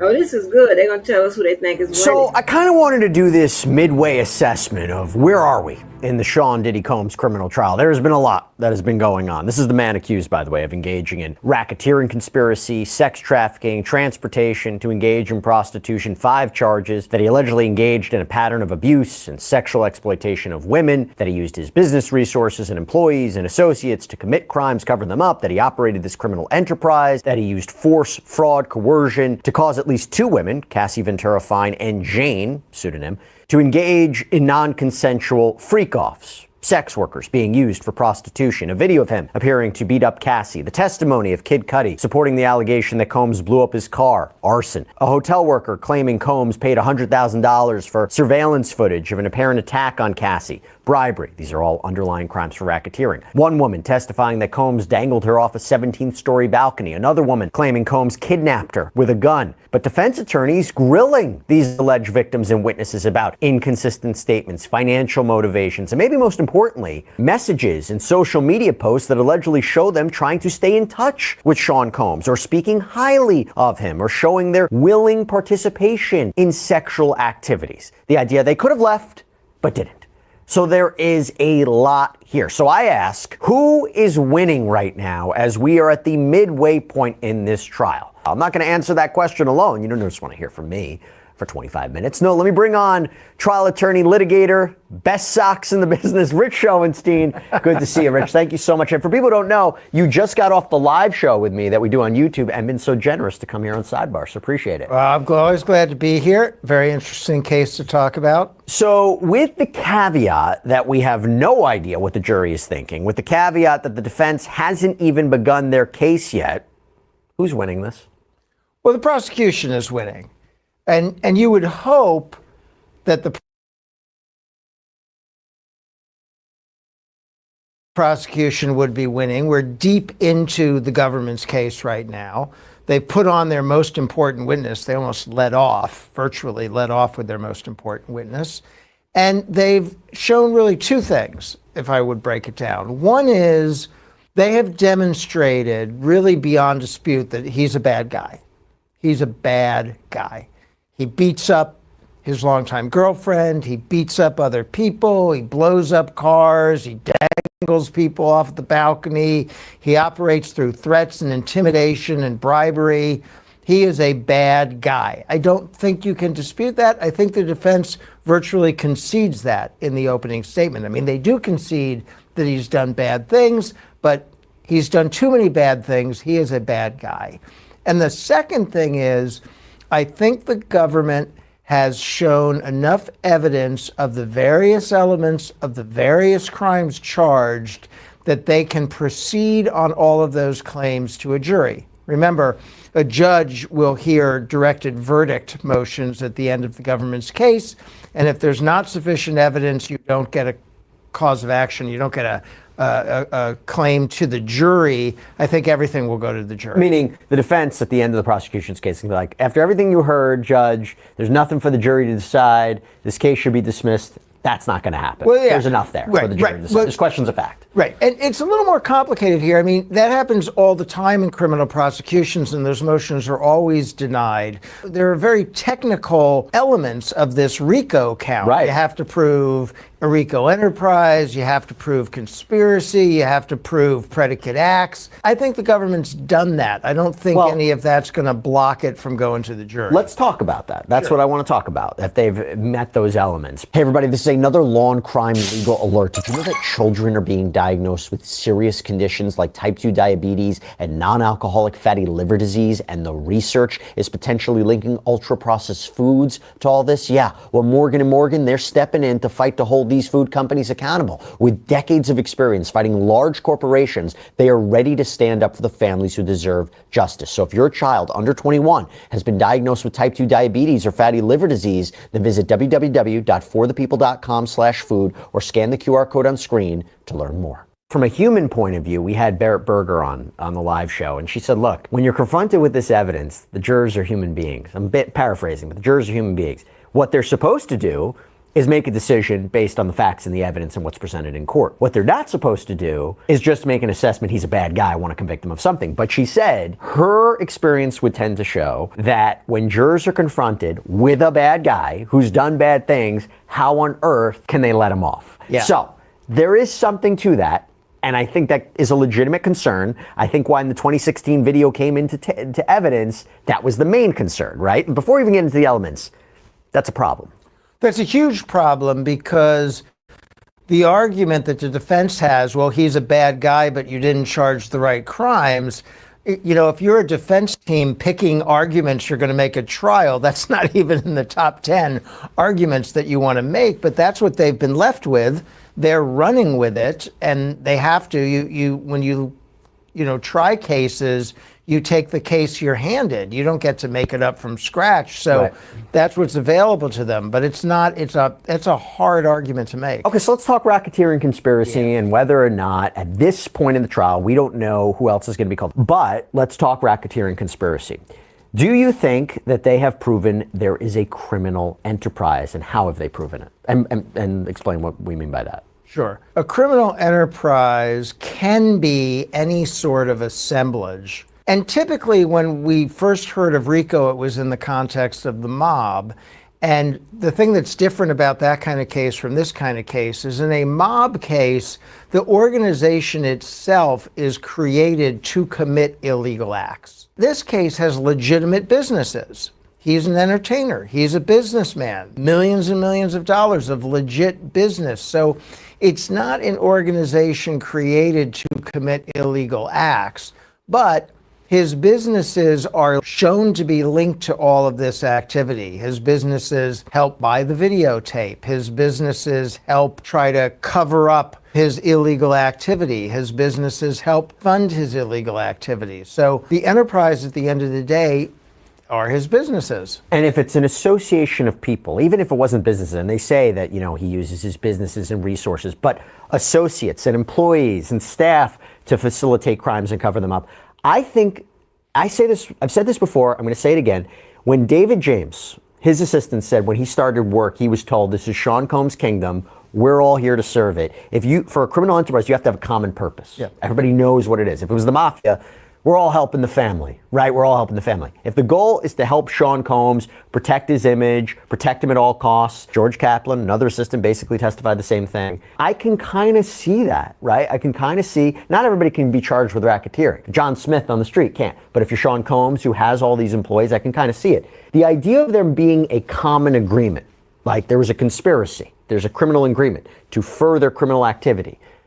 Have you seen that? Have you seen an agreement, an understanding, an association of all these people? They're all on the same page?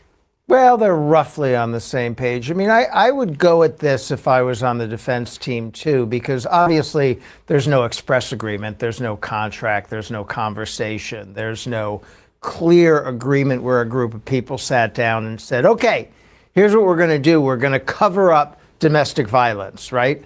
But there's an understanding amongst the people who work for his businesses that they are there to service and protect the king. He is the king.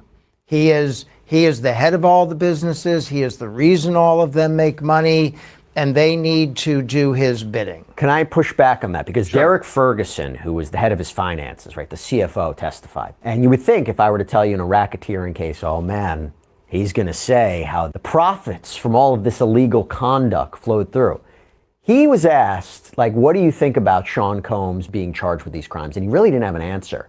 And he was asked under cross-examination, have you seen evidence of criminal activity? No. Have you seen that this sexual abuse and sexual exploitation or sex trafficking has benefited Sean Combs' businesses? He says, I can't. What I did find interesting is he talked about how there were opportunities for Sean Combs to have personal accounts, that he supplied his staff with cash, maybe important for the freak-offs, things like that. And of course, there was, I think the biggest part of the testimony is there was a $20,000 payment that seemed to confirm the allegation from Cassandra Ventura's mom that her family had paid $20,000 to prevent Sean Combs from releasing sex tapes of their daughter. But you didn't see that flow of money so concretely where the jury might say, I don't know, how exactly is this benefiting his businesses or him? Well, okay, so contrast it again to a mob case. This is not a criminal organization selling drugs and deriving profits, or selling guns or prostitution and deriving profits, and that obviously benefits the organization. It's not the domestic violence that benefits the organization. It's the covering up of the domestic violence. Mm-hmm. It is the carrots and the sticks that make those victims keep quiet, remain anonymous. You mean protecting him so everybody benefits? Right.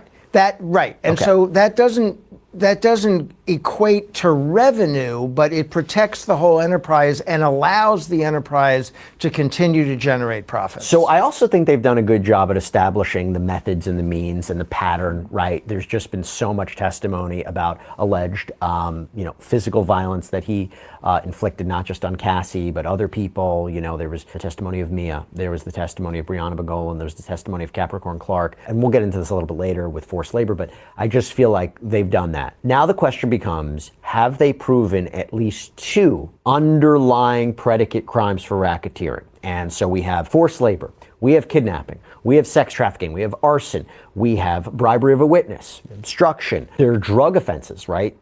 Possession with intent to distribute of narcotics and controlled substances. Have they proven at this point in time at least two? Sure. I mean, there's the bribery, there's buying the videotape, right? There's buying the video from the From Eddie Garcia. Yeah. And what was significant about that to me, and I wasn't expecting, is Sean Combs has the money.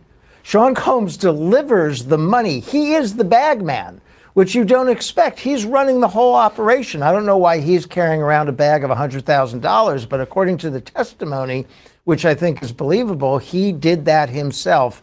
He delivered that himself, so he has no excuse There's no CEO defense. No I didn't middleman. know- Right. I didn't know what my No buffer. minions were doing. They were trying to protect me. I didn't know about it. He is actually there. He's there at the guy's house while the guy's car is being blown up. I think Kid Cudi. Yeah. I think that may be a little bit harder, but I think there's bribery. I think there's arson.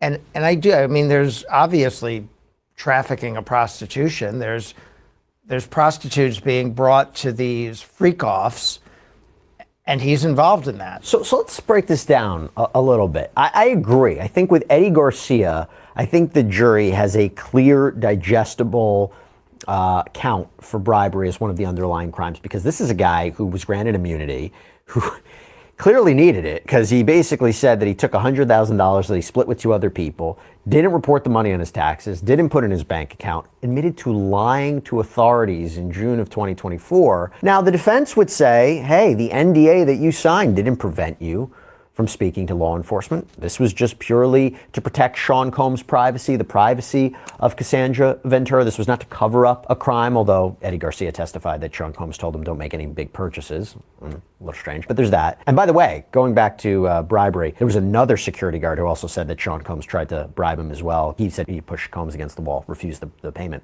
Put bribery aside. Now you got kidnapping, arson. I think Kid Cudi was one of the most important witnesses. So Kid Cudi testified, right, that he had this beef with Sean Combs because he started dating Cassie. Says his car was blown up with a Molotov cocktail. There was corroborating evidence from law enforcement and about an investigation into this. Also said that he was told Sean Combs' assistant Capricorn Clark was basically kidnapped, taken to his house. I think he helped prove two underlying crimes, and Capricorn Clark's testimony supported the kidnapping. Maybe it's not clearly articulated or digestible as the bribery. And by the way, Kid Cudi said that while Combs denied it at first, it was like years later, he says he came to him and basically said, I'm sorry for all that. It was specific, but he felt like a credible witness, no? Yes, he did seem like a credible witness. And the reason I differentiated a little bit from the bribery is, again, because the bribery is money in Sean Combs' hands. We don't know who threw presumably a Molotov cocktail into this guy's car,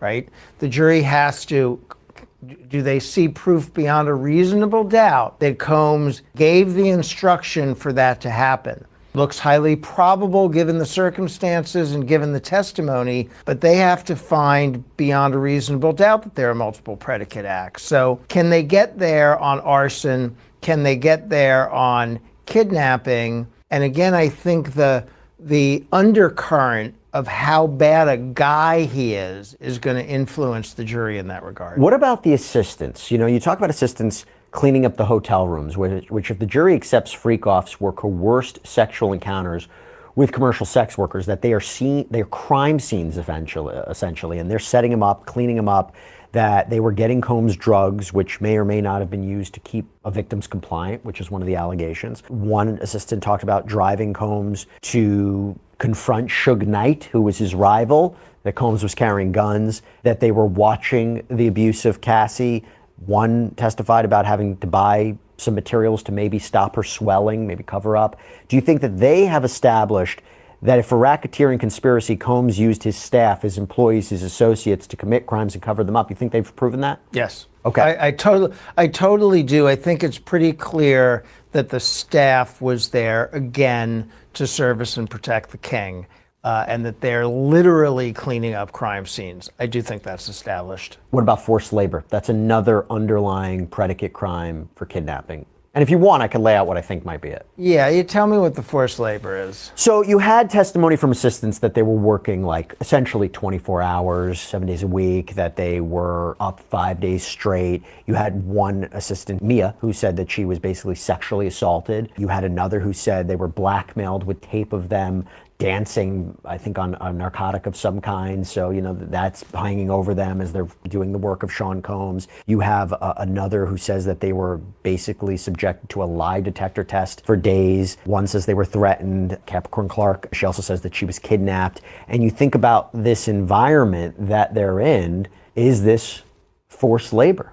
Yeah, I think you can probably get there from the totality of the circumstances. Some of this stuff is, and I've been in other cases where people complain about how hard it is to work for a celebrity, and there's a lot of whining about the hours are really bad, and the celebrities call you night and day, and they need things urgently. And that's just par for the course if you're going to be an assistant for somebody with that kind of lifestyle. But when you get to threats and videotapes and threats to turn them over to the police, now you're well outside what could reasonably be expected. And I guess that could get you to forced labor. Okay, so I don't know if there's more that you want to add for racketeering conspiracy, but I think we nailed it, that they definitely have enough to survive like a motion to dismiss, right? To move it forward, motion for directed verdict, to go to the jury. We don't know what the jury will say, but you think that, I said they're probably 75% there, 80% there. I think there still needs to articulate a little bit more the flow of money and a little bit more the agreement, the understanding, the conspiracy. I mean, do you think that we have heard the testimony from co-conspirators? People have taken immunity deals, but you can't have a racketeering conspiracy and a legal agreement with himself. Do you think we've heard from the co-conspirators? No, I think you could. I think the government could add a little conspiracy testimony, and also flow of money is very important in this kind of thing, so that could be helpful. You think you need Christina Coram, the former chief of staff who's come up a lot during the course of this case? I don't know if you need her, but I think it's optimal to have her. Okay, so racketeering conspiracy, top charge, potentially life in prison, put that to the side.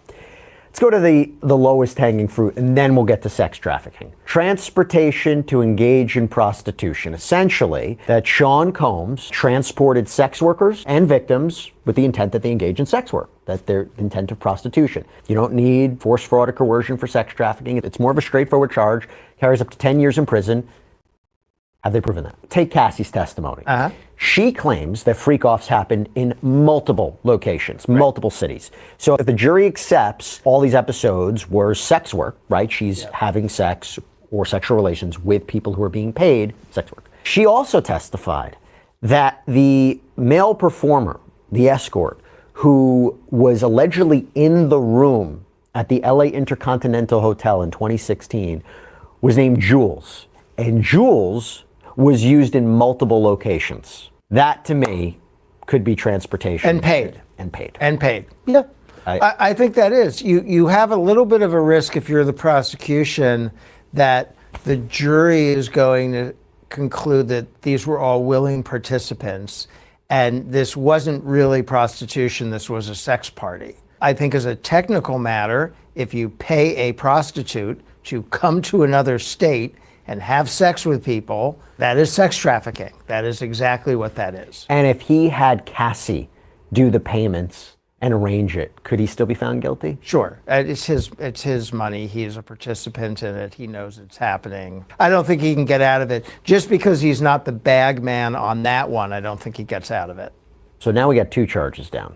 Let's talk about sex trafficking of Cassie Ventura.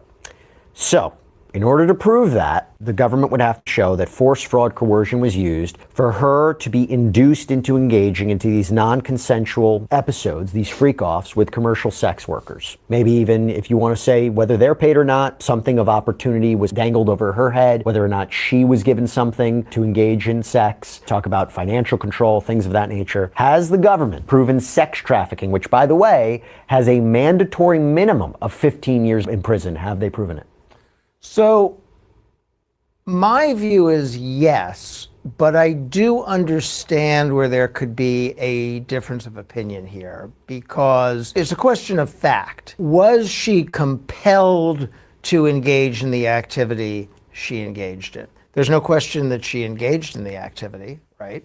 So the question is that because she wanted to, or is that because of punishments and inducements to do it? And to me, this seems like domestic violence and a situation where the victim is subject to a lot of influence and a classic situation where you have one party in the relationship who has much more power, infinitely more power than the other person. And he is exerting that power to make her do what he wants. And the fact that she sometimes likes it, which is clearly true, right, from the evidence. I mean, it The does text messages. Things Yeah, it like does that. appear that she at times is a willing participant, but overall, I still find it to meet the definition of sex trafficking. Because the jury could accept there's no way she actually consented to this when you think about what she claimed happened to her. And you think about, I mean, the prosecution has been so keen at trying to establish what the environment was. You know, even talking about Brianna Bengolan allegedly being hanged off a 17-story balcony, the prosecution came out today and said, well, if Cassie was aware of it, it goes to coercion. It shows like the violence she was around and what would have happened. I said this before, I'll say it again. This is not a clean prosecution. Correct. And I want to get to where the defense is going in a minute, because I think they've been doing a stellar job. I really do. But I think there are two concrete examples for sex trafficking for Cassie Ventura. I'm curious your thoughts. So number one, 2016 hotel. So the idea is she claims she was leaving a freak off, so a commercial sex event, right? Leaving a freak off when Sean Combs, in a towel, by the way, runs down the hall, hits her, drags her back in the direction of the room. And that's a clear-cut case of violence, clear-cut case of force being used. Number two is she claims she was on a plane, so now you have a travel component as well. He sits next to her, shows her videos of freak-offs as a way to intimidate her, threatens to release them. She says she feels trapped. They land. Shortly thereafter, he asks for a freak-off. He gets a freak-off. So you have a travel component, you have a coercion component, and you have a commercial sex act component. I think those two are the most clear-cut cases of sex trafficking in this case. I agree they're pretty clear cut, but I wonder if the jury is going to consider it on a case-by-case, incident-by-incident basis, or if the jury is just going to say, what do we think of this relationship?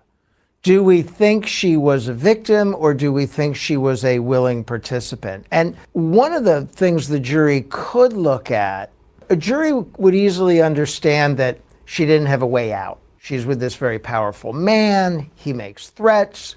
There's financial inducements to stay in the relationship. There's problems if she gets out. But the difficulty with that is she did get out. The difficulty with that is at the end of the day, as the jury has seen, she got out. She got a new partner. She's had children. She started a lawsuit. She's getting paid a lot of dough for the lawsuit. So a jury could question the narrative that she couldn't get out. So in other words, it's not like she, hit her attacker on the head, ran to police, finally escaped. Because the thing is even after the 2016 episode, there was a text message where she basically wrote him, it wasn't good vibes or not a good vibe. I mean, It seems light. And it goes to a larger conversation. Look, you had Dr. Dawn Hughes who took the stand. This forensic psychologist said when you look at victim abuse relationships, basically it may look like a victim is acting inconsistent with being abused, but that's not the case. There's trauma bonding, there's financial control, there's a realization if you're ultimately a victim. There's a lot of complicated factors about why they stay in touch. Cassie testified that she was raped by Sean Combs and then had one more consensual encounter. And I think our understanding has changed. But at the same time, and this goes to a larger question, if this really did happen, are these people, particularly Cassie, is she a victim of domestic violence or is she a victim of sex trafficking? The text messages where she seemed to encourage the freak-offs or set them up, was it a way just to appease this tormentor, or was it, I'm in a relationship? Brianna Bengolan, first of all, the defense said, you stayed in touch with Cassie, you maintained that relationship after you getting attacked like this? That seems weird, but 2 weeks after this purported attack, you asked Cassie if Sean Combs wants a sweatshirt? Mia, the woman who claims that she was sexually assaulted multiple times by Sean Combs, had these glowing text messages to him. I love you. Birthday messages to him. There was messages about people who were allegedly tormented by Sean Combs but wanted to continue working for him. There's a question of could they not get a job? Were they blackballed in the industry? Inconsistencies in their testimony. They raised things during their testimony that they didn't first explain to prosecutors. I say it's not a clean case. I wonder how much the jury will struggle with the testimony, because the defense has done a fantastic job at striking the credibility, or trying to strike the credibility of these key witnesses. The defense has done a good job. I think they've had very balanced cross-examinations. They haven't gone after anybody too hard, which I credit the defense for, because you have to be careful when you're examining people who are allegedly victims of this kind of violence. And I think Cassie is both a victim and a perpetrator. I think she is both a victim and a co-conspirator. Because in what? She's arranging prostitutes across state lines. She's involved in prostitution. She's involved in trafficking. She's doing that. She's part of the organization that protects Diddy. She is. But she didn't take an immunity deal. And like, if she's not a victim in it, but yeah. But she's not, well, she didn't take an immunity deal, but she knows she's not being prosecuted. Do you think the jury will look at her as that? No, I think the jury will mostly look at her as a victim. I think she mostly is a victim. I think, again, he had the power. There's physical violence. There's threats. There's all kinds of intimidation. I think she is mostly a victim. But your point was it's not clean, and you're 100% right. A lot of the other people in his organization can be both victims, themselves subject to threats, and co-conspirators. Do you know what I think some of the most important testimony was? It was from Dawn Richard.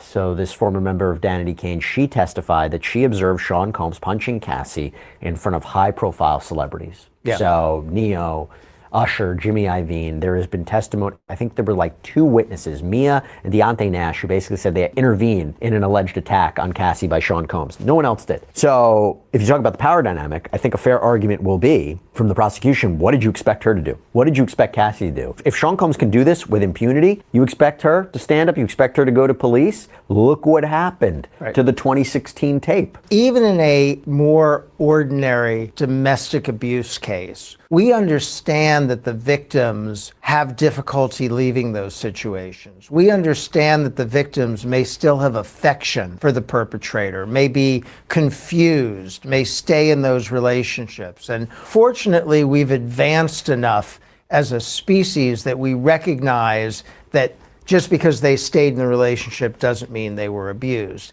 That's what this case is, but like on steroids, because it's a big version of that. Before we go, what does the defense need to do to shift everything? Who do they need to call as a witness? And I know there's a lot of talk about whether Diddy's going to take the stand or not.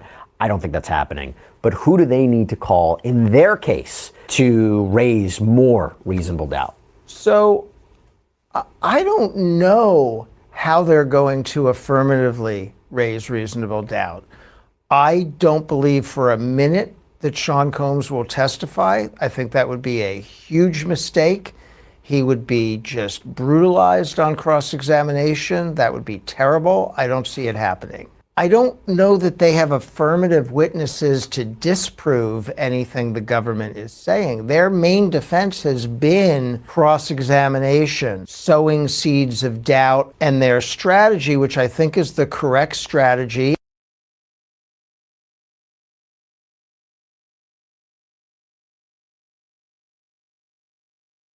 and is well done, of saying just because he's done some bad things doesn't mean he's guilty of these crimes. I don't know what other cards they have to play. I don't expect a very long defense case. They might not feel they have to. So it's either striking at the credibility of the witnesses or saying, hey, guess what? Those elements, they were not met. Well, not that they don't have to, but also that they can't. Yeah, what are they going to do? What are they going to do? They're going to put on some self-serving witness to be a character witness for him? Yeah. That's ridiculous. That's not going to work. He gives to charities for small children, but he beats his girlfriend? I mean, that doesn't help. And they already have, maybe there's already so many messages that they've been presenting in Cross that help their case. So it will be interesting to see. I'm glad we had an opportunity to talk about this. I wanted to just kind of do a midway analysis. Rich Schoenstein, thank you so much. Appreciate it. Good to see you, Jesse. Good seeing you. And that's all we have for you right now here on Sidebar, everybody. Thank you so much for joining us. And as always, please subscribe on YouTube, Apple Podcasts, Spotify, wherever you should get your podcasts. I'm Jesse Weber. Speak to you next time.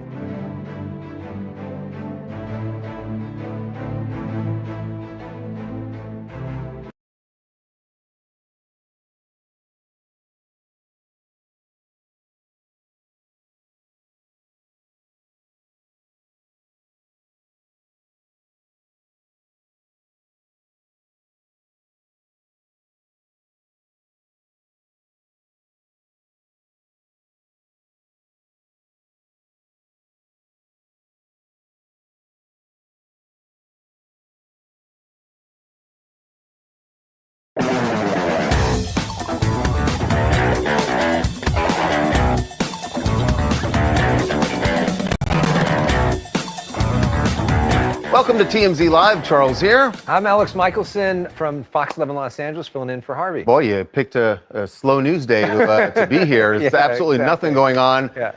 Wow. We have some big news on the whole Epstein. Well, it is about Epstein, but on the it's all connected. Musk, Trump, Epstein, all of it, including some information about what exactly Elon Musk knows about the relationship between Epstein and President Trump. If he actually knows anything, we're going to have some details on that. But we got to start with Joe Rogan finding out about this feud. As it was happening in real time yesterday, Joe was recording his podcast with the director of the FBI, who presumably knows a lot about the Epstein files. Kash Patel is there talking to Joe Rogan at the moment that this all jumped off, when President Trump said that Elon was just upset because he cut the EV mandate. And then Elon started firing off all of his tweets, including the one about the Epstein files. So here is, as they're in the middle of doing the podcast, one of the producers explaining to them what's going on. Watch this reaction. Since we were talking about fake news, this is going to come up because it's been going on since we've been recording here. Elon and Trump seem to be in a little bit of a spat. Joe, you want to check the tweet that Elon just put out a little bit ago? Time to drop the really big bomb. Donald Trump is in the Epstein files. That's the real reason they have not been made public. Have a nice day.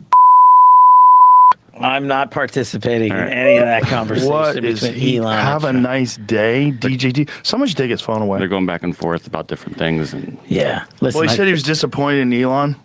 Yeah, they told him to leave. That's a crazy thing to say. How does he know? Does he know that Donald Trump is in the Epstein files? Or does he have access to the Epstein files? I don't know how he would, but I'm just staying out of the Trump Elon thing. Boy, Patel wanted nothing to do with that conversation. He's like, I got to go back to D.C. I'm going to have to answer to the president. And he's got a relationship with Elon Musk, too. Right. All these guys did. I mean, they were all so into being part of Elon's crew, and then all of a sudden now they can't be. It's so funny because I think if anybody else had attacked the president besides Elon Musk, you would have seen everybody rushing to Donald Trump's defense. But it seemed very clear to me yesterday that people were prominent people on the right were trying to stay very much in the middle because nobody wants to cross Elon Musk, even if it means not supporting their boss, the president. Because part of Elon's rant was the fact that if the Republicans who support this spending bill, he's gonna support the campaigns of people running against them. So, and he's got the money, and they all know that because he was the biggest Republican donor last year, and they know that he can follow through on that threat. So, yeah, everyone's walking a fine line right now in D.C. After this thing just blew up, and this bit about Epstein is when everything just went, as we said yesterday, that was the nuclear option, right?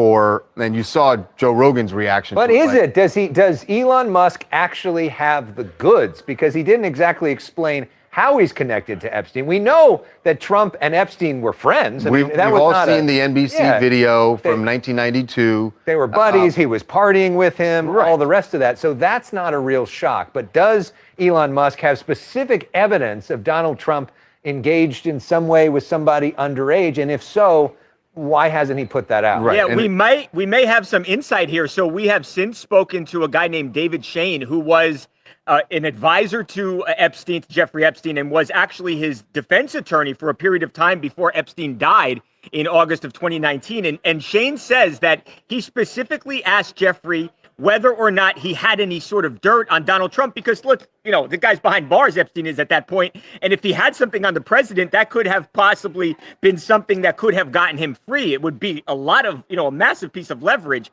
And Shane says that, again, no, Jeffrey Epstein told him there was nothing incriminating or compromising on Donald Trump. Elon, I think, notably, has not been firing off any personal attacks against the president today. In fact, he's been posting a lot of memes and sort of joking about the world's reaction to what happened yesterday. Bill Ackman tweeted out, I support both of them. They should make peace for the benefit of our great country. Elon Musk saying, you're not wrong. Maybe. I just don't know how you come back from what he said throwing out this wild allegation about But Epstein. Trump tends to bring people back into his orbit once they're helpful to him again. I mean, that's also sort of in Trump's playbook. Yeah. Hey, his vice president compared him to Hitler, and now he's the vice president, right? That is an excellent point, Mike. That is an excellent point. So maybe there is hope.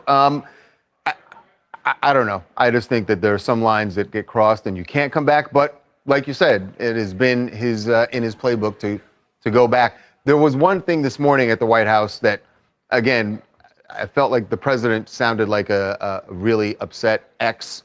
He was like, it's going to be a while before I talk to him. The White House also said that red Tesla that they purchased. Remember when they had the sale out on the car commercial sponsored by the federal government, and which would have been a huge deal if anybody else did it, but seemed to just be okay because Trump did it? Yeah, that car was still parked in a White House lot yesterday when everything blew up, but they said, we're getting rid of it. So can Elon pull out of this? Does he want to? There's some indication, as you said, that he does want to patch things up. So what was behind this blow up? What's going on in the mind of Elon Musk, someone who has researched him vastly for I don't know how long, but Fez Siddiqui has written this book, Hubris Maximus, The Shattering of Elon Musk. And it is eerie timing. The book just came out. Yeah, he's a reporter with the Washington Post. He is a reporter of the Washington Post, and he is joining us right now. Fez, welcome to TMZ Live. How you doing? Great to be here. Thank you for having me. I'm good. Yeah, I mean, obviously, you note the timing. This relationship went down in flames quite spectacularly and in a maybe different way than we all could have imagined. But I think everyone expected this was not expected to last. Yeah, I mean, Fez, a lot of people have said that even during the campaign, or like they're so buddy-buddy, but they're both alphas. At some point, this is going to go bad. And you write about that in your book. In fact, you said it was inevitable. But did you have any idea it would go down the way it did? I mean, I was just wondering what was going through Elon's mind yesterday. Is this his? Because for a moment I thought, all right, he's just trolling Trump. But then it just took a turn where it felt like he's angry. He's really angry and wants to hurt the president as much as he can. Is this a pattern with him, something he does? Yeah, that escalation definitely follows a pattern. And something that really struck me about actually Joe Rogan's comment, the take away the phone. I mean, that's been a persistent theme among, Tesla investors over the years. I talked to a Tesla investor yesterday who had just said the same thing, like somebody take the phone away from him. And the fact that people around Elon still have not managed to get control over this. I mean, when Elon was in a feud with the SEC, there was a requirement issued from the courts that he have a Twitter sitter, somebody to monitor his potentially market moving tweets during the middle of negotiations over the Inflation Reduction Act.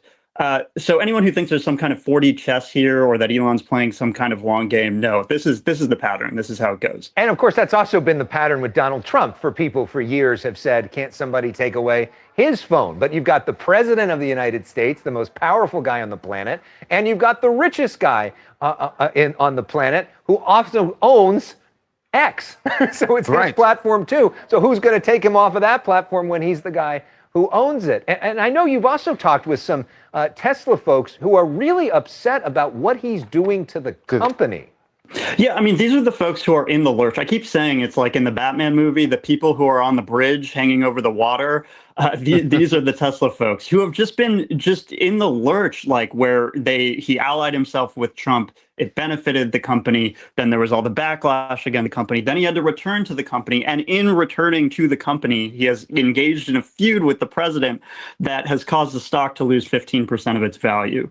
So you have to imagine these folks are quite frustrated and they want this to come to any kind of conclusion. Do you think, Fez, that it's sort of ironic that this happened? He leaves his post as an advisor on Friday, and I'm sure Tesla investors are going, okay, good, get him out of the politics. Now we're going to get back to just doing business and everything's going to be fine. And then 2 days later, it is,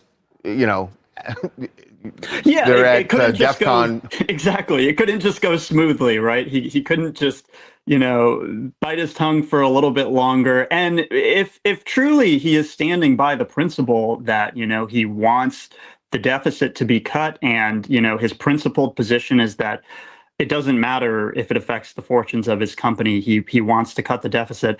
That's one thing. But then when he's lobbing the type of allegation that he's lobbing at the president, then how do you make sense of that? Was he standing by the president and just holding on to that allegation? How important are these government contracts and For SpaceX, subsidies yeah. for SpaceX, for Tesla, for all of Musk's companies? Yeah, it's incredibly important. I mean, SpaceX is not a public company, and so much of its business is, this space flight, right? And so it's not just Starlink, which is like the internet access, but it's shuttling people and goods to and between the International Space Station.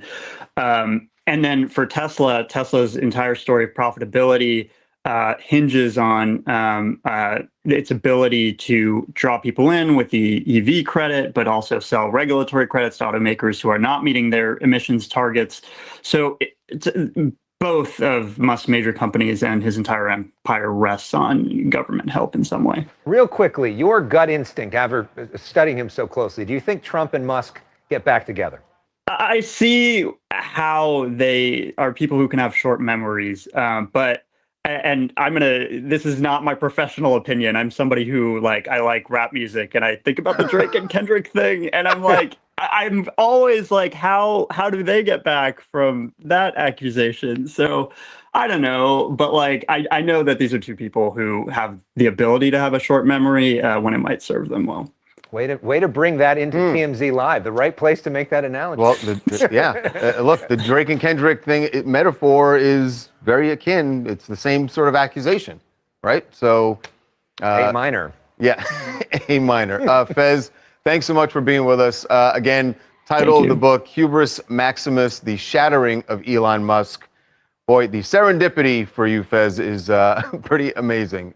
Thanks for being with us. Appreciate it. Thanks for having me. I think that everyone in D.C. thinks they're going to get back together. And that's the reason nobody is saying anything. It's like you have a friend when there's a breakup. Yeah, you don't want to talk bad about them, because then when they get back together, then they'll hold it against you. Same thing. Yeah. All right, we're going to take a break. When we come back, new testimony in the Diddy trial from Jane and what she has to say about freak-offs.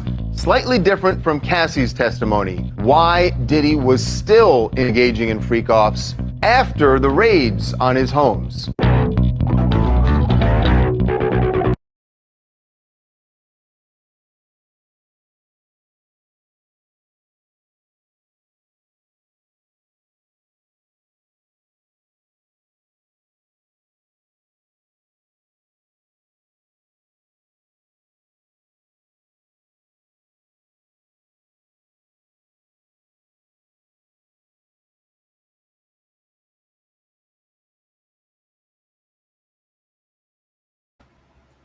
Y'all, do y'all see Michael up there from Love After Lockup? Remember I told you Michael was one of my favorites?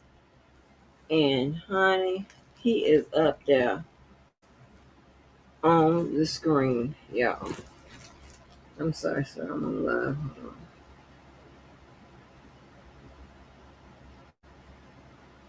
Let me see if we have a recount from one of my favorites. And then we can get back to the indictment.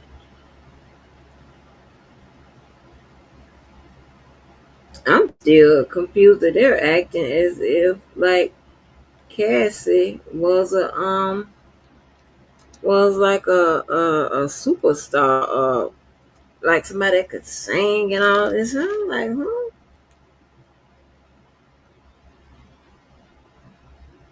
That's 1 hour, 5 hours, 6 hours, 8 hours.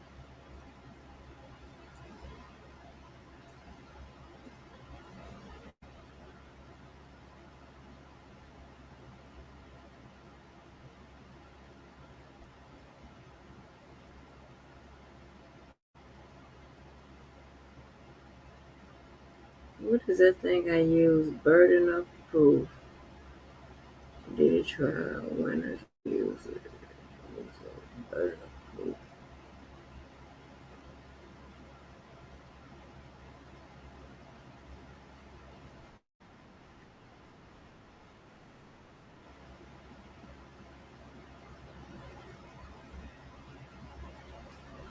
So you heard them essentially say things that we've already gone over, right? The other attorneys on there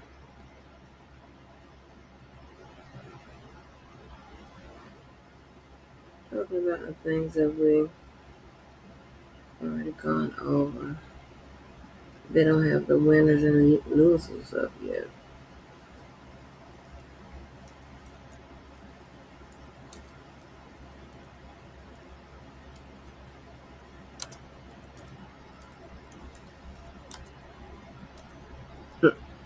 I meant to run that Elon yesterday, right?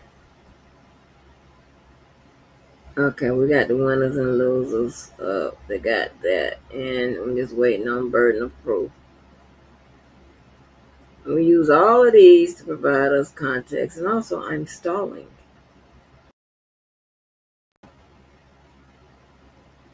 Y'all can't hear nothing I'm saying. Okay, here we go. Burden of proof. They got a burden of proof up, so. After sex with these two other men, she was feeling sick and she got up and went to the bathroom, says she threw up, and Diddy came into the bathroom and said, "Are you okay?" And he said something to the effect of, "Well, you vomited, you're gonna feel better now." And she's like, "I'm really not feeling all that well." And he says, "Well, you gotta come on, because guy number 3 is waiting in the room." And she had to go back out and have yet another sexual encounter with this third person. Hey everyone, Charles here, and it was the 18th day in Diddy's trial, and Jane is the star on the 18th day because this is one of Diddy's ex-girlfriends who's testifying, and she's testifying under the pseudonym Jane. And probably the key moment in the trial today, this is a quote from the defendant: "Get on your job." And that, you actually heard Diddy's voice in court today. People who were in the court heard that. We're going to explain why that was such an important phrase for the jury to hear, and for the jury to hear that audio. So Jane was testifying as she started yesterday. Today she was, the prosecutors were questioning her about her lifestyle with Diddy. We heard her say several times that she was in love with him. This was someone that she viewed as her partner, and that she wanted to make him happy. In fact, they had what she referred to as a love contract. That they had a love contract they signed for 2 years. And why there needed to be a contract? Well, that's because she says Diddy was paying her rent. And in fact, here was something kind of shocking. She said he's still paying her rent. Mind you, he went into, he was arrested back in September, and here she is testifying for the government against him, but she said he is still paying $10,000 a month. That was the agreed upon price in their contract. So she talks about when this contract started. They were in Turks and Caicos, and it was a trip that she thought was going to be just the two of them, a nice romantic trip. And she said, turns out that he had also arranged for, and this is her word, an entertainer, a sex worker or escort, to be flown to Turks and Caicos, and they ended up having what Cassie called freak-offs. Jane is referring to as hotel nights. And that went down, and said she was disappointed by that. But again, she wanted to make her man happy. So she talks about, now, one of the things that, because she's talking a lot about these hotel nights and these sexual encounters, and she gets into, in some parts of the testimony today, very graphic detail about what was happening during these hotel nights with other men, multiple men in some instances. But one of the things she talks about is whether or not, what the prosecutors are trying to get to is whether or not she was forced into this. And this was really important. We heard this when Cassie was testifying, and we're going to get it throughout Jane's as well, that the jurors no doubt are listening for, and the prosecutors want to raise instances where it seems that Jane was forced into this, that there was coercion and that she was sex trafficked. And she talks about condoms. She said that the first time it came up was during a night they were in Las Vegas, and that they had an entertainer come over, and she said it out loud, made it clear to Diddy that she wanted this entertainer to wear a condom. And she said that Diddy told her he didn't want to see any rubbers, and that she felt, this is what she said she felt like it was a guilt trip, and so they ended up not using condoms. And that was the way things usually went. She said that there were not condoms involved, but she clearly wanted that. But at some point she didn't, just because, again, she said she wanted to make Diddy happy. The key part here is, did she ever say it to him? Now, she says during this Vegas trip she did say she wanted to use condoms, and that they ended up not using them. But the point here is that if she doesn't say it to Diddy, how is he supposed to know that she is doing something she doesn't want to? And if it's just that she felt something, that might not actually get to the point of coercion. He can't tell he's forcing her unless she voices that objection. She said she did in Vegas, so will that one instance be enough? I'm not sure. But as for these hotel nights, she talked about one, and this is one where, to me, it's certainly, if I'm on the jury, this definitely sounds like forcing her into something. She says they had a hotel night. She had sex with not one, but two other men. Diddy was there and involved in certain ways.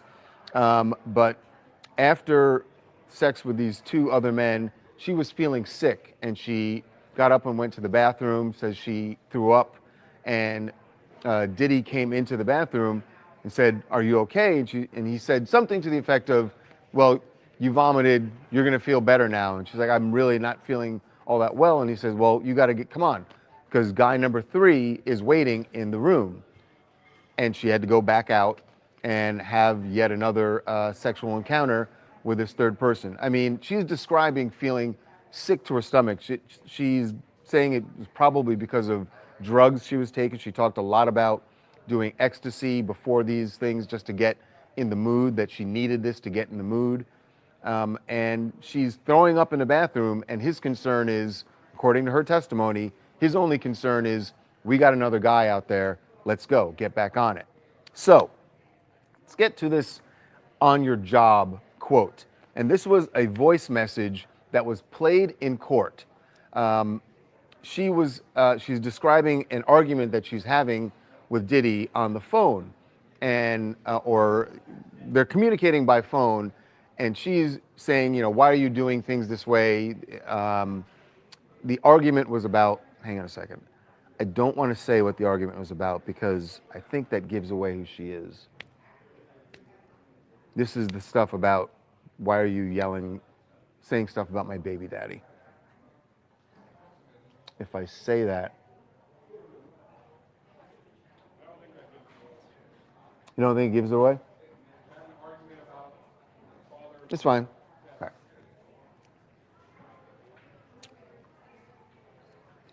So Jane says they're having an argument, and she's admonishing Diddy for saying something about the father of her child.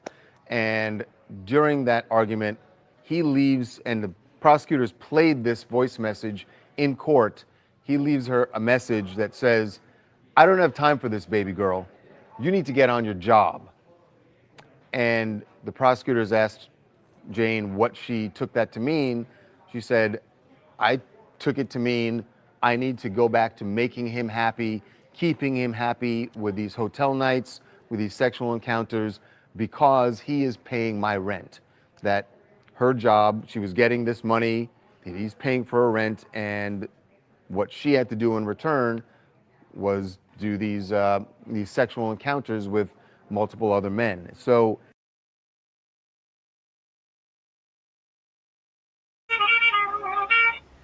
you know what that means, right? That means, and I don't know what the elements are for that particular victim witness, so I have to go look at the indictment. But by the sound of it, they've proven, well, in my opinion, they've proven forced labor, okay, possible sex trafficking. She's also, when he says get on your job and he's paying her and what have you, right? That could be a role in the enterprise. I mean, it depends on how the prosecutors characterize it. If he's paying her, that could be coercion. That goes to the elements. So they're establishing a lot. It seems as if now they appears to me, because I think Cassie, if I'm not mistaken, that's why you have to have the paperwork. Yes. Hold on, Cassie was. I'm here.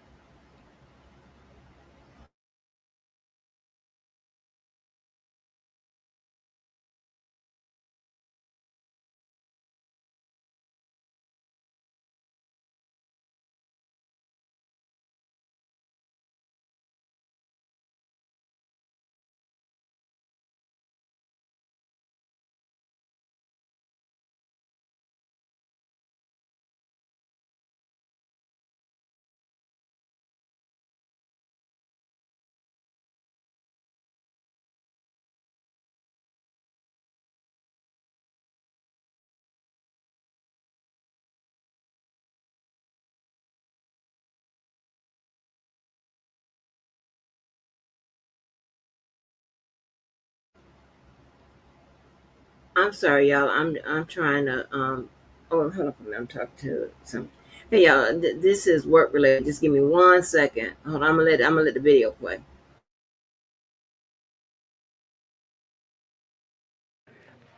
does that rise to the level of coercion? We're told from our reporter in the courtroom that voice that when you heard Diddy saying that, he sounded annoyed.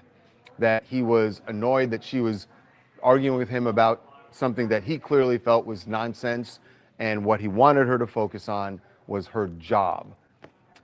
That really does sound like coercion. And again, it doesn't have to be multiple instances of it. If they can make it clear to the jury that she felt like she was being forced into this, that gets the job done as far as that counts. Now, keep in mind that there was all day, this was just the prosecution questioning Jane. The defense has not gotten to cross-examine her yet. I am certain that when they do, and it looks like that will happen some point late on Monday, or maybe it won't even start till Tuesday. But once they do, they're absolutely going to hit on this point that you continued to do this. It was your choice to keep taking this $10,000. It was your choice to have him paying your rent. You could have left. She has not mentioned any instances of violence, which we had with Cassie. So you can make the argument with Cassie that she felt intimidated, that if she tried to leave, if she said no, that there would be some violence inflicted upon her. We have not heard that from Jane, and so I would imagine that the defense is going to hit on that. But again, that didn't happen today, so really all the jurors heard were her tales of being, as she's describing it, being forced to do all of these sexual encounters that she didn't want to. She said she loved Sean, that she wanted to make her partner happy, and that's what she was doing, and that's why she was doing it. Will the jury take it that way, or will they start to think, that she had a choice and could have left? Here's the big difference between Jane and Cassie. The jurors don't have this video in their minds, right? They don't have a hotel beating that's captured on camera. And so it is plausible, in the words of Bill Maher, that they are going to feel like she should have left. We'll see what happens with that next week. But for that reason, and for the jury hearing Diddy's voice saying, "Get on your job," I think you got to say the prosecution was the winner today. And maybe the defense will be able to blunt that once they start cross-examination. But this was a long, long day of testimony from Jane, laying out all the lurid details of their sexual encounters, which she says she didn't want to be in. So, got to hand this one to the prosecution. We will see what happens next week.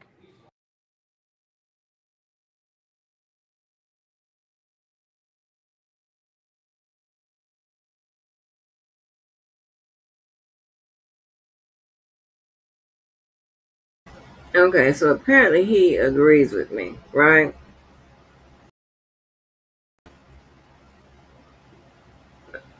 No, not you.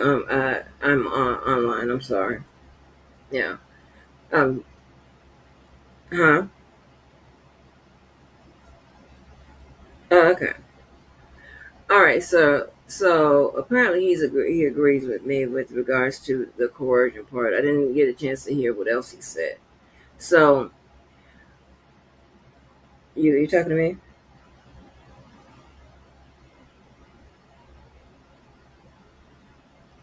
Huh?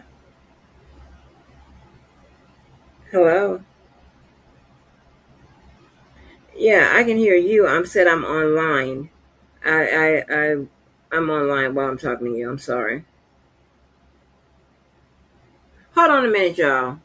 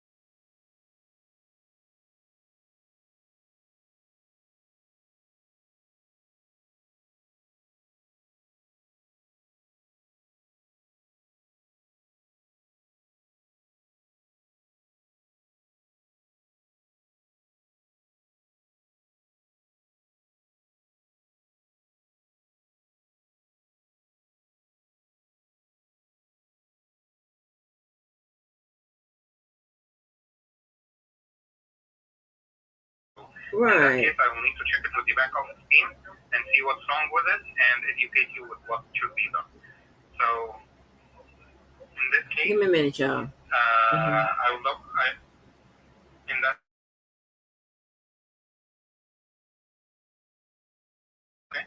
Okay, that's fine. Yeah, because I mean, all my checks have come back, so that's fine.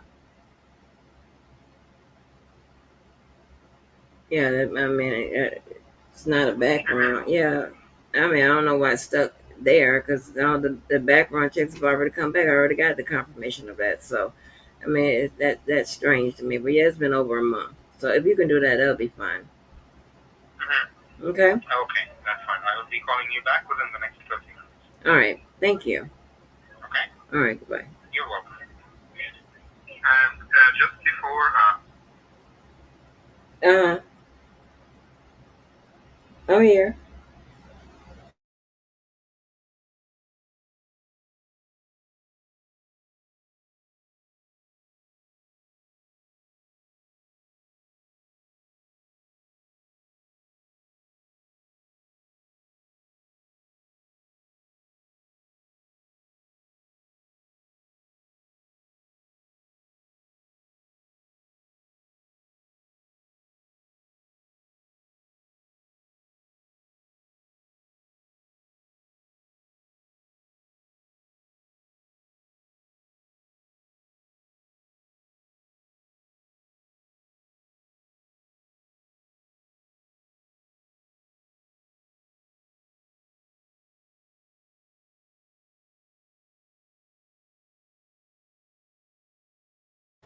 Yeah, I am so sorry about that. I'm gonna get to that side by side. We're gonna do that side by side today, baby.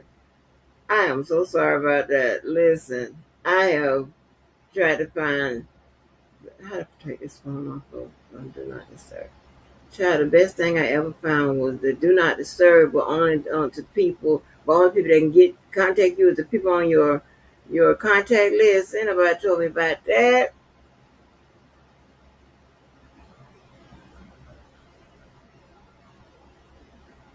Yeah, nobody ever told me about that situation.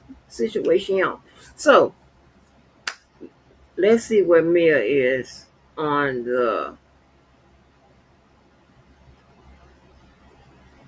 indictment. I think we said she's on the count. Is it 4 and 5?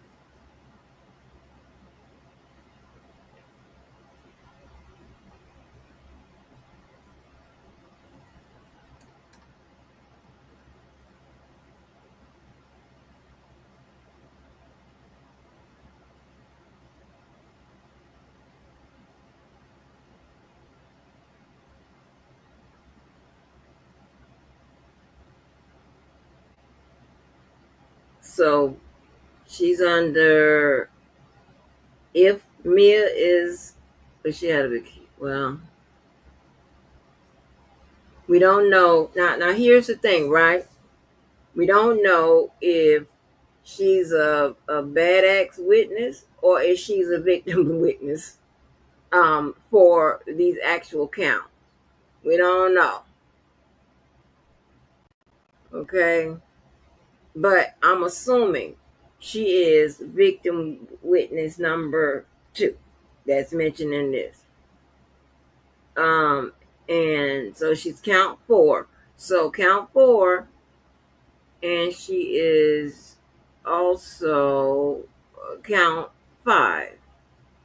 So they've established, in my opinion, transportation to engage in prostitution. Did she have um did she have these hotel nights? What was Diddy doing, y'all? This is all too much. We can't keep up with it. Freak off in the hotel night. Women, you don't have to. I had an old Dusty try to tell me, act like you got to do anything and everything to keep them. Child Shabuki, she would have been one of Diddy's girls or somewhere with herpes. You got to be kidding me. You ain't got to do shit but leave them. Because here's the thing, right? True love don't require all of this. And because respect is number one, this is something I've experienced, right? When they respect you, in my opinion, the love, it generally just falls in line. It just coincide, okay? You don't have to do all of this. This is too much. Yeah, a girl gotta eat. I'm okay with you got to kick out some, but that's just part of the course. That's just the norm in a relationship. I ain't got to get out there and have sex with other people and all this extra shit. And we still, because I'm still stuck at, y'all know, baby, I pretty much shut it down when it came to the semen, so another man's semen on his nipples. What? Huh? We still ain't got the full the breakdown of that. What is going on with that? What does this mean? But anyway, count 5 and count 4, sex trafficking by force. Because remember, she said, I don't want to do it, I don't want to do it, I don't want to do it. Fraud, I don't know where that come. I don't know if we heard that in the last 2 days, but we got coercion. So when you have people that aren't going by the indictment to tell you whether or not they proven or disproved whatever, be leery of that particular opinion, definitely of their commentary. I'm not I'm not like these people, but I'm just saying. I ain't telling you not to go nowhere. I don't get out like that. That's what they do. Okay. But what I'm telling you is I am a person. I just want the correct information. I don't never want the wrong information because the wrong information could have you to react in the incorrect way. I like to have the right information. I like to have the proof and the truth and all that goes with it. So let's see. So it is her, right? So it is her on the indictment. So she's not considered um wrong acts and all of that, right? I think it's 4-4. 4-4 is hold on.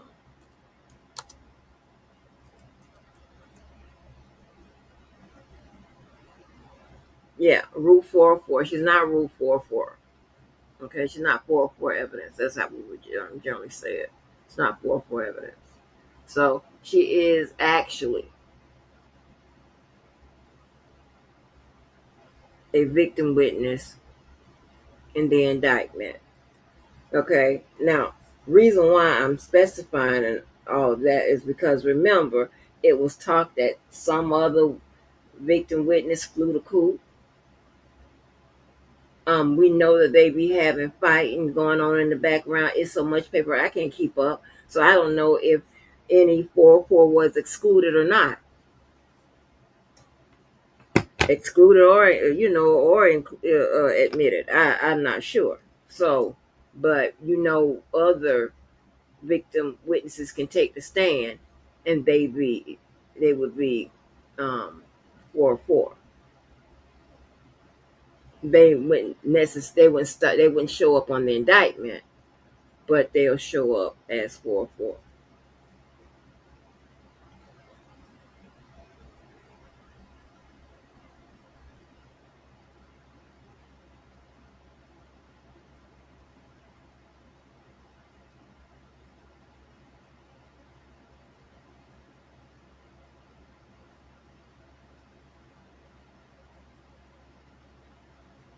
Let me see.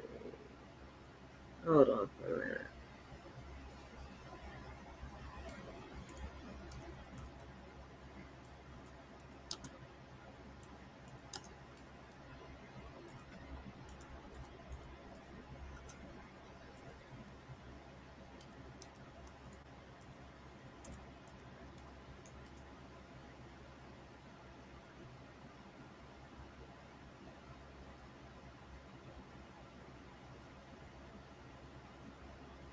Okay, so this is crazy. And the thing about it is we never saw him as a drug fueled ass goddamn shit that nigga dude that rub stuff on his nipples. Like, who does that? What?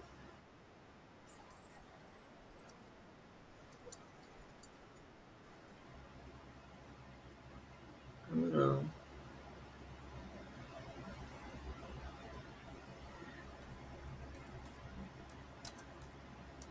That was great for Mo and Atmos to be up here together. They hadn't been on a panel together in a minute.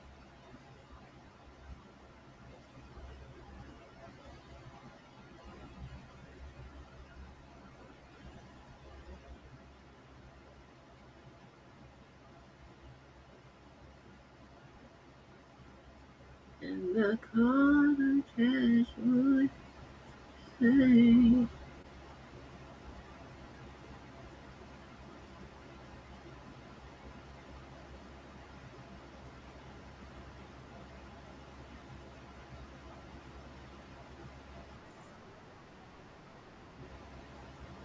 Hold on, yeah.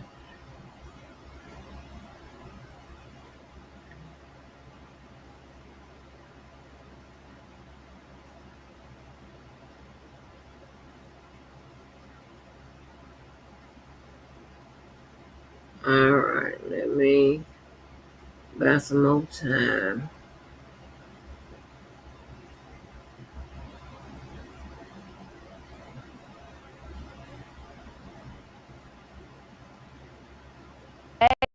In the Sean Diddy Combs trial, now in its fourth week, a forensic video expert took the stand today, called to testify about the video showing Combs' alleged attack on Cassie Ventura. So jurors also heard from another witness, a friend of Ventura's, who talked about when she saw Ventura and Combs. CBS News legal reporter Katrina Kaufman is outside the Manhattan Federal Courthouse to take us through today's testimony. Katrina. That's crazy. I know darn Great well to join you. says, So, yes, first we heard from this forensic video expert today. A few minutes ago. This seemed like this was back in the day. Hold on. It's been 21 days since.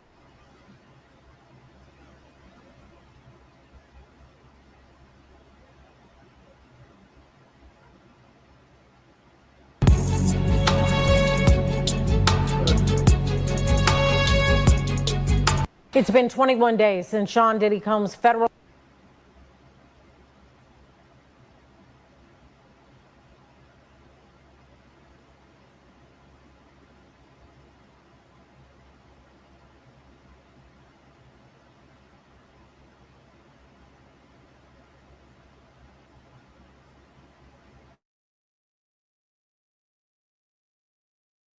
It's been 21 days since Sean Diddy Combs' federal trial started. Today in court, one of his former girlfriends testified under the name Jane and said he forced her into drug-fueled sex with prostitutes during their relationship up until his arrest last year. ABC's Rena Roy has a look at the difficult testimony.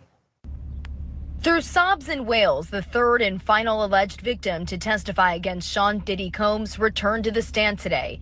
Under the pseudonym Jane, she told jurors about her 3-year relationship with the hip-hop mogul that she says was mostly filled with so-called hotel nights when Combs allegedly forced her into sex with male prostitutes. She testified the longest lasted 3.5 days and told jurors she tried to give subtle cues that she was tired, but Combs would say things like, "You're not getting tired on me, let's finish strong," and that he'd give her drugs to stay awake. Jane said she'd be asked to carry drugs on cross-country flights for hotel nights, and that eventually she started picking the male escorts because she thought at the least she should choose who would do that to her body.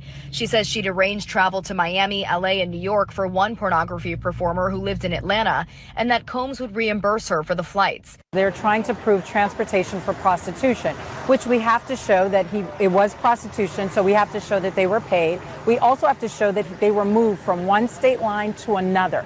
Remember, anytime you cross state lines, that's what invokes federal jurisdiction. So that's a very important part of this charge. The jury also saw text messages between Jane and Sean Combs. Some were loving and sexually explicit, but in one from later in the relationship, she tried to communicate her true feelings about those drug-fueled sex performances, saying in part, "I don't want to play this role in your life anymore. It's dark, sleazy, and it makes me feel disgusted. I don't want to play this role out of fear of losing the roof over my head." And Combs responded, "Girl, stop." Combs has pleaded not guilty to all charges against him and has maintained all sexual encounters were consensual. Now, Jane also testified about her birthday in 2023, telling jurors that she was made to have sex with 3 different men. She broke down on the witness stand, saying she just accepted it.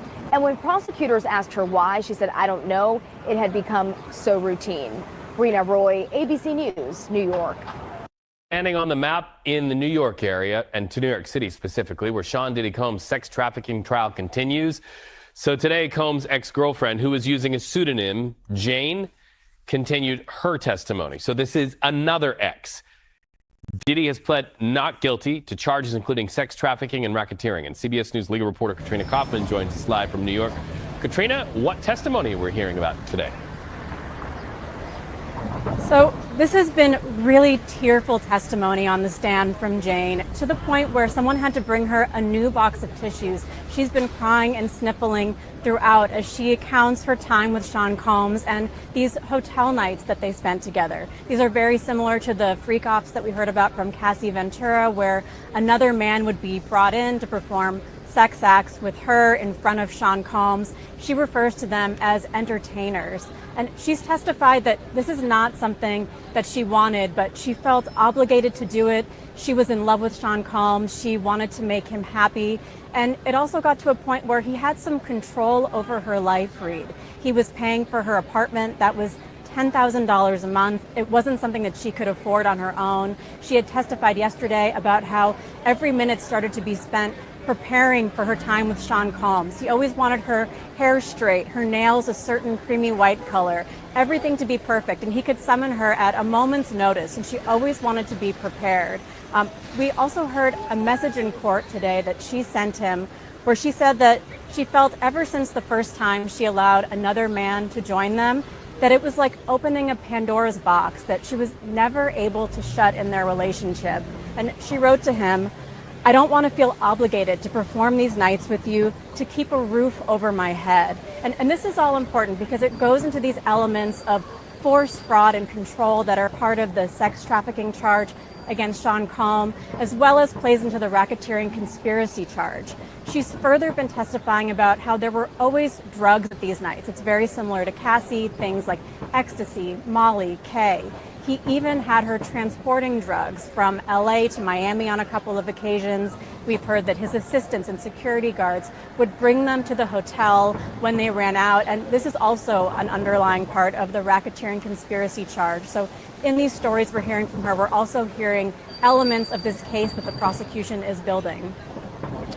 That is a lot for jurors to think about as they go through their weekend. Katrina Kaufman, we look forward to talking to you next week. Yes. Thank you so much.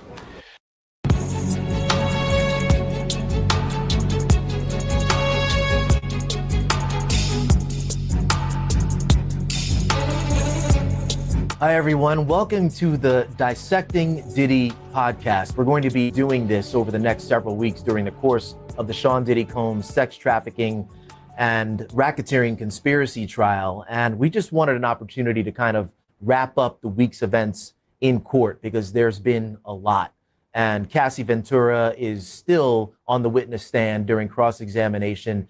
And when it's all over, it's likely that she will have spent a full 4 days on the stand. So we're going to get right to it. Joining me is my esteemed colleague, Nicole Johnson, who obviously took part in our big Dissecting Diddy special. And we have criminal defense attorney, Yohaira Escona, who was gracious enough to return with us to have an informal conversation. There's nothing formal about this. We're just going to be talking and chatting as if we were outside, talking about, what's happening with the case, because there are a lot of interesting takes in the comments. You'll see everyone has their own opinion, and I'm sure we do as well. And you've been in the courtroom. I have. Since this trial started. I have. Sitting not too far from Sean Diddy Combs, his family, Yep. some of the spectators and the media. Yeah, I mean, I think the first takeaway I had is I was so thrown off by how gray his hair is. Jail is stressful. Yeah, and you don't get dye in that federal holding. And we honestly don't know how much dye he was using before all of this, right? I mean, I know in the summertime when I go on vacation, if I let my beard grow, it's all salt and pepper. Santa Claus. Right? And I also Thanks, think Nick. it's part of the strategy. Nick got jokes now. Everything about his physical appearance, his attire, is very far and removed from the Sean Combs that we know. Super Someone polished, that right? is Yeah. super elegant, fancy, fly. I think that this appearance is being embraced because I think it's a fair way to neutralize him, to make him seem more human and more like us or more like the jury. I think that, and Cassie said it in part of her testimony, that he's this larger than life figure.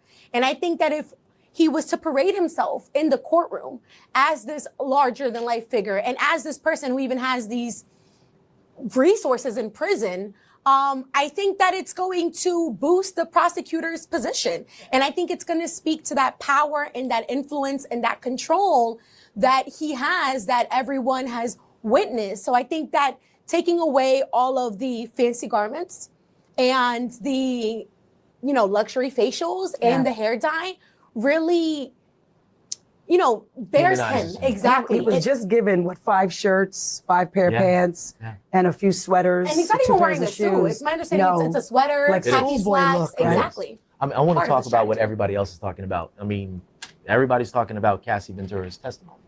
And I mean, Which part? Okay, well, I showed both of you my notes, my chicken scratch. Neither one of you wanted to read it, so I had to read it to you. And we cannot read it out loud because of Please how don't read explicit it out is. loud. Don't read it out loud. But I mean, I feel like we were inside a personal relationship, seeing discussions that were never intended to be seen by the public. Absolutely. How do you think these play with the jury?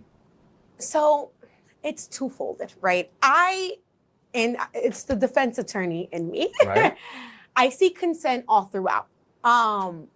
However, it's important to recognize that in every relationship, not just romantic, there are moments where you say yes, and there are moments where you say no.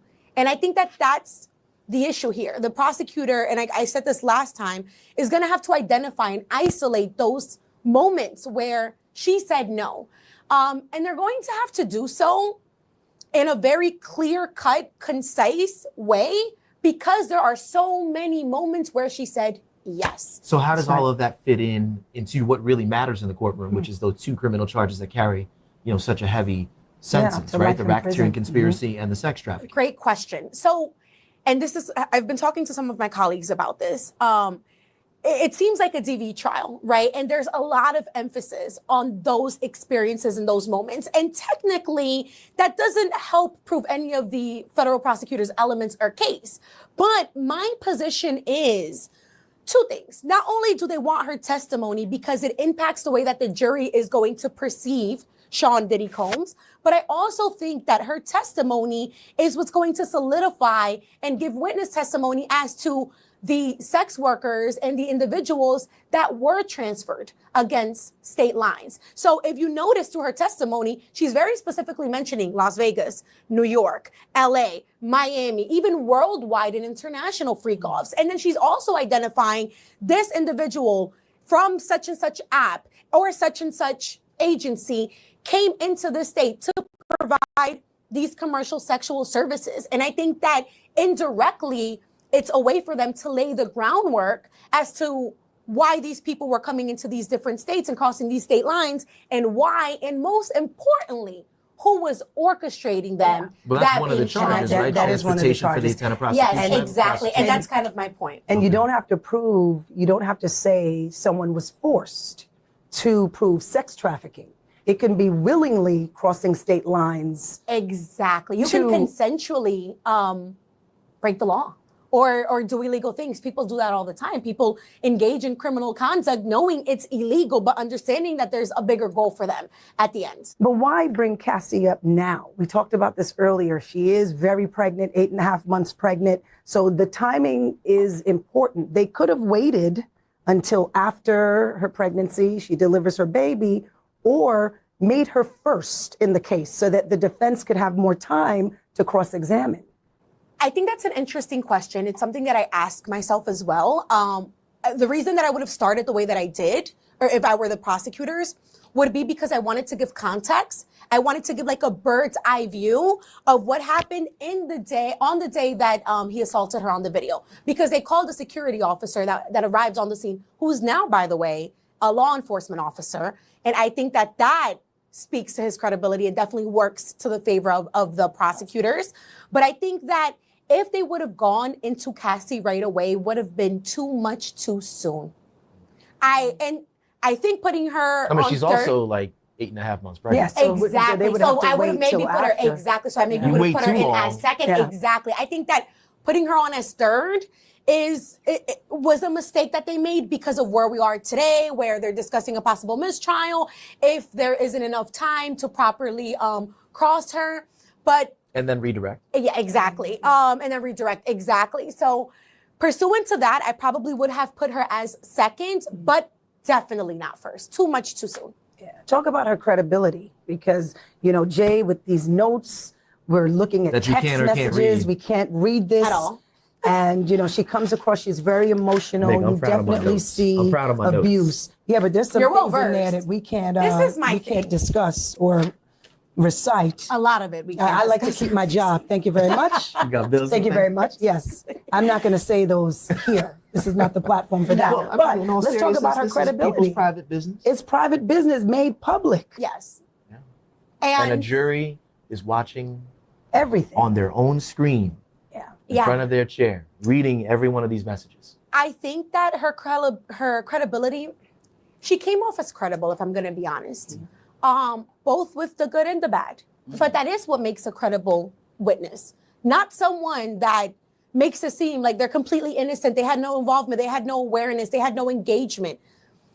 That isn't what makes a credible or a good witness. It's someone that says, yeah, I messed up, or there were some bad facts or some things that I probably should not have done, but this is why I did it. And I think that her testimony was to give context to the control and the coercion and the pressure that she felt. I think that the issue is, did you feel that because you wanted to keep him happy, or did he project that upon you? Because as you noted, there are multiple times where she's saying, I want to make you happy. I want to engage in these activities. I want to specifically experience this. I specifically want you to watch this. And that to me seeks, So break this down for me.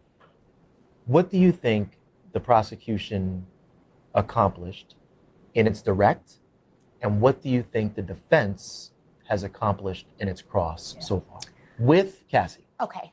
In the direct, I think that they accomplished showing control, coercion in the forms of blackmailing, with him constantly threatening to release the videos.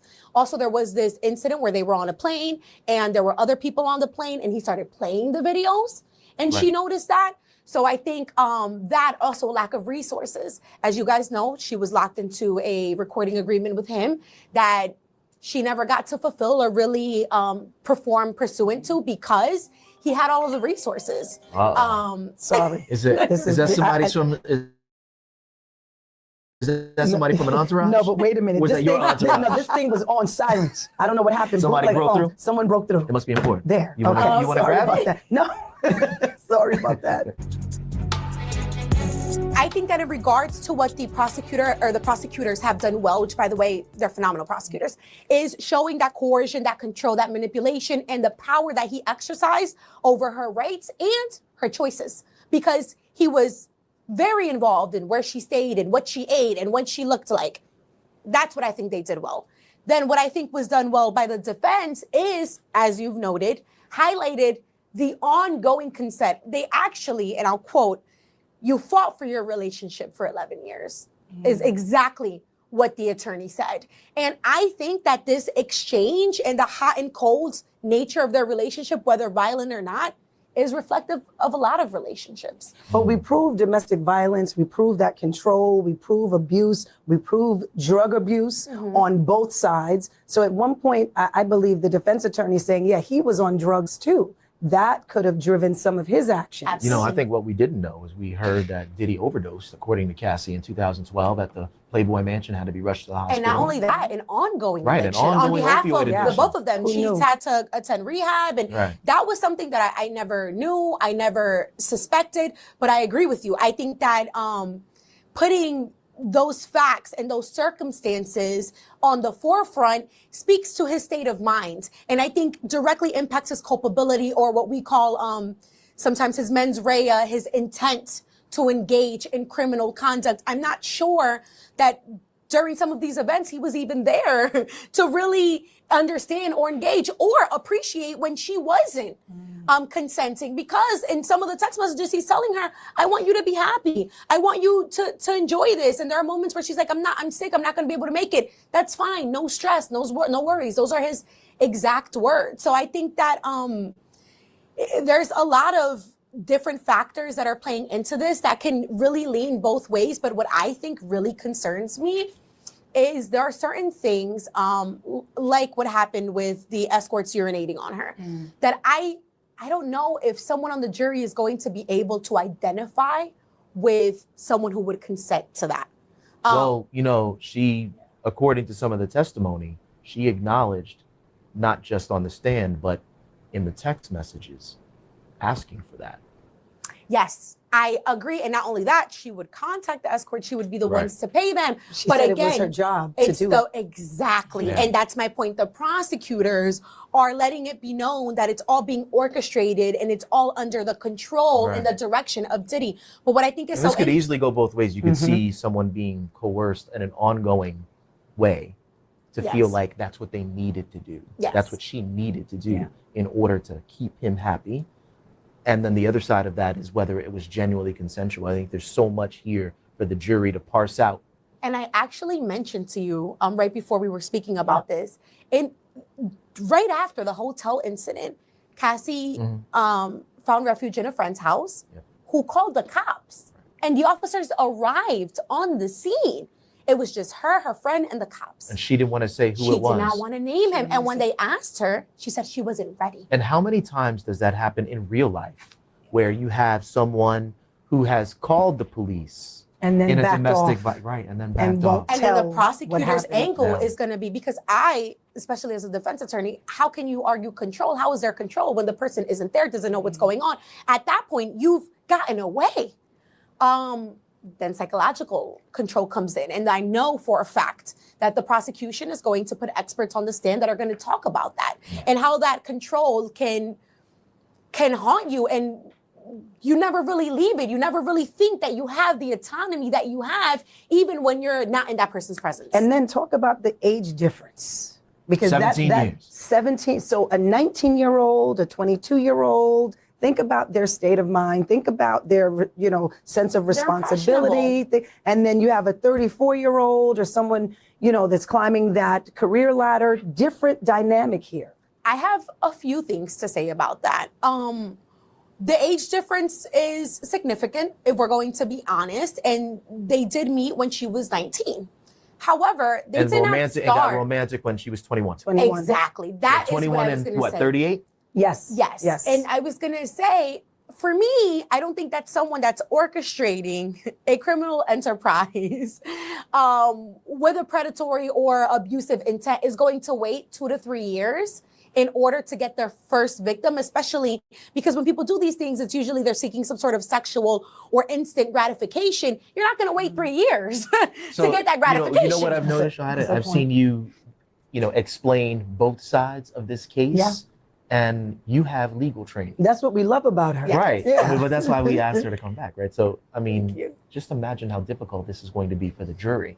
Everyday people who are all of a sudden thrown into this legal, puzzle that they have to kind of like put all the pieces together and make decisions based on the law, not the comments. And then leave not their the, personal not the thoughts, gossip comments. put their personal feelings aside. And not only that, they have to submerge themselves into a world that they've never had access to, They don't have that they a don't clue. even know exists. Because if I told my mother, hey, these are the things that occurred, and she consented, she will look at me and say, nobody in their right mind would ever consent to that. Right. And because I would never consent, she would never consent. And that projection occurs. And while it is the job of the jury to be impartial, to be neutral, to really find the truth, we are humans. That's right. And these allegations and this exploitation is so extreme. I'm very concerned. Alleged with the alleged exploitations are so extreme that I am concerned with the jury's ability to digest the information objectively and to detach their own biases and experience. Nicole, last question. Do we have a win here so far for the defense, it's still or a early. win here it's an 8-week for trial. the This is week one. prosecution? I know, but I'm all about, let's focus in. Who's one up? Okay, so I'll tell you guys my position. I also will acknowledge that I'm an aggressive attorney. I usually take the road less traveled.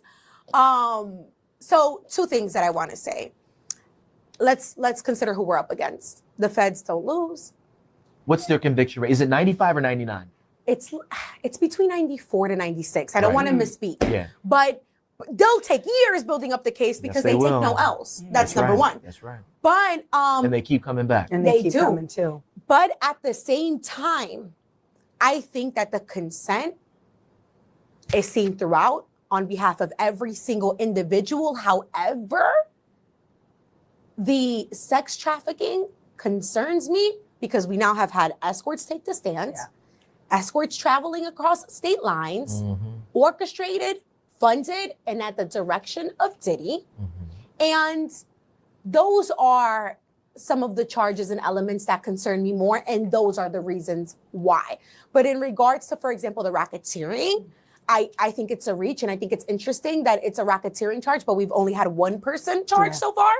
Are other people being charged? Or what's going on? But again, these are the feds. You never know how they work. And like you said, they'll keep coming back. Right. They don't give up. Let's leave it there. We'll keep coming back, too. We're going to try to do this once a week at the end of every week so we can wrap up the week's events in the courtroom. And Johaira Ascona, thank you so much Thank you for joining us for this inaugural edition of Dissecting Diddy. I'm Jay Dow for Nicole Johnson, and Johaira, thank you so much again. And we'll see you next week.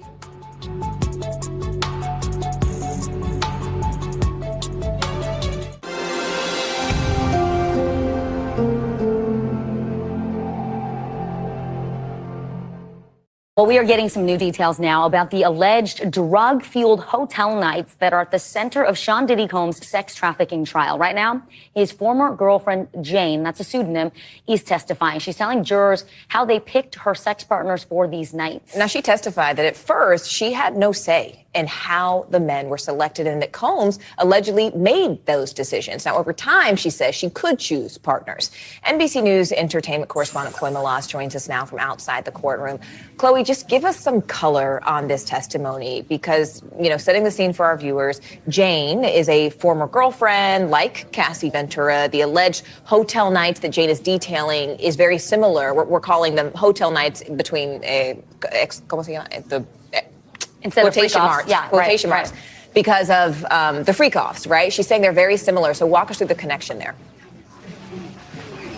Right. So Morgan and Vicky, freak-offs and hotel nights are the same thing. So those are just interchangeable phrases and nicknames for these nights where Diddy would hire these escorts to participate in these drug-fueled sex parties that he would sometimes film. So here is the way that this is breaking down in terms of how Jane Doe's testimony applies to these 5 charges that Sean Combs is facing. When it comes to transportation to engage in prostitution, which he faces 2 counts of that, simply prosecutors have to prove that Combs either wanted or hired or had these girlfriends hire these escorts and transport them across state lines, pay for their flights. We've heard about that during the testimony today, that Jane would sometimes pay for the flights and then get reimbursed by Combs, that they exchanged money with these escorts. There was cash in the drawer. Sometimes Jane would pay them on Cash App. Now, when it comes to the sex trafficking, prosecutors have to prove force, fraud, or coercion. Jane Doe is talking about being scared that Combs would allegedly threaten to stop paying her rent if she didn't continue to participate in these hotel nights, that she felt forced to continue to do this, that he would ply her with drugs like ecstasy. So again, they're really trying to meet the bar of those separate charges. But when it comes to RICO conspiracy, her testimony talking about the assistants procuring drugs when they would run out and setting up these hotel rooms for these freak-offs, that's how you get to the RICO conspiracy. But it is a little muddy. There are some gray areas. Her memory is not the best at times, and it's really going to ultimately be up to what does the jury believe. Fascinating watching those cases side by side, right? Playing out simultaneously. You know, Chloe, a real bombshell moment yesterday because the judge made a very unusual move, but the judge threatened to remove Combs from the courtroom because he was being so expressive. He was looking at the jury, smiling, nodding. It's very rare for a defendant to be removed from the courtroom. How is Combs' demeanor today?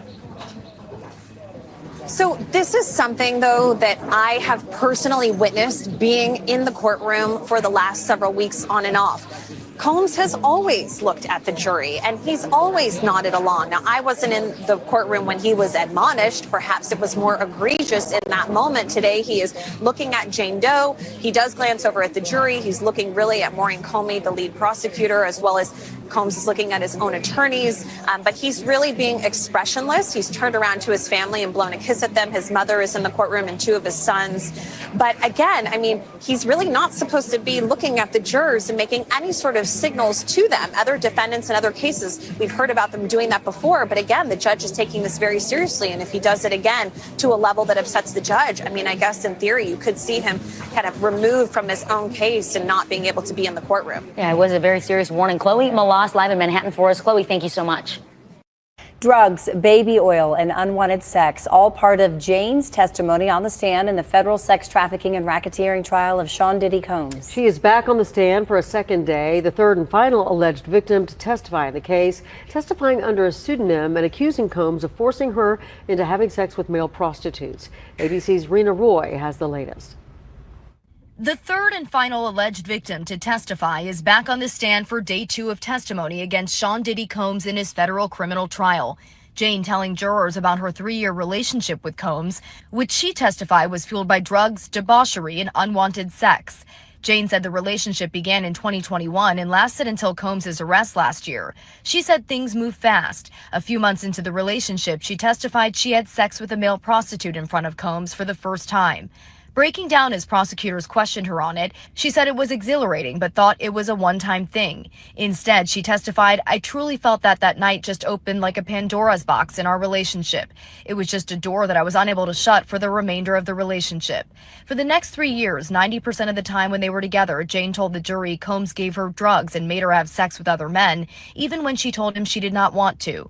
Today, prosecutors asking, why not just say you wanted to stop? Jane wailed loudly into the microphone and through tears said, "I don't know." So it's important for the prosecutor to get this testimony out about where these encounters took place, who got her to these locations, who was involved, how many rounds, how did she react, how Sean Combs was telling her and directing her to do these things. Jane is the second woman after Cassie Ventura to testify a romance with Combs morphed into a pattern of unwanted sex. Jane testified Combs funded her move to Los Angeles, where she said he paid her rent, $10,000 a month, and threatened to withhold it if she did not agree to his sexual demands, saying she felt obligated to perform those nights with him. On Thursday, the judge issuing Combs a warning for, quote, nodding vigorously and looking at the jury. The judge said that is absolutely unacceptable. And if it happens again, he said he would consider excluding Combs from the courtroom for the rest of the trial. Now, the defense has said all sexual encounters were consensual, and Combs has pleaded not guilty to all charges against him. Rena Roy, ABC News, New York. The third and final alleged victim to testify is back on the stand for day 2 of testimony against Sean Diddy Combs in his federal criminal trial. Jane telling jurors about her 3-year relationship with Combs, which she testified was fueled by drugs, debauchery, and unwanted sex. Jane said the relationship began in 2021 and lasted until Combs' arrest last year. She said things moved fast. Day 18 of the criminal trial of Sean Combs. Today, we'll be hearing more testimony from Jane. She's referred to as Victim 2. Yesterday, Jane spoke for several hours on the stand. She had long, dark hair. She's an attractive woman. She had on a brown coat. It was like a blazer type of setup over top of a long dress. She told jurors that in May 2021, she was first told by Combs about his fantasy to watch her have sex with paid escorts. She said that these debauchery nights, as they called them, opened up a Pandora's box between her and Combs. Jane also got emotional on the stand when she was talking about how she felt when Combs first proposed this idea. Also, yesterday from the judge, we heard him warn Mr. Combs not to nod or to look at 12 jurors. And the judge has said this after he was nodding and staring at the jurors during the testimony of Brianna Bongolan. Jane will be on the stand at least till the end of Monday in terms of her direct questioning from prosecutors. She'll then face cross-examination, likely by defense attorney Nicole Westmoreland. We're going to turn now to the Sean Diddy Combs trial. A new accuser took the stand. The judge threatened to toss Combs out of court. Chief Investigative Correspondent Aaron Katursky at the courthouse. Good morning, Aaron. Good morning to you, George. Sean Combs must return here to court this morning with a whole new demeanor after the judge threatened to kick him out. This morning, Sean Combs has been warned. Call me. I run this city, send the cops, DA, defense to come get me. The judge rebuking him over his facial expressions during testimony, accusing Combs of nodding vigorously and looking at the jury. The judge said that is absolutely unacceptable, and if it happens again, he said he would consider excluding Combs from the courtroom for the rest of the trial. It seemed Combs received the message, showing little reaction when a former girlfriend testifying under the pseudonym Jane described a 3-year relationship fueled by drugs, debauchery, and his penchant for pornography, baby oil, provocative lingerie, and really high stripper shoes.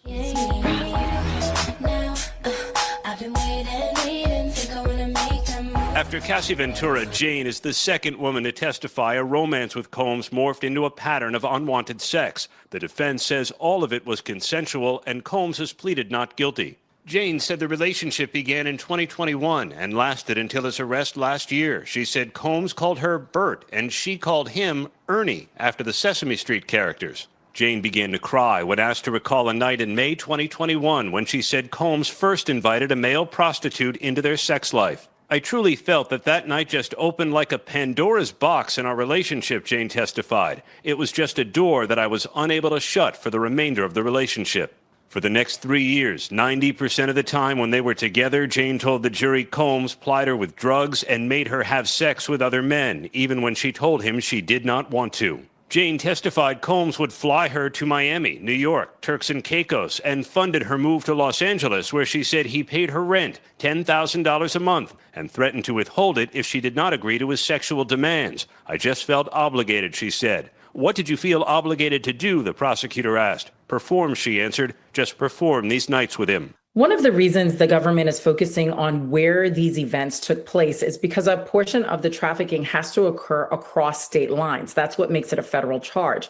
And so that is why we really pay attention to what hotels, what locations, and what dates, so we can see how Sean Combs is moving them from state to state. Jane returns to the witness stand a bit later this morning, guys. She could be on the stand for the next 5 court days.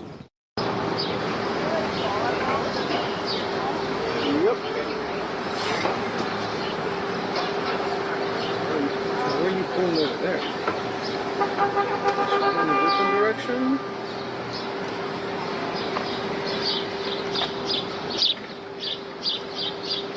Who is that?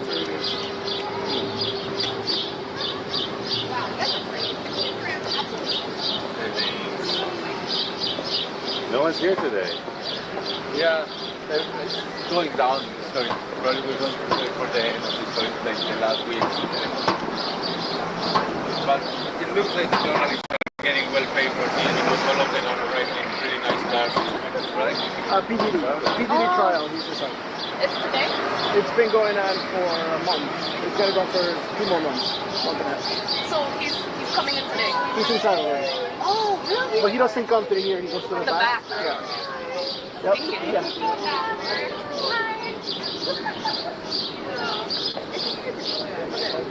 Thank you.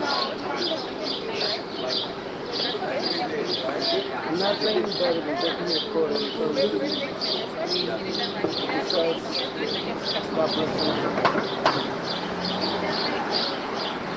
The judge actually threatened to throw Diddy from the courtroom for nodding at jurors, or if he kept doing so.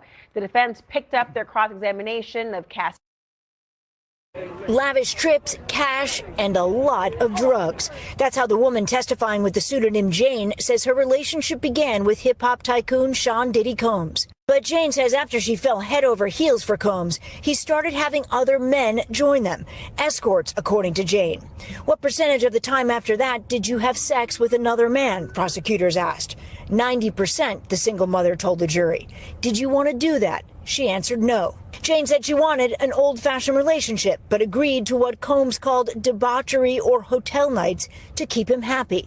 She told the court the nights took place in hotel suites with red lights, music, lotions, and an excessive use of baby oil everywhere.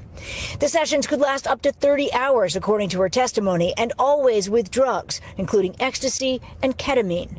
During their relationship, which started in 2021 and ended when the music mogul was arrested, Jane says he supported her, paying her rent and wiring her tens of thousands of dollars. Combs pleaded not guilty to 5 federal charges, including sex trafficking and racketeering. In court today, a dramatic moment played out after the jury was excused for lunch. The judge turning to the defense team and saying, "I was very clear there should be no facial expressions to the jury."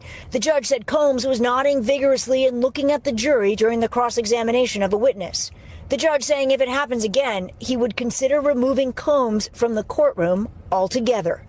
Jane has only just started her testimony. She could be on the stand for days. Prosecutors say she was coerced with drugs, lies, and threats to take part in Combs' sex parties.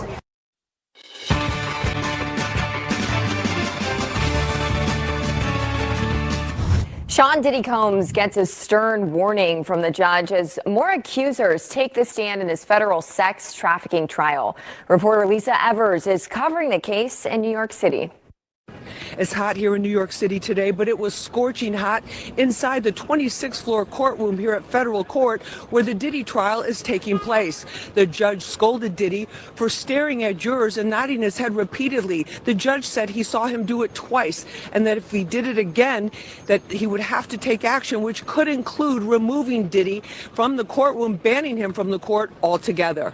Now, Diddy accuser Brianna Bongelin was back on the witness stand today for cross-examination, which is just as tough as yesterday. She's the shorter of the two blondes you see. She claimed that Diddy dangled her over the 17th floor balcony in Los Angeles, then shoved her into furniture, causing minor injuries. Diddy attorney Nicole Westmoreland arrived at court with a clear battle plan. She subjected Brianna to a relentless cross-examination, getting her to admit that after the alleged balcony incident, she sat and smoked a blunt with Diddy. Yesterday, Westmoreland got her to admit that she was a drug dealer with an extensive catalog of illegal drugs, everything from ketamine to cocaine and ecstasy to acid and all types of pills. Today, Westmoreland claimed Diddy was not even in Los Angeles when this dangling over the balcony incident allegedly happened. She produced what appeared to be a hotel receipt from the Trump International Hotel in New York City for a 5-day period when that occurred. Another Diddy accuser was on the stand in the afternoon. She's going by the pseudonym Jane. She testified how the relationship began when she took a trip to the Bahamas with him, for which she received $10,000. During that drug-fueled trip, she said she grew closer to him. They saw each other repeatedly, and that she also was asked at a certain point to do freak-offs, which she did not want to do, but she did agree to do them, receiving multiple payments after that. In Lower Manhattan, I'm Lisa Evers, Fox 26 News. Brianna Bongelin, a friend of Cassie Ventura, returned to the witness stand Thursday in the Sean Diddy Combs racketeering and sex trafficking trial for a tense cross-examination. She previously testified Combs dangled her off the balcony of Ventura's 17th floor Los Angeles apartment on September 26, 2016. Remember that date? It was central to the latest testimony and the defense team's claim the incident never happened. Under cross-examination, defense attorney Nicole Westmoreland pointing out Bongelin returned to the apartment a week later to hang out with Ventura while Combs was present. Westmoreland, weren't you afraid to do that? Bongelin, I guess not. Westmoreland then pressed her attack on Bongelin's credibility.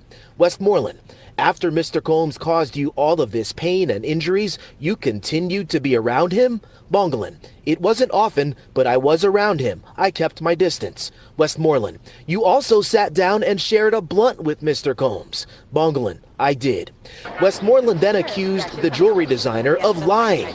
Westmoreland, isn't it true that after your lawyer started that story about the sex assault and you knew it wasn't true, that you started repeating it? Bongelin, can you repeat the question? I don't understand. Westmoreland then showed Bongelin and the jury a prosecution evidence exhibit of a Combs hotel bill from a stay at the Trump International Hotel and Tower in New York during the same time period when Bongelin testified Combs dangled her off a balcony in Los Angeles. Westmoreland, isn't it true that you can't be in two places at the same time? Bongelin, hard to answer that one. Westmoreland, you testified that Mr. Combs dropped you off a balcony on September 26, 2016. True? Bongelin, I can't agree with you. Westmoreland, you came in here and you lied to the men and women of this jury. Isn't that true? Bongelin, I can't agree with you.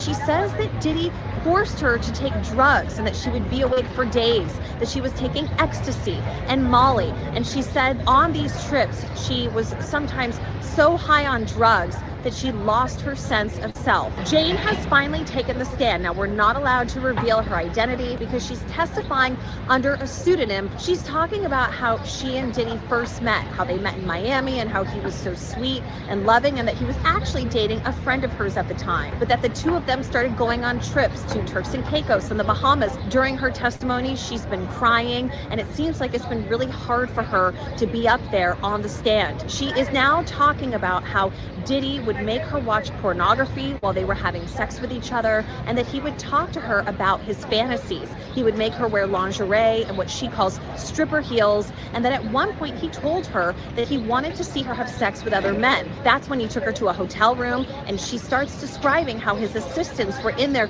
setting things up with baby oil and the lighting and providing drinks. And she said that when she was there, he then hired an escort from a company called Cowboys for Angels. She said that this escort's name was Dawn, and that she had sex with this man in front of Diddy while he masturbated. Jane testified that over the next few years, 90% of her relationship with Diddy centered around these sexual encounters with male escorts. She testified that she told Diddy multiple times, verbally and in writing, that she did not want to participate in these sexual encounters. I am outside the federal courthouse in Manhattan on Thursday afternoon. And today, for much of the day in the trial of Sean Diddy Combs, we heard from a woman testifying under the pseudonym of Jane. She said that she had met Sean Combs in late 2020 on a trip to Miami with some of her girlfriends. She said she started actually dating Sean Combs in January of 2021, and from January until about May, she said it was beautiful, wonderful, they made lots of love. When the prosecutor asked Jane to start talking about how their relationship changed in May of 2021, she started tearing up. She said that for the next 3 years, they would have meetings with other men. She called them entertainers or escorts. She said that during a lot of this time, he was paying her rent, which was $10,000. Jane said that at one point she had a friend who had made $4 million in a year on OnlyFans. And she suggested to Sean Combs that she could do that and make her own money. He basically brushed it off and said, let's think about it, let's wait on that.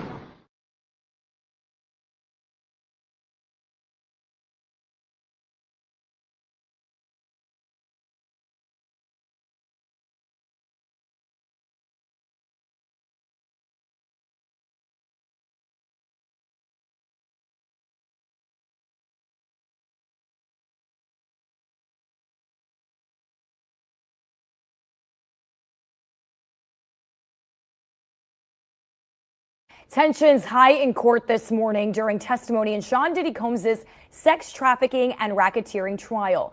The judge warning the defense that Combs could be removed from the courtroom if he continues to try and interact with the jury. The judge says he saw Combs nod towards the jury 2 separate times. It comes after Brianna Bongolin, a friend of Cassie Ventura, told jurors that he allegedly held her over a balcony and threw her onto balcony furniture in September of 2016. Another witness, who will go by the pseudonym Jane, is already taking the stand. She alleges that she started dating Combs in 2020, which then turned into physical and sexual abuse. Combs denies the allegations against him, but could spend the rest of his life behind bars if convicted.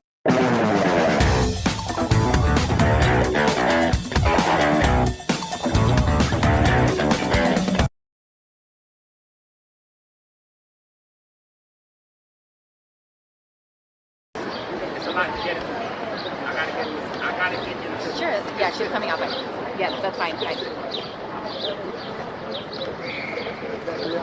Brianna, how are you feeling after today? Brianna, why did you lie on the oath after telling them people that Ray J was the plug?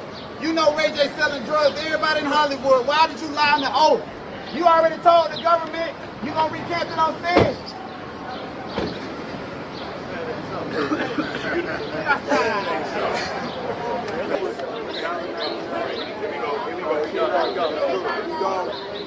Oh, come on, Miss Combs. Come on. Miss Combs, you look great. You smell great. Mary J. Blige ain't got none on you, Miss Cole. Absolutely. Come on, Miss Cole. People that cheat, if you say something disrespectful, Let's pour it's into a Miss problem. Cole. Absolutely. If you say her name, give her a cash out. Beg her. Yes, indeed. I got an ID at the top for me, yo. Lord, nothing. If you got talk to her, give her cash. $2 out your pocket, how many views you got?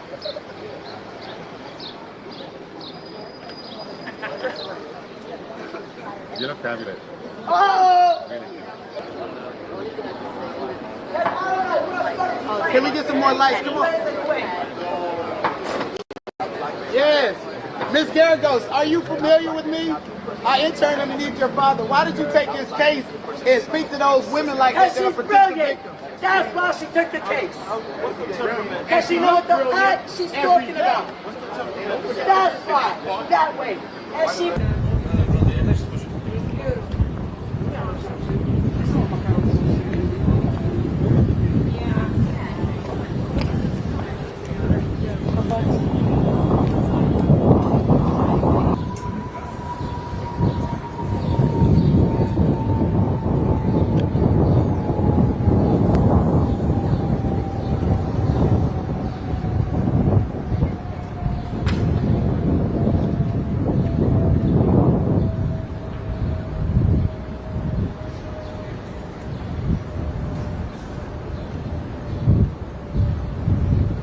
They was getting high. So when Cassie had the song talking about the boys getting high on top of her, she was talking about herself and them vocals.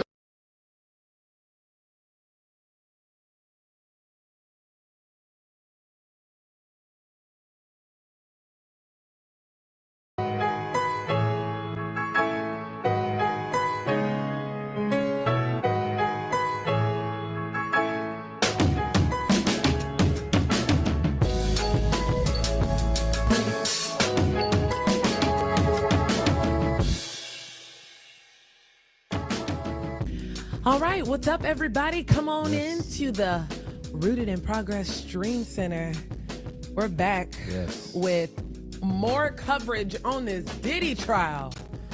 My goodness, it's been 4 weeks, Terrence. Man, and it seems like it's been 4 months with this. Well, technically it has, right? Because then it was like the charges and it was all of the, all of the accusations and all of the lawsuits. And then we had to wait for the trial to start. And now the trial is here. Well, you have the jury selection that took place for a couple weeks. And then, now, I mean, the opening testimony for Cassie, lasted, 3 days, if I'm not mistaken? 3 days. Yeah, so. Yeah. It's a lot to unpack. It is. And hey, we are here. We got y'all back always. Yes. Y'all know Rooted in Progress is where you come to get everything you need to know, right? Your host, Deanne King, Terrence Middlebrooks in the building. And so we did something really interesting, right? And so with this case, it's a federal case, right? So everybody probably still upset about this, but the Diddy trial is not televised, where most people wanted, me and my friends, Terrence, had this thing on our calendar. Yeah, really. We were like, we want to watch it. Like, it was like OJ. Exactly. Right? And so we figured everybody was going to be all in watching this thing live. Yeah. Nope. It is a little disappointing that and it's really somewhat hard to follow unless, you know, everyone are somewhat like you who read the transcripts daily. Every morning. Yes. That's her own little novel that she's reading. Most people pull in, grab just books and read. To stay up to date, but we got your back. Deanne is reading the transcripts. Yeah. And I think that what we wanted to do, and I'm reading these transcripts every day, and I'm like, we got to get this guy. So Inner City Press, they're out of New York. Matthew Russell Lee, he's the co-founder of Inner City Press, has been doing a fantastic job at reporting every little detail of what's been going on in that courtroom. He transcribes it daily, has been doing it. He is one of few. He is a rare court reporter inside looking at Diddy. Yes. Face to face. So what we did, as we all know, court typically happens in the morning, right? Today, I know it depends on when you're going to be listening to this podcast, but particularly today on June 5th, court doesn't start until 11 a.m., but it typically starts, right, Terrence, around like 9 or 9:30. Right, exactly. So what we did is we hung out and we chatted with Matthew Russell Lee when he left the courthouse yesterday and got caught up to date with everything you need to know about this Diddy trial. What did he look like? that outburst that happened, all the things. So take a listen and hear the very latest from court reporter inside of Diddy's trial, Matthew Russell Lee. Okay, so few reporters, right, actually are able to be inside of the courtroom. We have the man that I feel like the entire nation, maybe even internationally, might be following, Matthew R. Lee, co-founder of Inner City Press, also an attorney. You have been going inside of this courtroom for the last 4 weeks. Let's just start with how you're feeling right now. Sure, no, it's true. It's long. It's with the moment that they said that it might be shorter than 6 weeks, the government case, I was pretty happy about it because it's exciting. But then once you start doing it, there's a lot of expectation. You can't, and the way this trial has been, you can't really say, well, I'll skip that day. You know, there have been trials that I've covered where there's been like, okay, this day is just going to be like technical stuff, but each time they've had either a victim or you know, the male escorts, or so it's been I've been all in on it, and I'll frankly I'll be, whatever the outcome, I'll be somewhat happy when it's over. But I mean, it's not my life on the line, so but it is true that it can be kind of all consuming. I'm still actually trying to keep up with some of the other cases that I cover here. I just did something about the Luigi Mangione. Wow. You know, the healthcare thing. That's in the same courthouse, so it's not impossible, but it's pretty much from like 8:30 to 3 or 4 o'clock. It's all Diddy all the time. Let's start with the tone, right? So here we are, 4 weeks. You just got out of the courtroom. When you get into that space every day, what are the emotions like? What's the tone like from people? I'm talking about from the judge, from Diddy, to the people sitting in the pews in the courtroom. It's surprising. I mean, I'll tell you, you wouldn't necessarily know it from outside, but it started off a lot more sort of acrimonious between the two legal teams. They've gotten to the point now where I guess it's just, you know, they're both tired. So then to top it all off. So I've still played by the rules. I've never run her name. I didn't run her name. So Mia is someone who they walked into the courtroom and you knew exactly who Mia was. I'm not saying that by eye, but at the moment, and that's why I blame the prosecutors on their direct examination.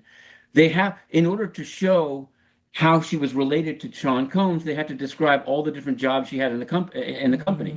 And you know, the internet is forever. Again, I'm not raising this to try to people. It's funny. I take it from both sides. I have readers that are like, why are you, withholding information from us? Which I take seriously, because I think you should be able to count. You don't want to be reading. You don't want a reporter to go to Congress and like not report what the other side is saying. Now it's different in a court, but it shouldn't be that different.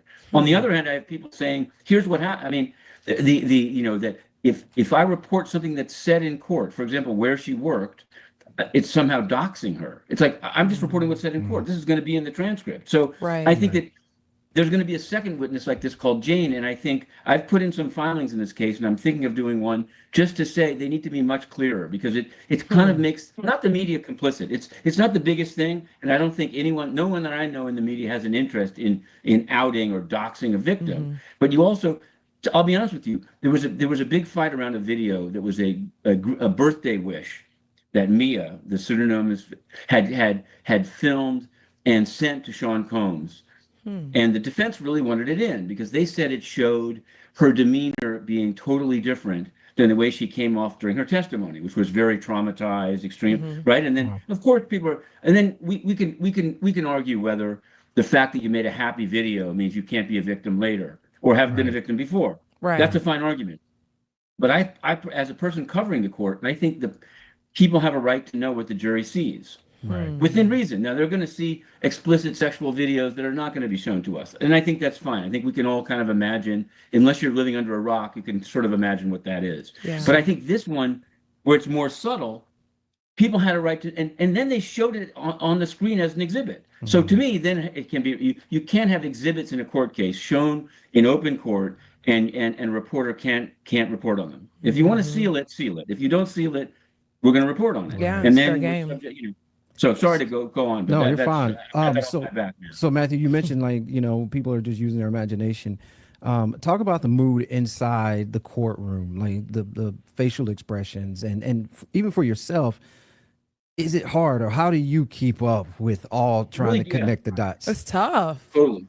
it totally differs by who the witness is, right? I mean, during Cassie's multi-day testimony, I think it was a very somber. There wasn't a lot of laughs because you're going from like one violent incident to the next.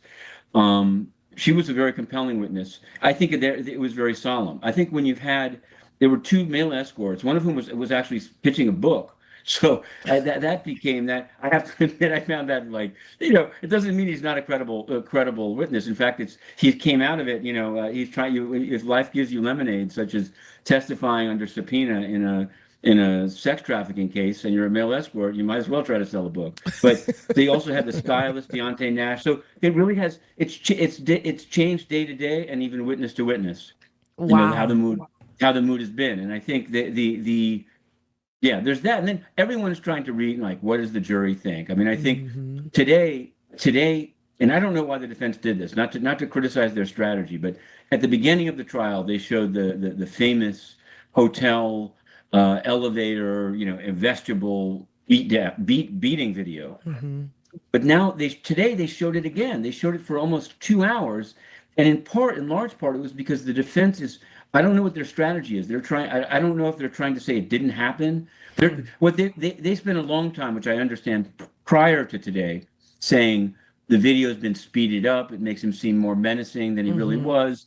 Honestly, almost everyone I talked to said fast, slow, it is what it is. Yeah. The only question you're left with is whether beating someone that way is racketeering or not. But there's no question that it's like domestic violence. There's no question that he could have been arrested for assault that day. And so for some reason, the defense, and somebody said to me, maybe their strategy is to kind of desensitize, have the jury see this video so many times that they don't it feel takes anything. the shock value. Yeah. I don't know. I mean, I guess that we'll find out when they deliberate. But that's right.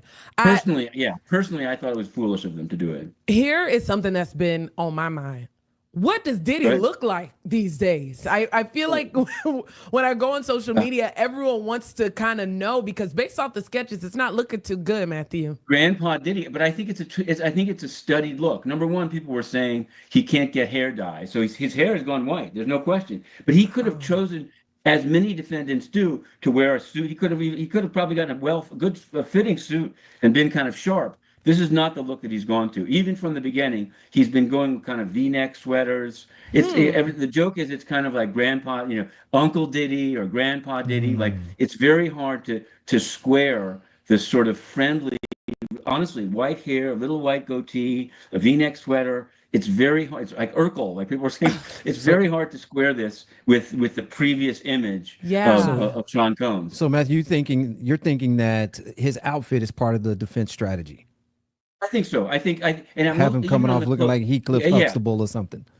Number one, I'm pretty sure the MDC jail where he is, you can pretty much get anything. If you can get illegal cell phones and drugs, I'm sure you could get hair dye if you wanted it. Yeah, but more than that, he's the one who chose. When you ask for clothes, you can wear almost any clothes that you want. When you're in jail and you're brought into a federal trial like this, you decide. So I covered a trial of a far lesser known a drill rapper here in New York called K-Flock, and he was in like a hooked up suit. He looked very professional. He obviously wanted to project not intimidation, but professional. Most defendants say, if I'm in a suit, they're not going to think that I was like out doing these terrible things. I think the Sean Combs thing, he's like, if I look kind of harmless and like, gotten a lot older and kind of like I couldn't, it's a real contradiction between, how he looked at the time. Again, we haven't actually seen, other than that one video of him in the towel running around, there haven't been a lot of images yet. Although they're going to be showing, I guess, these sex tapes, and I think that's the one thing of them not showing. It's just we don't know, like, is he on camera? Is he off camera? Yeah, I'm sure you followed the way these various things are described. I don't know how much the prosecution is really going to show, but people basically they've seen on screen Sean Combs wrapped in a towel kicking somebody, and then they see this very kind of gentle looking kind of over the hill guy at the defense table. Wow. And I think it is I think it's definitely part of the strategy. Are there different mannerisms? Like, are the mannerisms giving Grandpa Diddy? Yeah, totally. I think he comes off his mother's been there. He's gone out of he can be, usually it's out of the sight of the jury because they don't want somebody that blatantly being like, "Hi, mom." Yeah. But he's managed to have some significant eye contact. There's no question that the jurors are aware that his family is there and that he has this support. And so, so it's all, and again, he has 10 lawyers. I mean, some people are trying to tell me 9. I look at the docket and I know some of them are not there every day. There were a few specialists. It's like a baseball team. They called in one guy just to cross-examine the Don Hughes, the expert, the coercion expert. And but they brought up these, we can get into that, these two, I cover the Southern District of New York a lot, so I know Mr. Agnifilo. I know the team that's been with him from the beginning. I know. I think it was very wise of them to bring in Brian Steele and especially this woman called Nicole Westmoreland. These are kick-ass cross-examiners. Like, I don't know if they do it different down in Georgia. I don't know what it is, but the New York people are kind of like, they're playing this kind of Columbo, like they're going to somehow trick somebody, like, "Oh no, take your time. I just want to know what you think." Whereas, like, both Brian Steele and especially Nicole Westmoreland, they're just like, "Are you lying? Did you just lie?" And that seems, you could turn off a jury, but I think if you're the defendant, if it's not your position that the witnesses against you are lying, you should plead guilty, right? The only way you can square what they're saying and you being not guilty is that they're lying. So. Why beat around the bush? That's my and it's sad they chose not to deploy Nicole Westmoreland against Cassie. I think they're going to live to regret that. I think they might have thought it was going to come off, but now they've had 3 days of. I mean, they could, if they want to, convict him on all of the charges just on her testimony. They don't need the escorts. They don't need. Maybe Jane is going to add to it, right? But. That's the feeling you got after hearing Cassie Ventura's testimony. Because all roads lead to. They could have done a totally different. Did y'all hear that? You see, after Cassie took the stand, he felt like that the prosecutors have met the burden.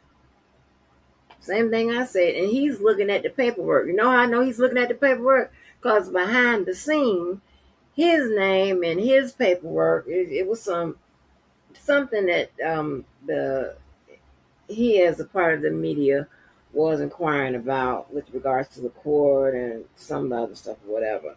So his paperwork is in there, and also he posts paperwork from behind the scenes. So he's all up and through there. So he knows to go by the indictment. Yeah, I like him.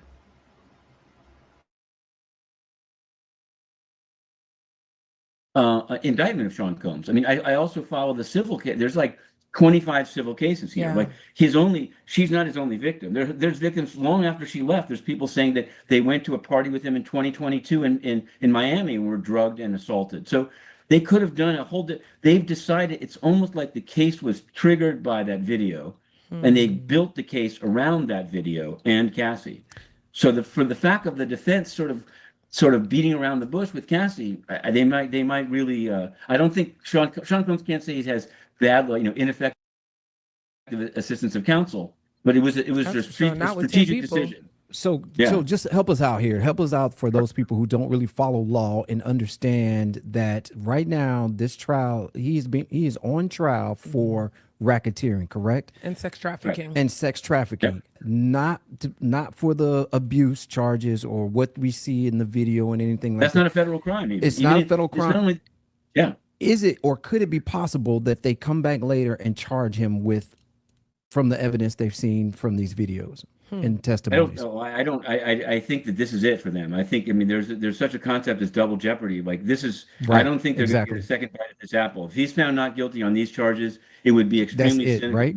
Maybe they could do like tax evasion, but to do on the same, if it involves the same, quote, nucleus of facts, there's no way they can do it. So, and also that would have been a state case. I think, I think it's a bold move to say that the entire bad boy revolt, the whole enterprise is a racketeer, is basically meant to back up the twisted desires of Sean Combs. And that's basically what they're trying to show. They're showing his security was with him, and you know the after the beating in the hotel. This is where it does get into like the beating is a state crime, but going and bribing the people in the hotel to buy the video to avoid prosecution is extortion, which is a federal crime. So, as they always say, the cover-up is worse than the crime. In this case, the cover-up is worse than the crime. Exactly. Oh, there's another good witness for you. The guy who said, I got $100,000 in cash in a brown paper bag directly from Sean Combs for the tape. All I can think is that in closing, they're going to say he was just trying to keep his reputation clean. He didn't think he would be prosecuted. He didn't think it was a crime. It wasn't about obstruction of justice. It was just spin. But at some point, where's the objection from his defense to even allow that? It was hard. They're objecting a lot. I'll be honest with you. I know I was criticized. I think the only decision I can really cut is the approach they took to cross-examining the main witness. They're objecting all the time, and they're winning some. They're definitely there have been things kept out. It just was impossible to keep this witness out because the witness it's not hearsay. He's saying you can cross-examine and tell him that he's lying. They actually didn't really cross-examine him because he says, right, he's the one that he got a call from this Christina Koram, who was his chief of staff, saying, you know, Sean Combs really wants that video. And then he talked to Combs himself repeatedly on the phone. Supposedly, Sean Combs called him Eddie, my angel. You seem like a good guy. You can get the video. I'll take care of you. And ultimately, he gave him 100, according to him again. And I don't, they didn't really contest that. So I don't know. The only thing I'm thinking is rather than try to say the guy is lying, and maybe they knew that he could show where he put the money, they're going to try to say this is not what it appears. It's not obstruction of justice. Yeah. What in 4 weeks, and I know you have to remain objective here, but talk about the strengths and the weaknesses. Who at this point in time do you think has a stronger case, the prosecution or the defense? I'm going to, while remaining objective, I will tell you that the batting average of these prosecutors, and federal prosecutors generally, but in this courthouse, is like over 95%. So I think it's as a journalist, you want things to be like 50-50. That doesn't mean it's going to be, there's always that one case, but they're out on a limb here. They're out on a limb here. I could definitely see, I don't think it's it wouldn't seem to me when they go to deliberate that the idea that this is a racketeering conspiracy is going to be obvious to everyone. I'm pretty sure you're going to have some outliers who say, wait a second, these are all terrible things in itself, but this was a record company. This is not the mafia. Right. This is not the Bloods or the Crips or Tren de Aragua. This is like a record company, and the founder of the record company went a bit off the rails, and he started making his girlfriend have sex with escorts, and he used the company's money and personnel to carry it off. And he was a violent guy, but that doesn't still add up to Bad Boy Records is the Gambino crime family. Just, and I could see somebody thinking that. So we have victim 2. So I know today, you wrapped up court today. Victim 2 is expected to take the stand tomorrow, right? As we're actually it's gonna be airing like this. A week. Do you have any idea on who victim 2 is? Oh, I don't. Even if I did, I think it's really there are a lot of threats there. Like I'm not supposed to even. Apparently, they can't stop. For example, I saw somebody today talking about DJ academics and all of this. Like the court has no jurisdiction over social media, right? But they do claim they have jurisdiction over the people that are in the courtroom, and so I'm very. It's weird to say. I'm not trying to say I'm censored, but I'm trying to say this is the difficulty that we're put into. It's not only to not portray the face of somebody. Apparently, you're not even supposed to put Google. Like, I mean, I don't really understand it. But are you going to be able to say whether this is like an A-list celebrity or this is, family? Supposedly, that's why I'm thinking of putting in a filing tonight. There's an argument between the prosecutors who don't want any speculation, who think that who they claim this is a very much of. I'll go off this is a feminist case, right? You have all 6 prosecutors are women. They're extremely strong on protecting the rights of victims. Every time something that seems to go the other way comes out, they spend a long time saying, so why didn't you leave? And they really, so I think that they feel very righteous trying to censor the media. And I will call it, when I say this, for example, there was an incident yesterday where they said, we saw an influencer. So they're distinguishing now between journalists and and like the influencers. streamers, Wow. the outside Wow. people that are like ranting into their phone. But to me, if they're conveying real information, Correct. I don't care if it's their phone or a camera, right? To me, that's I don't know. They made this distinction. They said to the judge, somebody that was in here in the courtroom, we overheard them streaming with a stand and a phone the name of Mia. And we want you to make it, they can't come back into the courtroom. Oh, wow. And there wasn't a big outcry by the media to say that was wrong, because the media is like, well, those guys are just streamers. We're ABC. This is just some joker with a phone on a stand. I'm like, I don't know. It seems like more people might be getting their coverage from the phone on the stand. I mean, all I mean is I think that this bifurcation of the media and the quote influencers is a big mistake. I stay factual. The fact that I use Twitter or X to get it out, I don't think should change anything. But I don't think there's enough recognition. If you allow them to start saying somebody speculating about the identity of the witness with a pseudonym, it can get you bounced from the courthouse. That's going to end up. Maybe they wouldn't do it to ABC or New York Times, but they could. I mean, there's no distinction. The Constitution doesn't give the press even any better right than the public. It's a public right to enter courthouses, and if you just let them chip away at the public, the press is going to be the next to suffer. Is my view. Right. Wow. Well, you've So actually. I can't answer that. Okay. They're calling her Jane. I think it's Jane Doe, and I think I'll trust my influencer friends without these constraints. If it's a big celebrity, look. Oh, here's another thing. And this probably doesn't help me to say it, but it's been very funny to me because I put out all this information on it, like all day. I'm like tweeting what's said, it's going all over. Definitely, people from overseas are responding. I try to respond to comments. I think it's interesting. Then there's some kind of clickbait or AI sites that are like, Will Smith testified, or like, I don't know if you've seen these stories. Like, people are writing to me and saying I should sue these websites that are trying to say, this is based on Inner City Press's reporting. There was a crazy moment where Adam Sandler came into the courtroom. Oh, wow. People write to me, and the best I can do is just to say, no, there was no Adam Sandler. No, Kamala Harris. I saw that people have been falsely reporting things that I know it's under I feel your like name. They could do it. I mean, my understanding is they could do. I had no idea that this level. I just defended influencers, so I don't want to start criticizing. I think some of these websites are just AI. So why do you feel obligated to respond to let them know that's not facts? That's not true. I feel it's not for legal reasons. I do it because I only do it when I have time, and I'm definitely not going to sue them because that would take too much time. But I think it's funny, and actually, I'll use this now. You'll see. I'll be as self-serving as everyone on this trial. I decided. So many people were asking me, "Is this real? Did you really tweet that? Did Adam Sandler and Kamala Harris come into the courtroom?" That I've been collecting my tweets and a bit of analysis in like PDF books at the end of each week. And I'll say it's like a blockchain. If you want to know what I put, I can't answer every question, but if you want to know what I put out, you don't just have to look online where people can do a screenshot and Photoshop. They're on Google Play. I've done 3 in a row, and book 4 is already like halfway done. It's going to be like 2. I mean, it's a lot of material, and I throw in some extra stuff, but I don't feel a need to do it.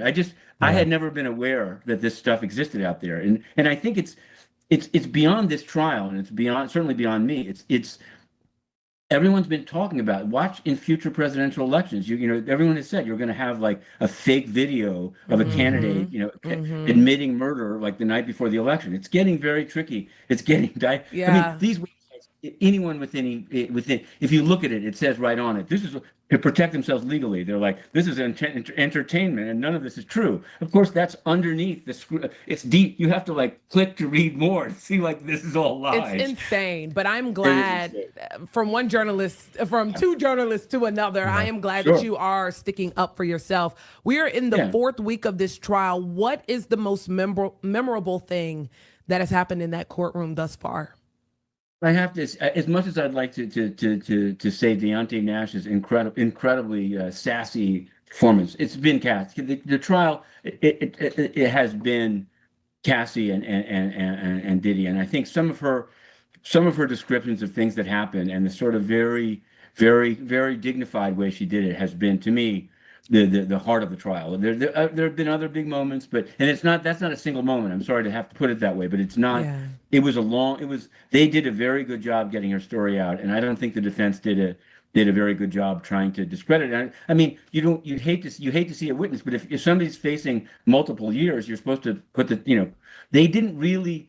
With every other witness, they've tried to say you're just in it for the money. Maybe they think the jury will just intuit that, but they didn't drive the point home.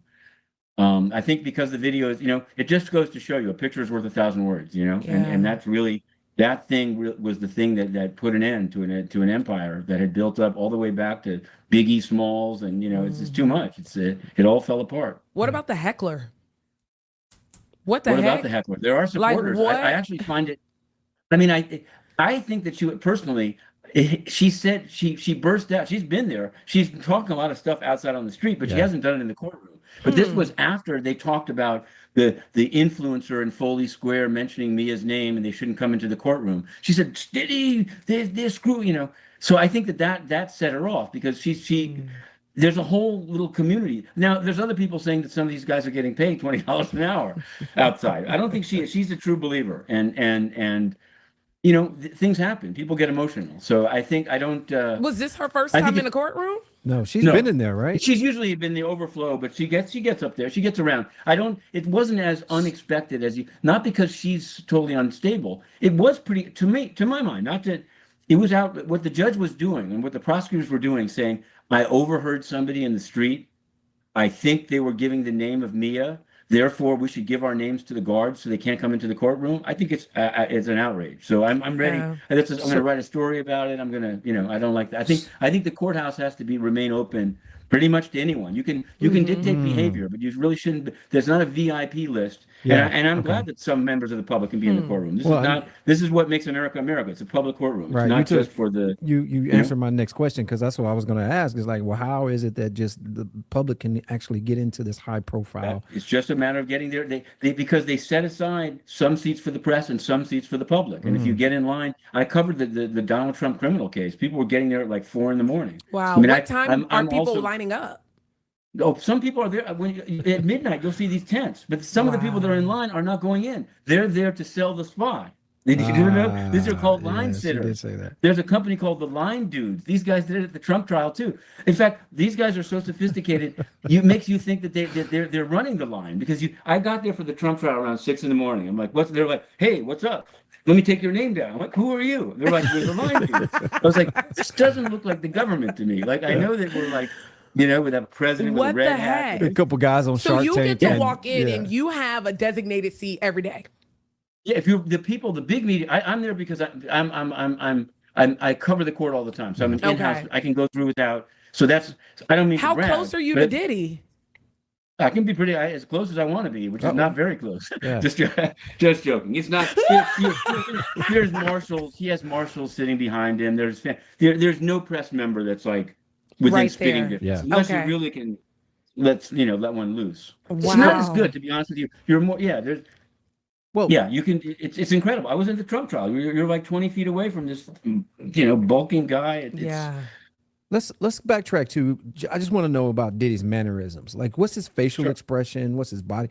Is he responsive to any of the evidence that's being shown? He's talking a lot to his lawyers. There's this one lawyer, Xavier Donaldson. He talks to a lot. He talks to Nicole. He talks to Brian Steele. He's very active. I would say he's very much participating in his defense. He takes notes when people are talking. He shows the notes to the people before they do the cross-examination. But he doesn't want to come off, and he doesn't come off as the control freak that it seems that he totally is. Like for all those years, all the stories have been like he's dictating like what the hair is going to be, what the shoes are going to, everything. In this one, he's kind of like, hey, I'm here. They're trying to now meet with him late at night because he's going to have a lot of it, as somebody's testifying. He's like, she's lying. I didn't dangle her off the balcony. It was more like, and all of that. He's coming off though. But if you didn't know, if you weren't listening to the testimony, you'd say, what's this nice old guy on trial for? It must be some like used car thing, or Do you think Diddy will take the stand? No, I don't. But I certainly hope it would make it. That would make the trial, and I think it would also, not just for news value. I think it would be great. It would be great if people felt that they could tell their side of the story without it being that they're going to be cross-examined for 4 days, and that then they're going to think that they lost for that reason. They probably were. I mean, like I said, 95% of these federal defendants are going to lose at trial. That's just the reality. But only a few of them realize that and are so have such strong egos that they say, I can do it. I can be the one guy I'm going to talk my way out of this one. There was a guy, Sam Bankman-Fried, the head of FTX, the crypto. Yeah. He did it. That's the last guy I saw. And he did it, and he still was convicted. And I definitely think he would have been convicted, I think, even if he hadn't testified. But I think he got 25 years instead of like 15 because he testified. Because the judge, you got to remember that the judge is going to sentence somebody I'm not saying he's going to be convicted, but if he's convicted, and the judge, the problem with testifying is that you're committing perjury. If you did it, there's no way to talk your way out of it without lying. And if the jury, after you talk, says all the facts are true, it allows the judge to say, you're not only guilty of the crimes charged, you're also guilty of perjury and a mockery of the court. And this almost always that's what happened to Sam Bankman-Fried. He might still get a pardon, though. And that's the other elephant in the room. Can we please dissect this and talk about it? Like, what's really going on with this potential looming thing about pardons? What are you hearing? I watched the Oval Office thing, and I said, Trump, is open to it. That's how I interpret it. Now, maybe I'm wrong. He could have easily shut it down. He could have said, no. I don't go there. He said, I'll take a look at it. And then he went back to it at the end of his answer and said, I don't care if somebody supports me or not. If I think they were treated unfairly, I'll pardon them. And he did recently pardon some Democratic guy in Cincinnati that was never a supporter of Republicans. So I think he's hype. I think this would give him, on a bad news day where tariffs are going badly, it's a no-brainer. How is this affecting? I don't know. How is this affecting the prosecution? It's not with this because we don't see anything. No one has dared bring it up to them. It's so depressing. It must be very depressing to them. Yeah, it definitely has. People said that about Menendez, and it didn't happen either. So it's just a thing that no one can. It's like it's like, will there be a hurricane? Like nobody. You can't really. You can't really say. Trump did say that he has a relationship with Diddy. Diddy likes him. Yeah, he thought he did, and then he said he turned against me. You didn't hear him say that. Some nasty things in the newspapers. Well, you didn't hear him say that about the Menendez brothers, or there was no relationship there. No, it's true. He was a New York guy. I mean, the photo. Not only there's photos.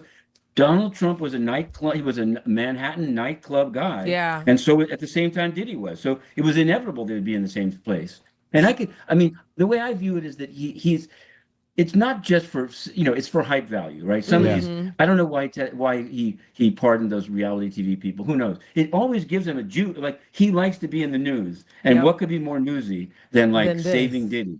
And it's like he was Aesop Rocky. He has a history of trying to show I'm down with the community, so I would not be surprised. I would not be surprised. So where do we go from here? How long do you think this trial is going to be? When will the defense be able to bring their witnesses to the stand? I guess they are saying now at the end of not this week or next week, but the week after that should be the defense week. This is the one thing I want to say is they're acting like it's going to be a 2-week defense case. Again, I've covered enough of these trials to tell you that's rarely. It would be incredible if they had a 2-week defense. Most defenses, they talk a good game. We're getting ready. You got to give us time. We've got witnesses. And then it comes and they have like one witness and one chart. Because it's very hard. When you put up a defense witness, the prosecution gets to tear them apart just the way this lady today was torn apart. And they have more stuff because your people are criminals. So, unless you can. What about his family? You think his family might testify? They can't, but they're not.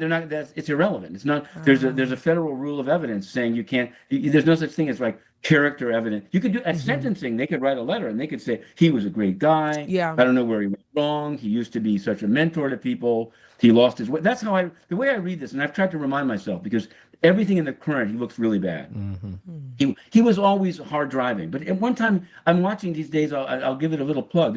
Netflix has a Biggie Smalls documentary, and it's not about Sean Combs. It's about Biggie Smalls, but it has him like praising him, and he was something. He was doing something, and obviously like power corrupts and money corrupts. Something happened. And he just went totally off the rails. It seems to me like I'm not saying that it's a crime to go off the rails, but it's pretty much unconscious. Not just the kicking video, just everything he was doing. I don't know, but it's not. Again, it's not like their defense is going to be. It's not a crime to be a little freaky, Yeah.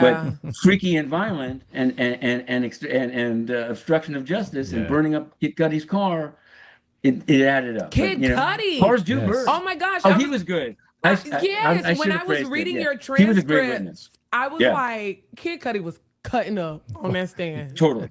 No, he spoke really well. He was an excellent witness, and I think in part it's because they brought in this guy Brian Steele, who just won this rap trial down in Georgia. I think Brian Steele went particularly soft, kind of friendly. I mean, I'm not saying he did it. He probably, you can't say Kid Cudi is lying. It's basically just like who burned his car. Yeah. Right. And I don't say that they absolutely proved that it's Sean Combs either. Right. I mean, I think that's what's weird about that charge, right? You go around and around. There's a Molotov cocktail. It's an Old English bar. It's not his DNA. It's a female DNA. They don't know whose DNA it is. It seems pretty clear it's him, but it doesn't. I don't know if that's beyond the shadow of a doubt. And anyway, he's not charged with arson. They're just trying to like paint a picture. Like, yes, the mafia uses arson. Check it out. Bad Boy Records uses arson. But did they? But he was a good witness. I agree. That took things up a notch. So you think we have what, at least 6 more weeks to go? I think less. I would say less. The 4th of July is the judge has said we're done. You know, high as your eye by the 4th of July, and I believe he's going to try to get them.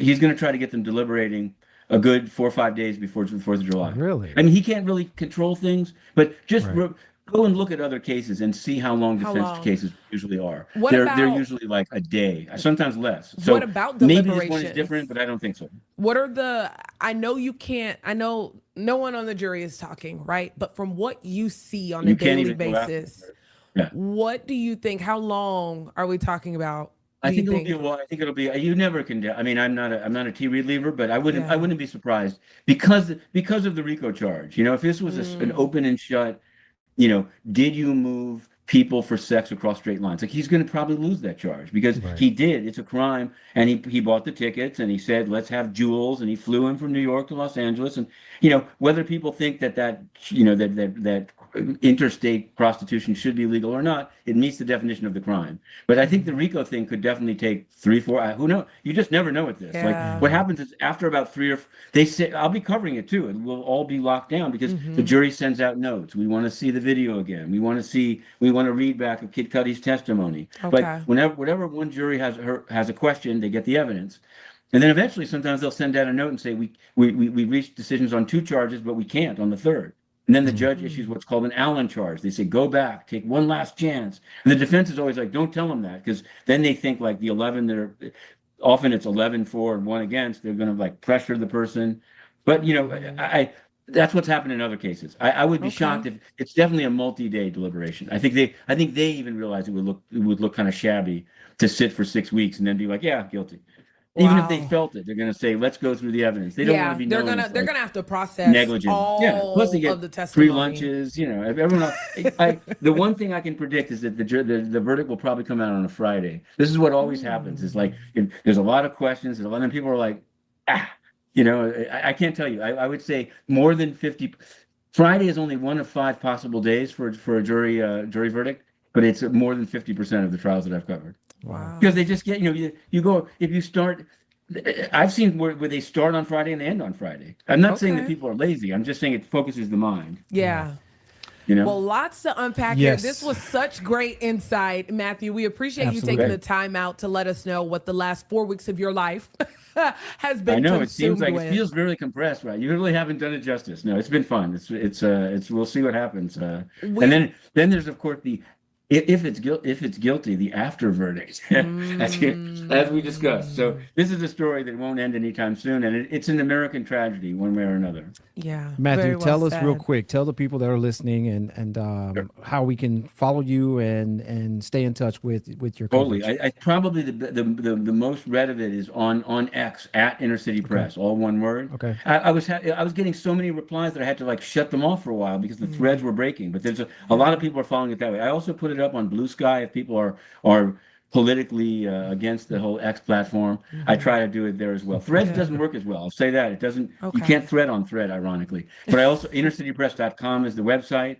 And on both of those places, if people are interested in this trial, they're $4.99 a piece, $49.99 a week. You get the whole coverage. And I work to put it out usually the same day. I'm going to try You're Friday a of this very week is going hard to be difficult. worker. Your stuff I'm comes good. out. It's You're fun. efficient. I'm looking forward to when it's over. You're going to see me taking advantage of the beaches of New York. Well, and then we can expect the book later, right?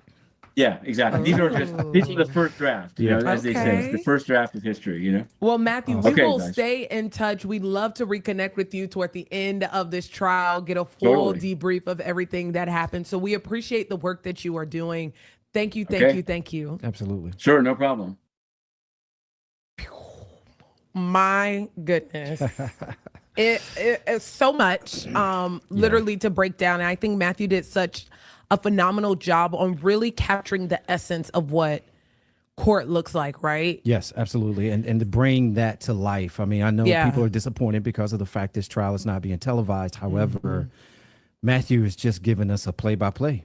He is. Let's start with what Diddy looked like, because that was one of the key things I wanted to know. Like, is he really gray? And the fact that he said that he's giving like Grandpa Diddy, it really puts into perspective of what this man who we've known to look like, always dressed to the nines, always. I mean, you got to think Diddy is also a mogul in fashion, right? So to hear that he's walking up in court with gray hair, gray goatee, and V-neck sweaters, button-up shirts. I'm getting the Mr. Rogers vibe. Yeah. Grandpa Diddy is hilarious. Yeah, that was very interesting to hear Matthew talk about. Another thing I think, Terrence, for me, was the whole censorship conversation piece of it, because when you think about the lady and we find out what really was the background on why that lady had the huge outburst and got kicked out of court the other day, really stemmed from the fact that people are having a hard time grasping what's going on and what can be let out. So the pseudonyms, right? For folks who might not know what that is, that's, for example, Mia.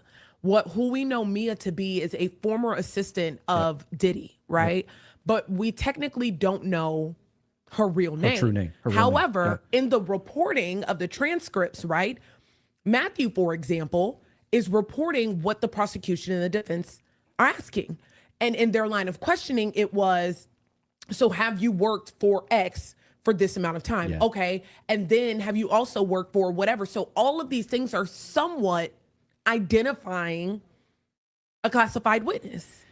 Yeah. That's tough. It is. And it's hard as a reporter to report that, you know, because he did mention in the interview that he has to be careful. He has to be careful who he names and reporting on these names. They're not only watching what takes place, what's going on outside, but they're watching also these reporters and how they report. Yeah. So he said that. He did. He said basically, when you go into a courtroom, right, it's open to the public. Yes. However, he said what happens on social media, the court cannot control what happens on social media, but the court is controlling what happens in that courtroom. Exactly. And that includes the reporters who are able to, like Matthew, have a phone, have a laptop, and do the live tweeting and all of that. So I could only imagine the feeling of feeling like you're being censored when you are a member of the media. That's tough. It That's is difficult. tough because, you know, there is such thing as freedom of the press. Right. And where does that stand in the court of law? Right. You know, inside of a courtroom of law. So it's, you know, and again, Matthew gave a great example of play-by-play and all that he's doing. We talked about just going out, following Matthew, Twitter, Inner City Press. He's doing a phenomenal job. And Deanne, I'm gonna tell you like this: I have not yet read the transcripts. You are, listen, you are on top of it. The transcripts are there. Well, really, because that's all we have, right? Yeah. So like that's all we have. Thankfully, we have Rooted in Progress that we Yes, were able absolutely. to get Matthew, but that's really all we have. And I think when you look at even what Matthew is doing behind closed doors, Matthew is submitting documents for the docket, advocating for media and for the press and for more information, because a lot of the evidence in this case, excuse me, is being concealed. Yeah.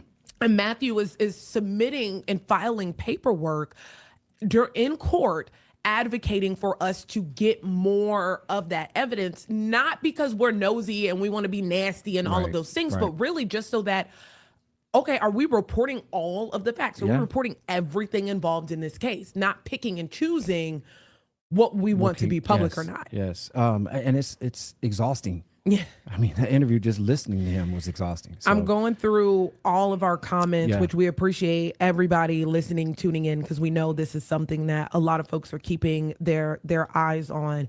And I think the parting pardons. We see a lot of people commenting like, well, President Trump is just going to pardon him in general. And we heard Matthew talk about that interview with President Trump and what he didn't say no. No. He didn't say no. And you asked an amazing question, Terrence, on like, what do you think this does to the prosecution? Yeah. They're doing all this work, fighting tooth and nail, working this case. And let's just say he's convicted just to then get pardoned. Yeah. And the prosecution, I doubt if they're paying attention to the media. Mm-hmm. Of course, I don't believe They probably don't have time to. Yeah, I don't believe they can, if I'm not mistaken. Yeah, And probably. so I'm not a lawyer, so I don't know that those boundaries they have. However, if word even got out, like, yo, that's a possibility. Like, think about again. I use the word exhausting. Think about how exhausting that would be, going through all of this, sitting through all these testimonies and working hard, trying to find justice for Cassie and these other victims. Yeah. Only to be pardoned by President Trump.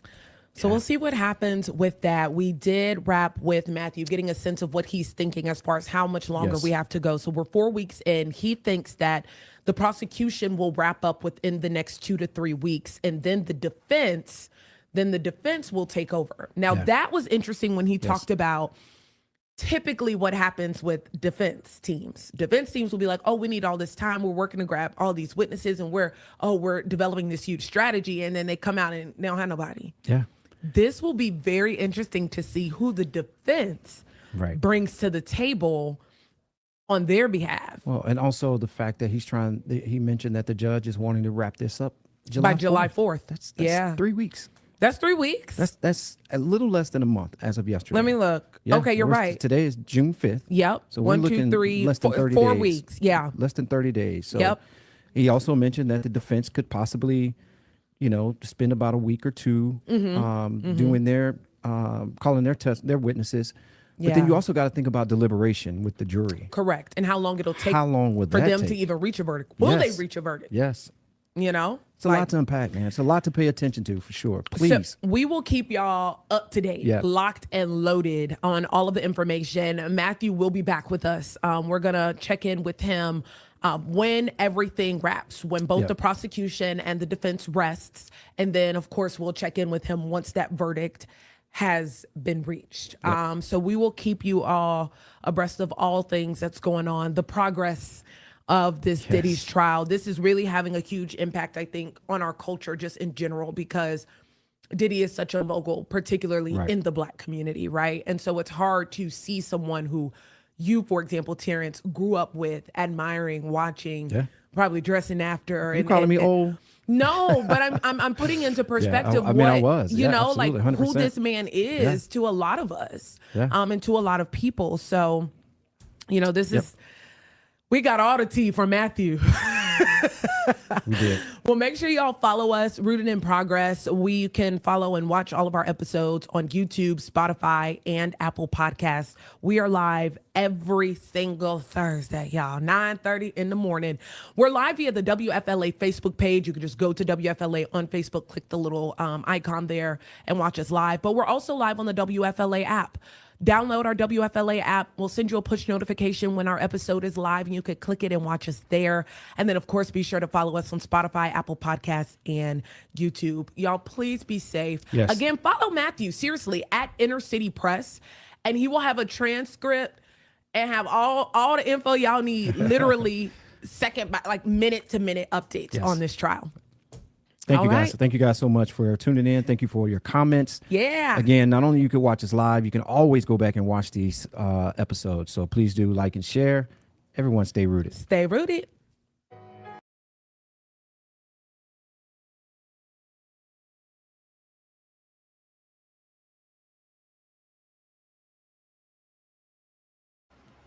Yo, I like that we were able to catch Mr. Matthew. I love that everyone is giving him his flowers. He does a wonderful job. A lot of hard work goes into what he does. It is a snapshot of a transcript, but it is some good and thorough work. And I love Mr. Matthew. I want to see into the swerve. Sylvia, give Mr. Matthew my number.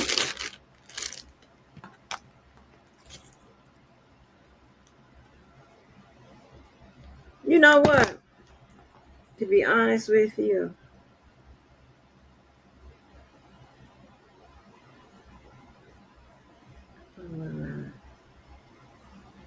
Ellen Iverson.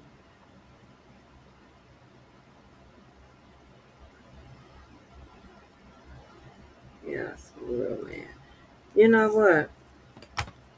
I tell you, when I first came out here, I was, oh my gosh, I didn't know what I was doing. I didn't know I was in a favoring some sick individuals.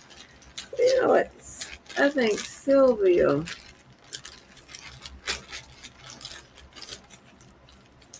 is probably the only.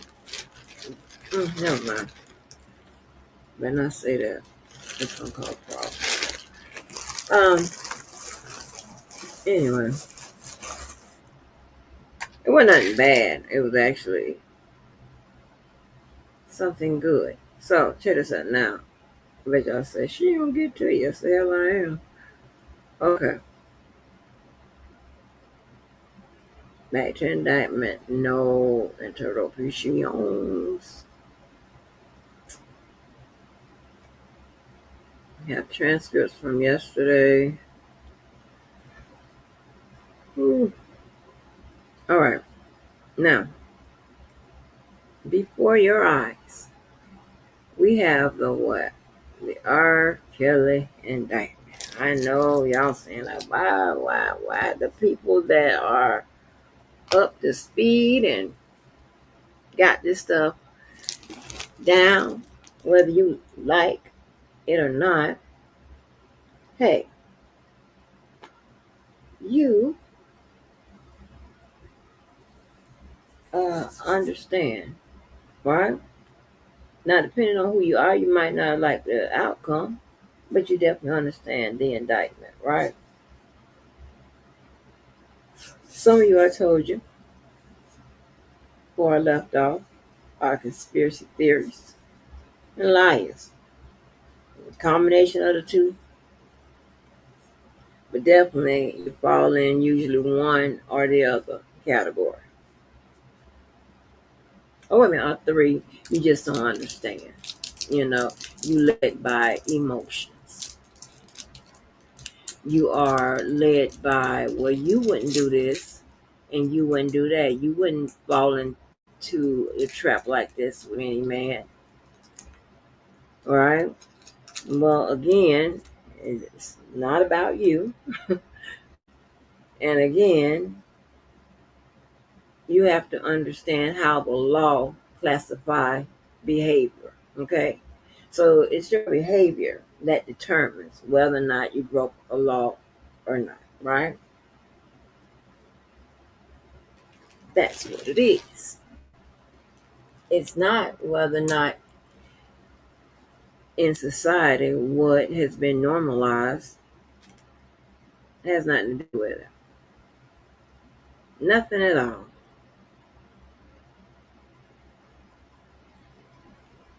Okay? Nothing at all.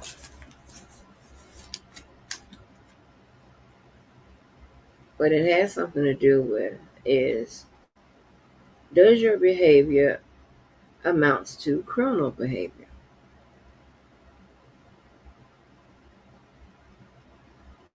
That sentence has nothing to do with what you think, your emotions, how you feel, how you view it. None of that, right? And the prosecutors, and I hate to say the word simply, but I'm going to use the word simply. The prosecutors simply use their tools, right? They're allowed under the powers that have been bestowed upon them to pretty much draw from 4 different types of evidence. Again, that is testimonial, physical evidence or real evidence, demonstrative or documentary, right?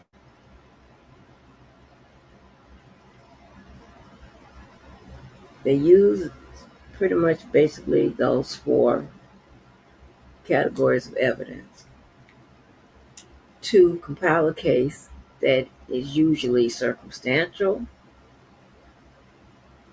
or it could be direct, right? Circumstantial case pretty much is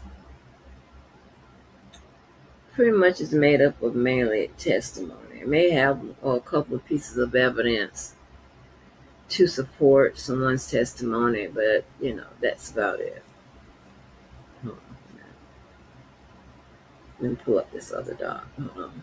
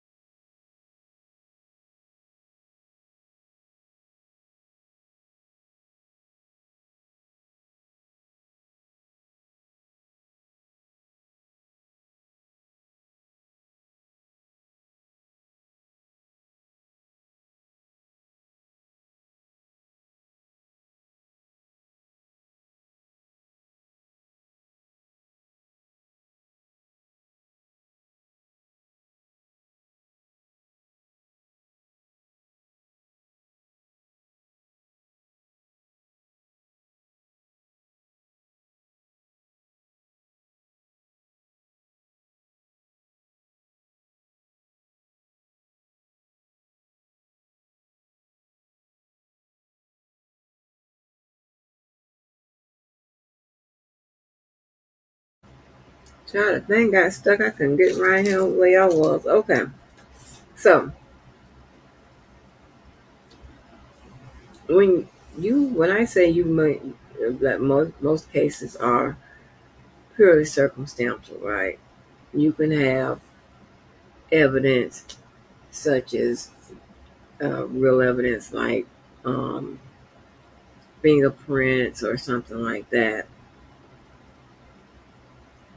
You can have documentary evidence, demonstrative evidence, anything of that nature. The issue is that those things does not directly prove a fact in the case, right? So it requires the jury to take an educated guess, hypothesize, right? Infer. Okay, like when you have a case based on direct evidence, right? That directly proves a fact in the case. So, and also a case could be a mixture of both, right? You have some evidence where you have to, take an educated guess, and some evidence that proves a direct fact. It says, hey, I got a police report, I got photos that you beat me up on Tuesday, June 4th, right? The police report says June 4th.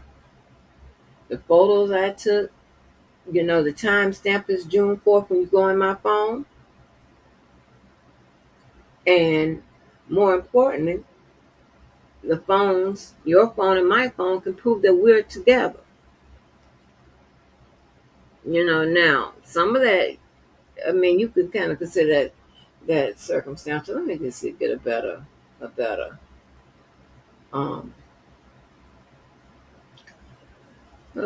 me see, a little bit better.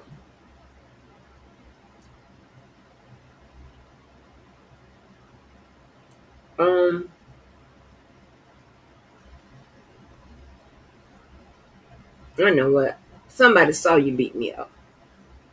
That's usually a strong piece of direct evidence. Somebody saw you beat me up. Okay? Now, I know around here, we have an issue accepting that testimony is evidence. And I am so glad people are now assisting with beating it in your heads that testimony is evidence. I don't know why that was a hard sell, meaning that the people get on the stand.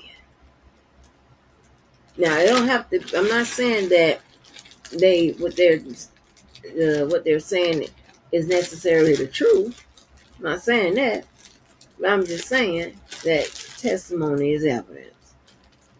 Okay, whether or not you accept it as the truth or not, it's not saying that the people who's delivering that evidence on the stand has said something different in the past.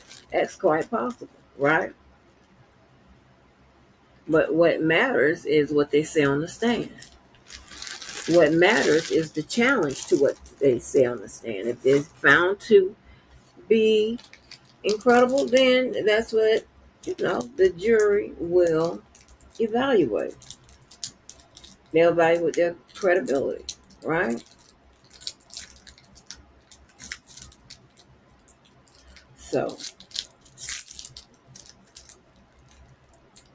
you have Mr. Kelly's indictment up there, right? Now, the elements listed on these indictments, they are what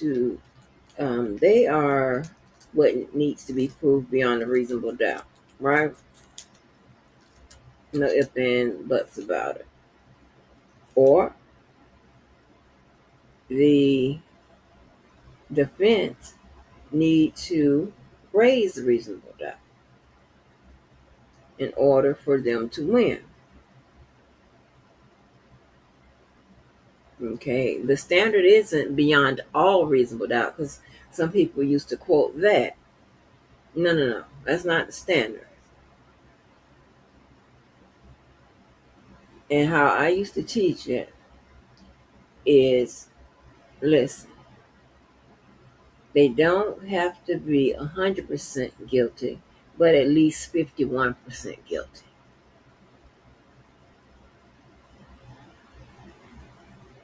I find that people learn in different ways, right? So if they can conceptualize something by the way you illustrate it in words like that, they can, pick it up. So they don't have to be 100% guilty, but at least 51%. Okay? So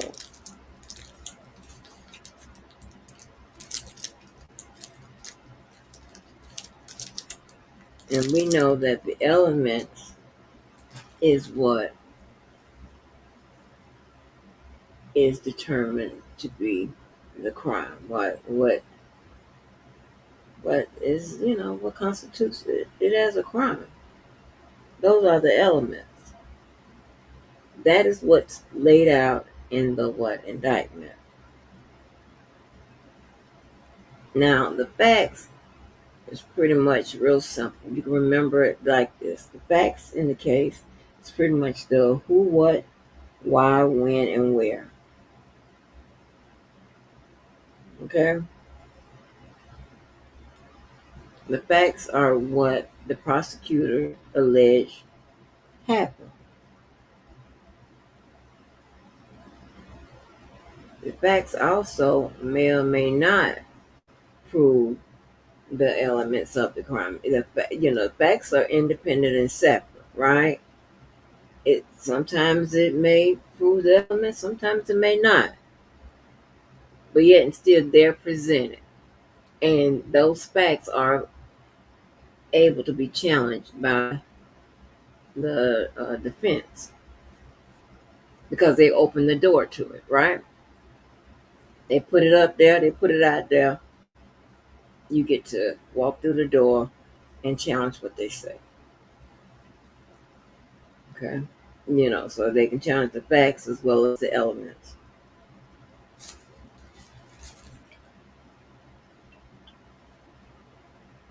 Now, that's so rude of me. Putting this candy in my mouth while I'm talking. Sorry. So, back in the day, right, we used to talk about causation. I started talking about causation out here. Moved on to the mens rea, actus reus, and concurrence, right? Those are the four things that is needed to prove an element of a crime. Just say the charge is sex trafficking. You have to prove the mens rea, which is the intent, the state of mind, the actus reus, which is the criminal behavior, the concurrence, meaning that the mens rea and the actus rea happen around the same time. And the causation is, but for your action, this would have never happened. Meaning you the reason why it happened. But for is the test for causation in law. Y'all remember that? I was saying that back in 2019. I feel like I'm going back in time, but yeah, that was what I started out with back in 2019 because I saw where a lot of people didn't understand. That was long before I had a channel, right? I was leaving all them, as Block Bender would say, she leaves all those lengthy, smart as not smart like smart talking, but like smart as an intelligent post on, when I saw certain questions and stuff because they didn't understand. I said, oh, I can answer that. So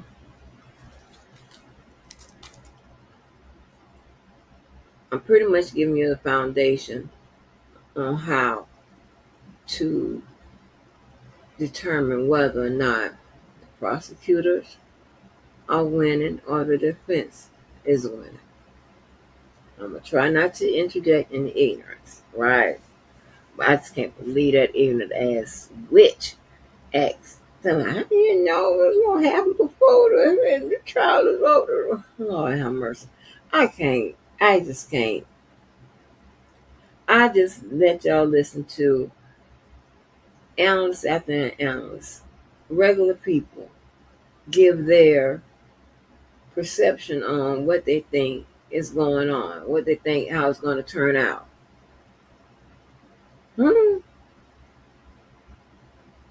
And people will limit your abilities by the limitations of their abilities. I need to write that down and maybe one I can quote.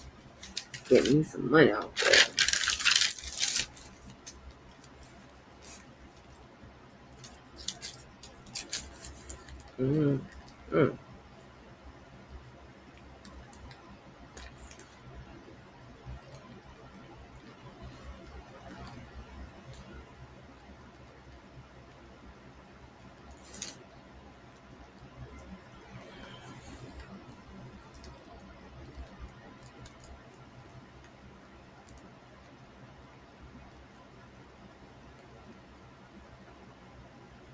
I remember I showed y'all the lady on Instagram was asking me, "Are you still writing whatever?" She is she's I can tell you who she is, but writing is her thing. Put it like that. And she coined the phrase Angie-isms, right? So sometimes when you see me put a little line and put my name by it, I'm copyrighting it. Okay, that's all you have to do to copyright something, really. But let you know I'm quoting myself. And she named that Angie-ism. Such a good one. Oh, y'all know I love good people. But anyway, um,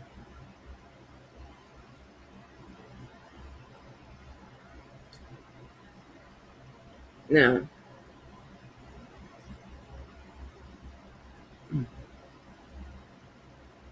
so that is what's needed, right?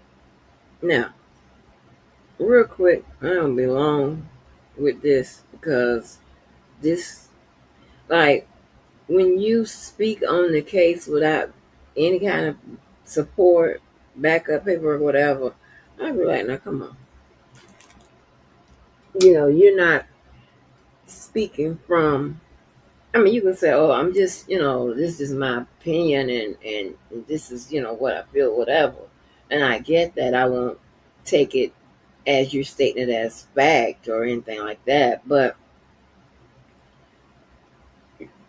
the indictment should be one of the pieces of paper that forms your foundation.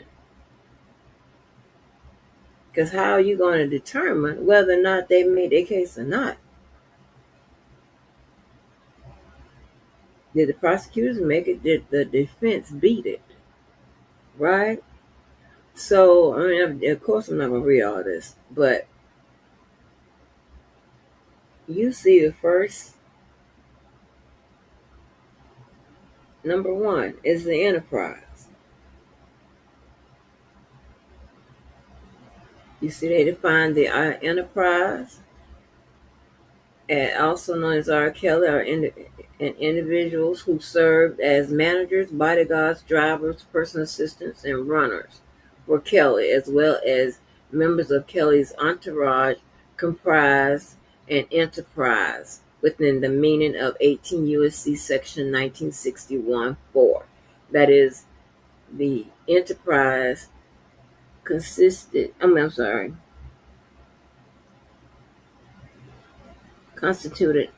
a group of, I brought it up. Okay, shit.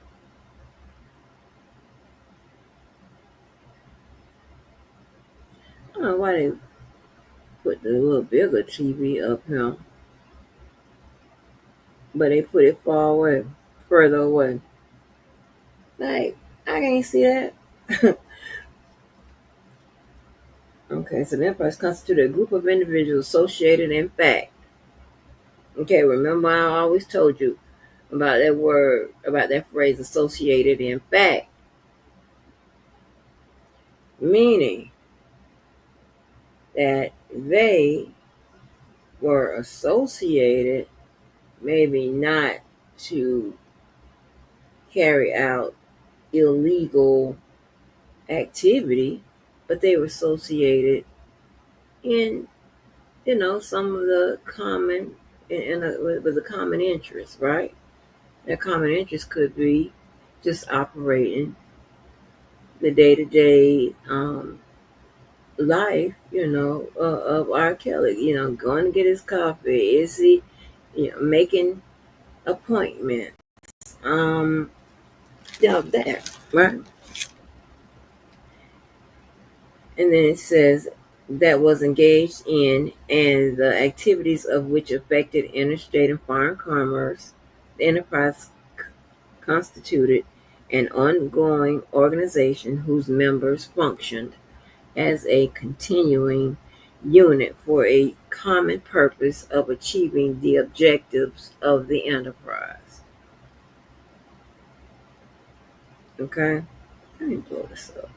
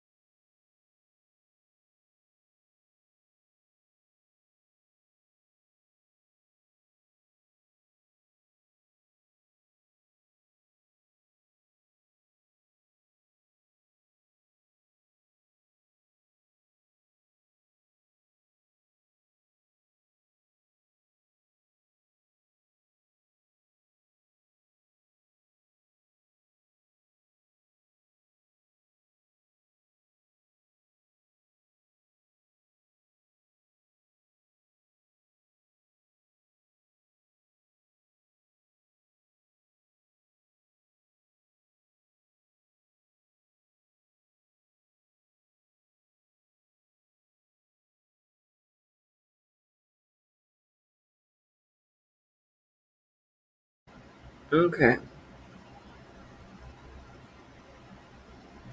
So, all right. They tell you what the purpose of the enterprise was. In connection with the enterprise, Kelly and other members of the enterprise traveled throughout the United States.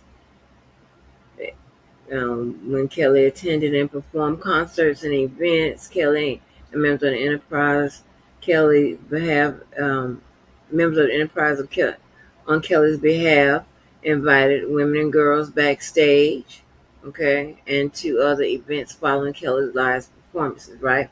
So those are 3 B's. At the behest, on behalf, and at the benefit, right? The 3 B's. Usually the 3 B's are associated with RICO. You only see one of those words, 2 of those words, or 3 of them at some point, sometimes, right? You're going to hear about it. At the behest of, on behalf of, and for the benefit of, right?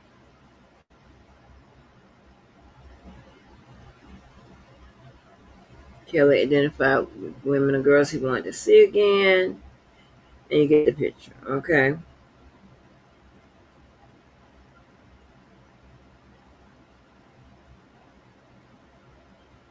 And then they lay out the methods and the means of the enterprise. Among the means and methods by which Kelly and his associates participated in the conduct of the affairs of the enterprise were the following: committing, attempting, and aiding and abetting the commission of crimes and conspiring to commit crimes, including but not limited to engaging in sexual activity with girls under 18 years old, engaging in and facilitating sexual activity without disclosing a sexually transmitted disease. Kelly had contracted, producing child pornography, bribery, extortion, coercion, and blackmail. Right? I forgot how this is written. How is it? Does it? Okay, this is how they break it. They break this down. Okay, which is a little different.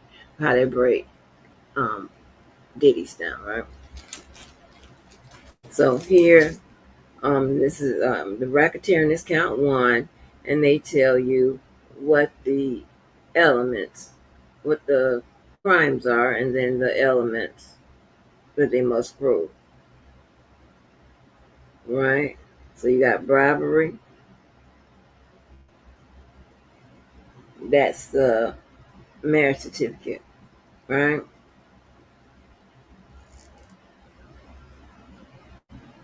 You have sex exploitation of a child, JNO number 2, racketeering act, and those are predicate acts.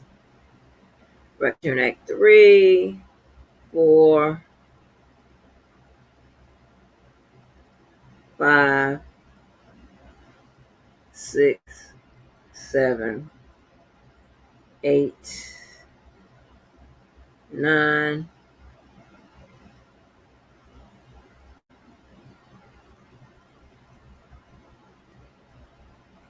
10, 11, forced labor, right?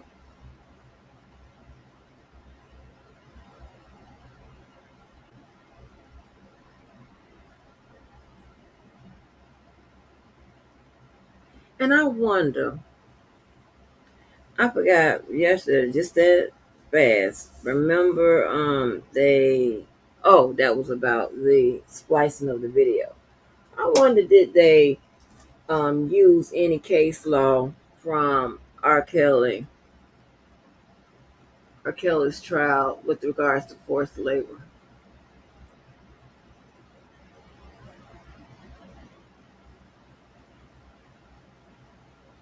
How did I do that? Okay, so we have the Mann Act. So we have the predicate acts, and under the predicate acts, there's the elements that are in there. States the law. You know, I told you they could adopt the federal law, they can adopt the state law. You know, if it's fed, and if they don't have a federal law per se that they can reference, they'll adopt a state um, mandate in their precedent, right? You see the New York Penal Law Section 120.20. That is a New York law in a fair case.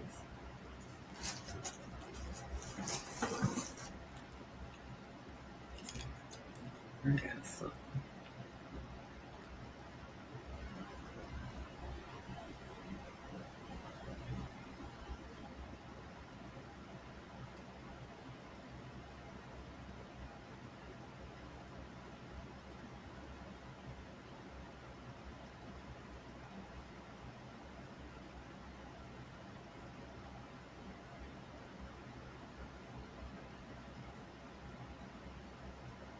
Okay. So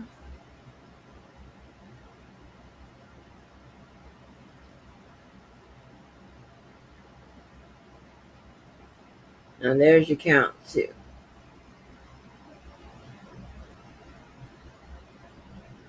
Okay, so that is a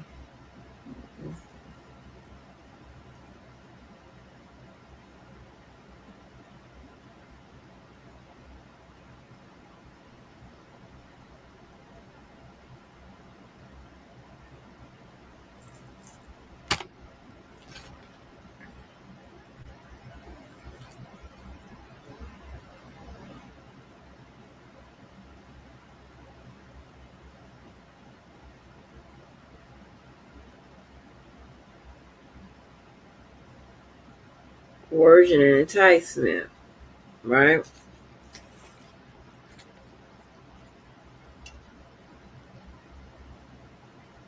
You got a date in there. Agenda number 6, travel and interstate commerce. That was faith, yeah.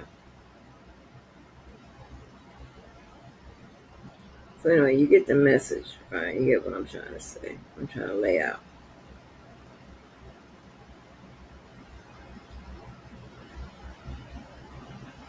Yeah, Mr. Combs. Facing more time. Indictment is different now. With R. Kelly, indictment, he was charged under a substantive RICO. Substantive RICO meaning that the prosecutor, this is a short version, the prosecutor has to prove that he was a part of he did some of the criminal activity, right? In the predicate acts, okay? He participated in the predicate acts, okay?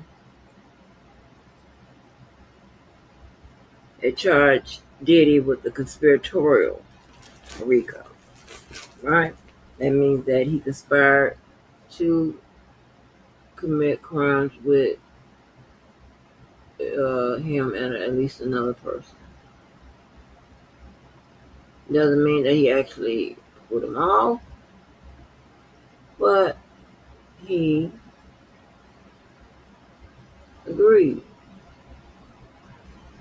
And child, oh Lord, what the other person is? KK, one of the other persons. Oh no, I fought for KK.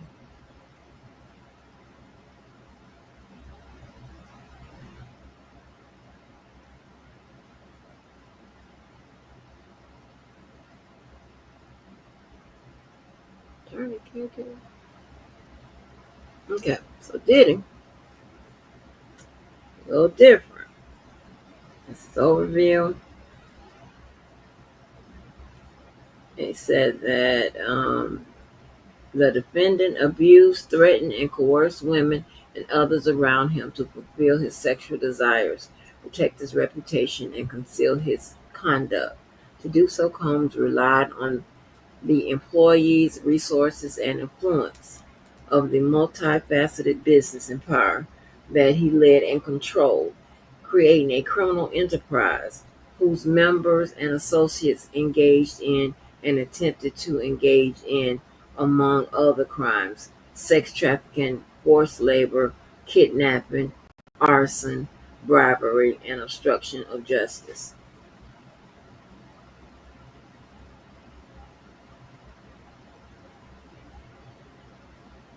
I feel so bad for this. This is crazy. I mean, yeah, I feel bad for everybody involved. Okay.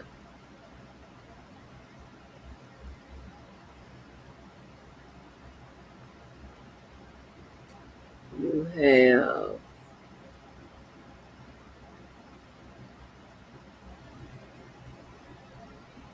that's the information about the Combs Enterprise. This is where they pretty much lay out.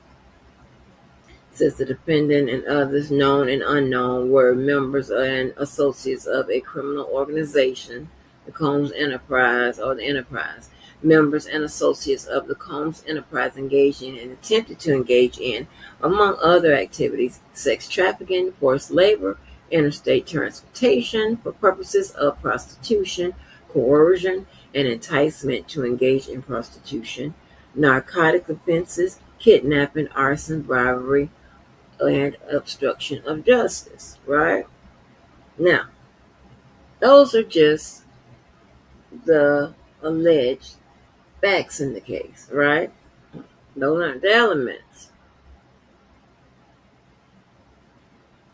Yeah, the purposes of the enterprise.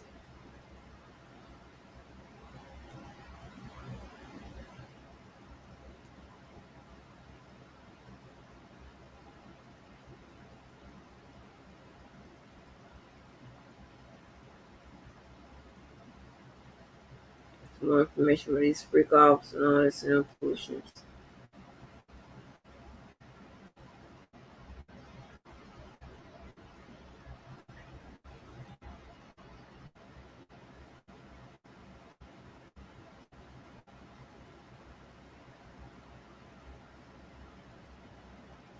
Okay, now probably up in here is where you get the elements, right? Racketeering, conspiracy. Okay, this is one way you know that he was charged with racketeering, conspiracy. Okay, so that's the way you can tell the difference, right? The substantive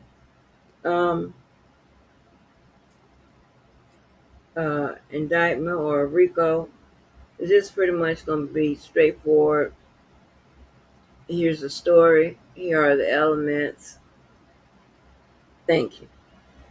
When it's conspiracy, when the charge is conspiracy, you're going to usually see it at the heading somewhere, and it's going to lay out the charged behavior, right, under the conspiracy.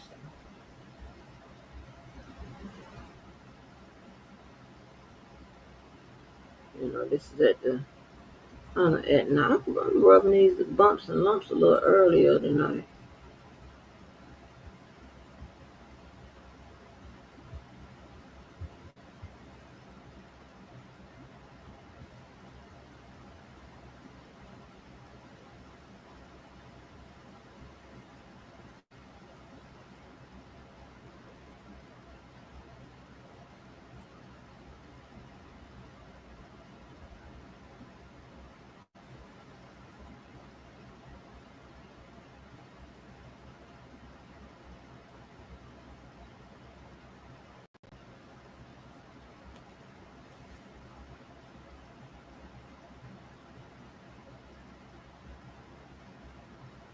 Okay. Now,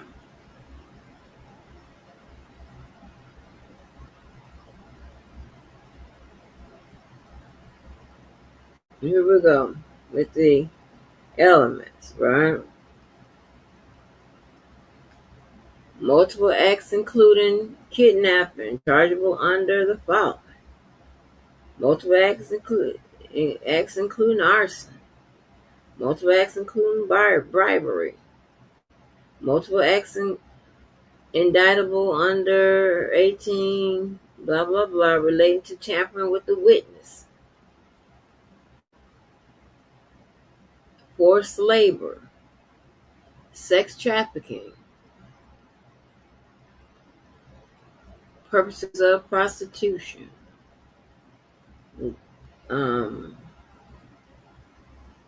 Multiple offenses, including the possession with intent to distribute or distribution of narcotics and controlled substances. You know what? I saw that. I heard somebody talk about that, and I just thought it was a fact. I didn't know it was I forgot, how this was laid out. I didn't know it was a damn element. Damn.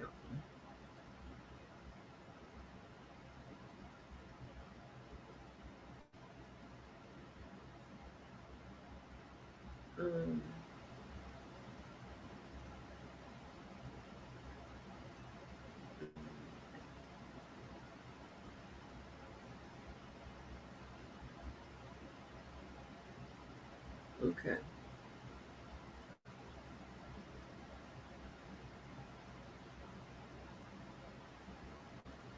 So,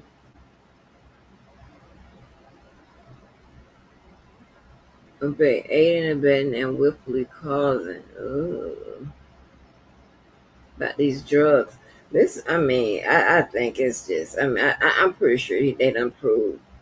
They approved count one.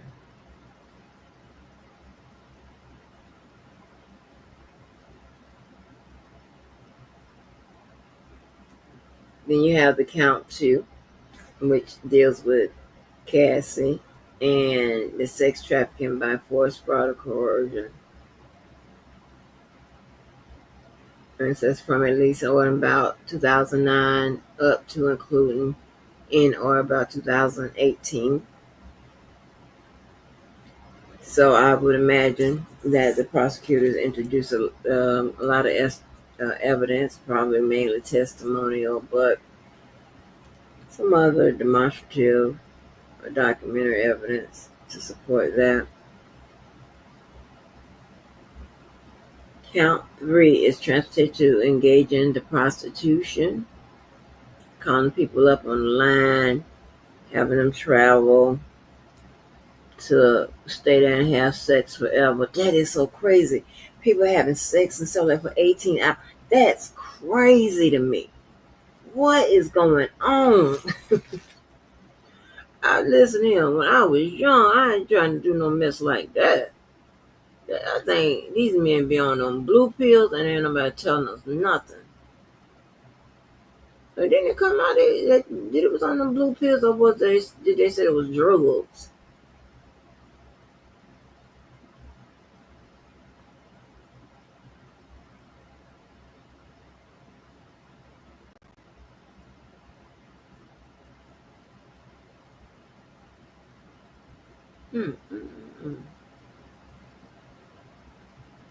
Now,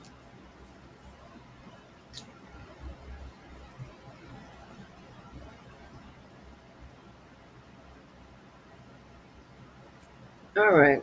Since we dealt with Victim 2 today, let's talk about count 4, sex trafficking by force, fraud, or coercion. Let's read it. It says from at least in or about 2021 up to including or in about 2024, the Southern District of New York and elsewhere. Sean Combs, aka Puff Daddy, blah blah blah, says the defendant in and affecting interstate and foreign commerce, knowingly recruited, enticed, harbored, transported, provided, obtained, advertised, maintained, patronized, and solicited by any means a person knowing in the reckless disregard of the fact that means of force, threats of force, fraud, and coercion, as described in Title 18 U.S.C. Section 1591 E2, and any combination of such means would be used to cause the person to engage in commercial sex act and attempted, aided, and abetted, and willfully caused the same to wit, Combs recruited, enticed, harbored, transported, and maintained victim to, and attempted, aided, and abetted, and willfully caused victim to engage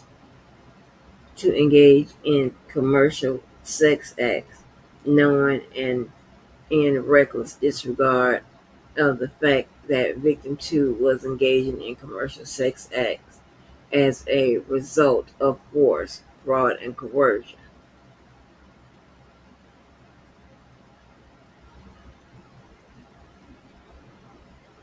Okay. So, we know that the force, because he said, yeah, get on your job and, you don't throw it up, get on in there and all that extra stuff.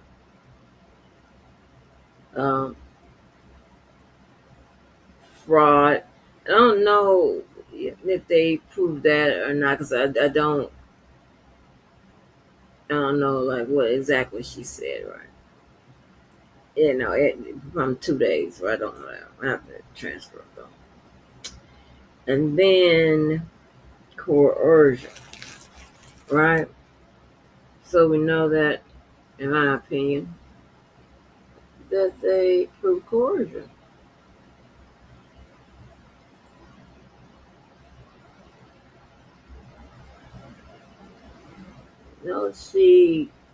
He was paying her bills. She said, she had to do this because, he was her financial support and all of that. Now, I don't know that other girl, that Gina. And to me, when she was on Tasha K, she was kind of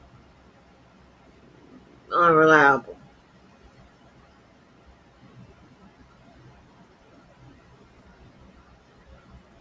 She was kind of unreliable.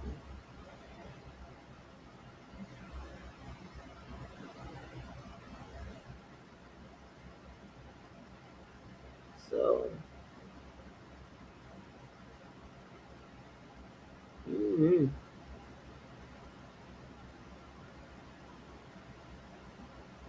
but I think that we know that he recruited, he enticed, harbored, transported, and maintained victim to, and attempted, aided and abetted, and willfully caused victim to engage in commercial sex act. Yeah, so I think they got that. And transportation to engage in prostitution. Yeah, where the people traveling, he's causing the people to travel to have sex. He's causing it's paying for it, or causing having somebody else pay for it for him. But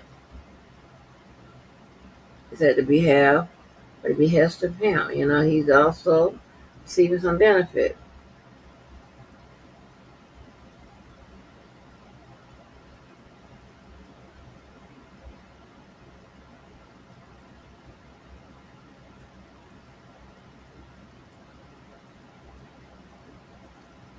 So,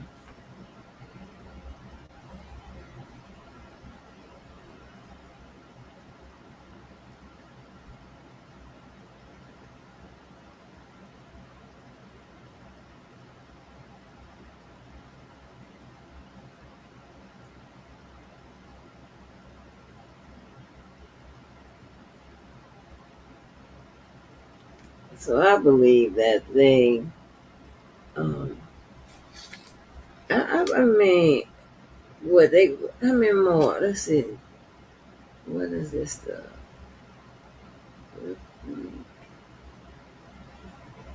What's this? Mid, almost.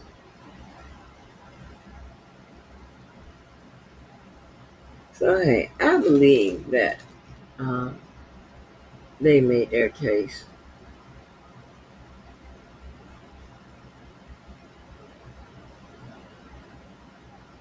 You know, apparently they had a bunch of the workers and things of that nature. Maybe they had um, the prosecutor was concerned about people not understanding what the RICO, right? And maybe they had to put on so many of his employees that witnessed things and other employees. You understand what I'm saying? To fill out the idea of an enterprise.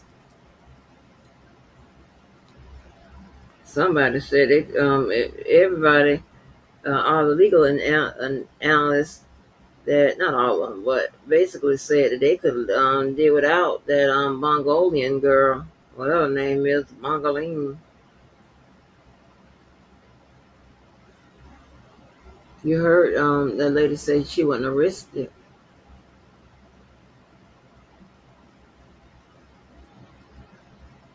I don't know. I may look through her testimony tonight. I mean, I got them and see what exactly did she say, honey. Called everybody concerned, child. Y'all know the only reason y'all see me peek my head because y'all was acting as if KK was around the corner, child. Had me looking back and forth like, where's KK, child? And when KK girl.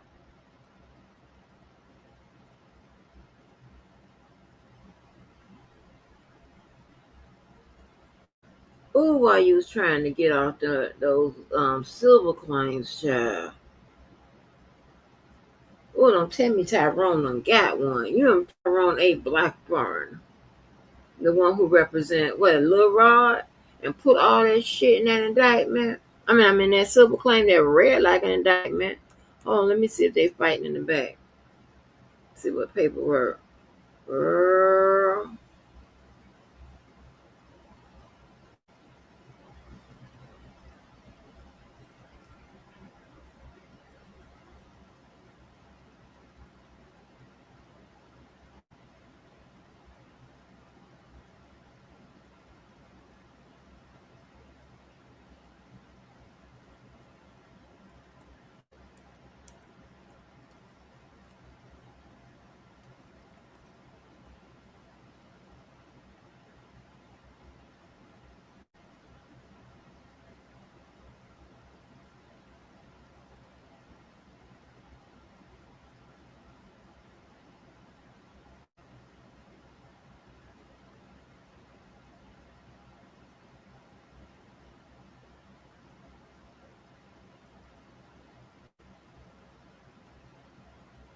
Let me see.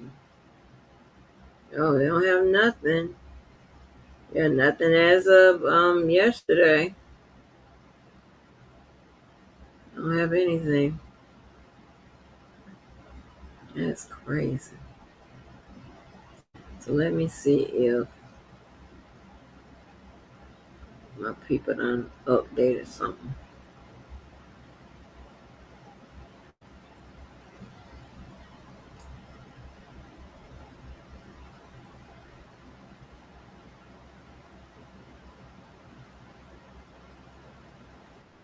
Try to get away from people, the content crazy. Just give opinion. I have to have something with a little T. Y'all, they say Lord and got removed from the courtroom. No, ma'am, you can't go nowhere till we see that. Child Shibuki. Hold on. They say Lord and got removed from the courtroom. Don't play with me. Don't play with me. Hold on. Y'all got to get into Lori. Lori does it all, honey. Everybody's talking about it. Hold on.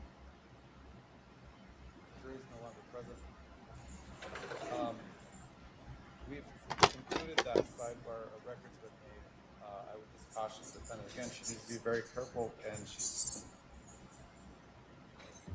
getting into areas that could open a huge door that I don't think she wants open. I'm going to make another record at 10:24 to 10:25. We held a sidebar that I don't think made it onto the court record. That sidebar again discussed similar issues of if the defendant brings in evidence or testimony that she was a good person and no ill intent and those sorts of things, and specific acts of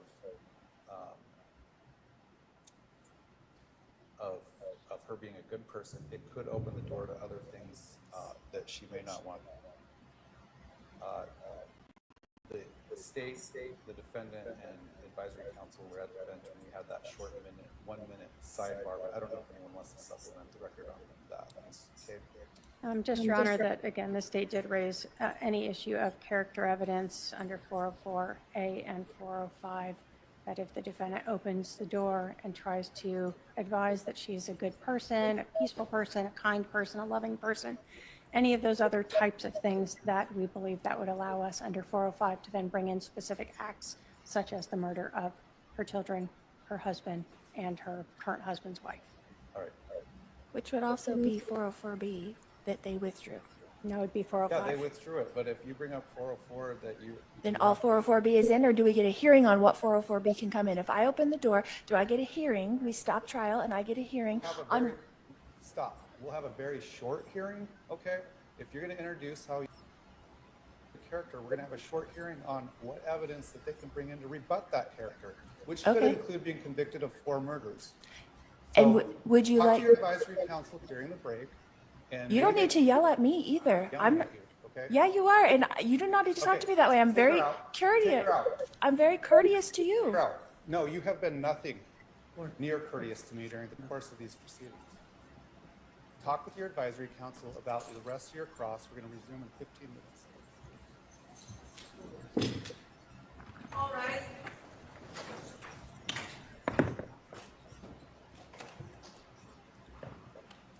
All right, the defendant can start her cross-examination of this witness.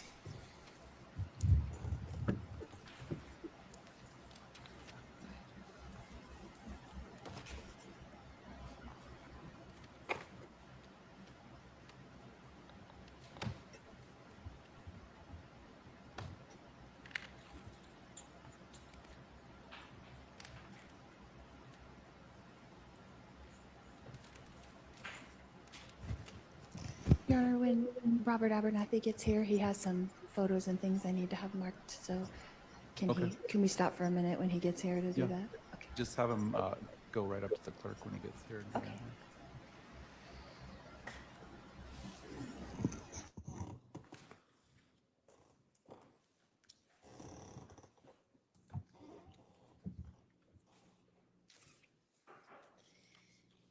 Mr. Boudreau, you and I met in 2009, is that correct? I believe we met in 2008. Okay. Before you got married, right? Correct. Okay. And you got married in 2009, is that correct? I believe I was married October 31st, 2008. Okay. But that's when we met, is that correct? Okay. Yes. So we've known each other a long time, is that correct? A long time can mean a lot of different things. Since 2008. Correct. Okay. And we had a familial connection, is that correct? Yes. And we always had a friendly relationship, you and I, is that correct? I wouldn't say always. Okay. Until what time? Until probably end of 2018. Okay. And we spent many holidays together. We did. And you and Melanie were married a little over 10 years. Is that correct? Correct. Okay. And I was there at your wedding. Is that correct? Correct. And I came to Utah to help you when your first child was born. Is that correct? I'm going to object to relevance. I'll allow it. Go ahead. Correct. And I was there when your second child was born. Is that correct? You were not present when my child was born, but Well, I came to help and watched Braxy, so I was there. you visited with you were with my family, correct? Okay. And I flew in from Hawaii when Blake was born to help with the kids, and I watched them while you and Melanie were at the hospital. Is that correct? Object again to character evidence. Sustain.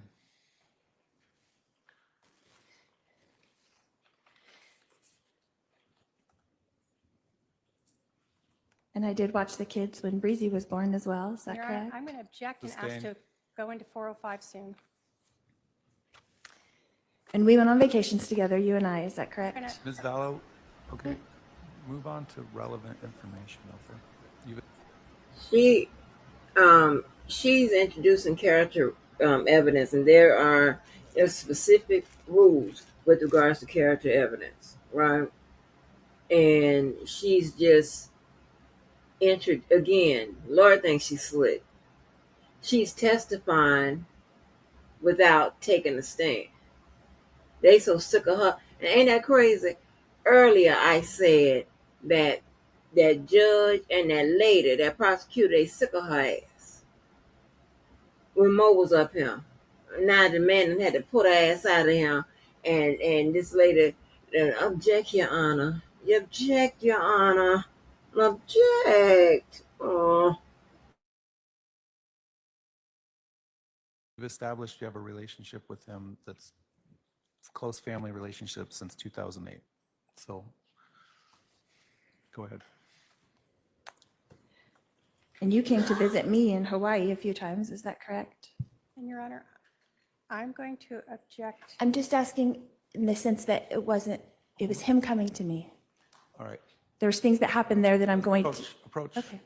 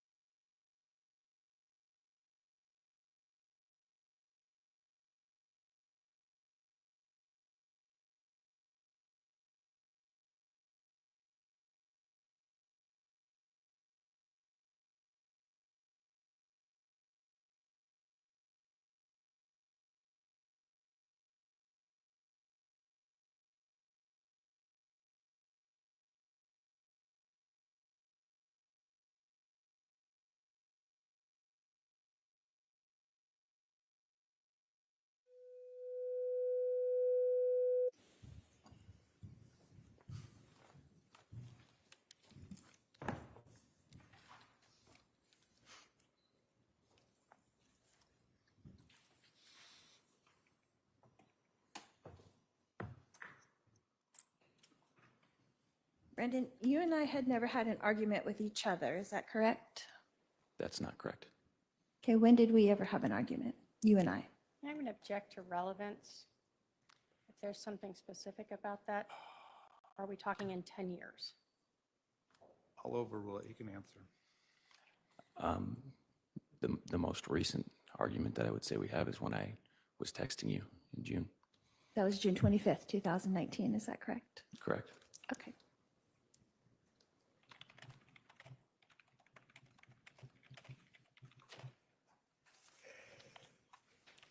And had you been upset with me before that time? Are you talking about ever in our lives? Yeah. I'm sure we're all human. I'm sure there was times I was upset with you. Is there something specific that you were upset with me about before the June 25th text messages? Your Honor, I'm going to object to relevance if there's something more specific. Sustained. Were you upset with me about Juice Island? I'm going to object as to relevance and 404. Sustained.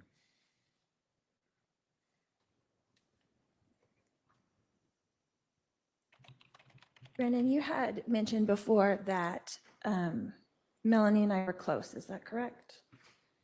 Correct. And you were aware that I loved Melanie. Is that correct? I can't say if you loved her or not.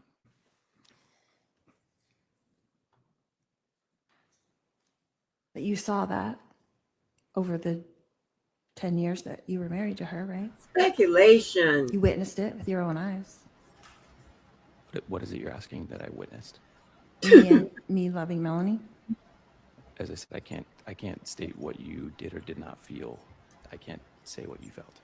But I acted in a way that was loving towards her, in as far as you knew. I'm going to object again to relevance, 404 and 405 character evidence. Sustained. So you were frequently, we were all together as a family frequently, is that correct? Yes. Okay.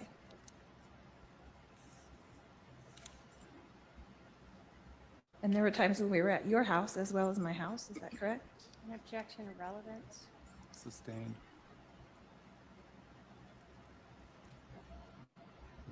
And until you sent me that text message on June 25th that we read yesterday, you and I had never had any disagreements with each other. Is that correct? I would not agree with that statement. You and I had ever had an argument? Can you ask that question again? Did you and I ever have an argument? And again, as to foundation of when, I'll allow him to answer. You can answer. I'm sure we had, I don't know how you would define argument, but disagreements. Face to face, you and I? Before the June 25th? Hold on. That's all I'm asking. Just before Okay, that. maybe rephrase it. So by the time we met in 2008 until June 25th, 2019, did you and I ever have an argument? Is there something you're looking for that you're trying to specify? And I'm not sure I can. That's a broad question that I can't think of a specific time where we argued face to face. If that's what you're looking for. Correct. So you and I have never had an argument in our lifetimes. I wouldn't agree with that. I would say that there have for sure been disagreements between us, but I can't think of a specific time that I could share where me and you face to face argued. I'm not a confrontational person. Okay. You've known me for all these years. Am I a confrontational person? I'm going to object to character evidence under 404 and 405. Sustained.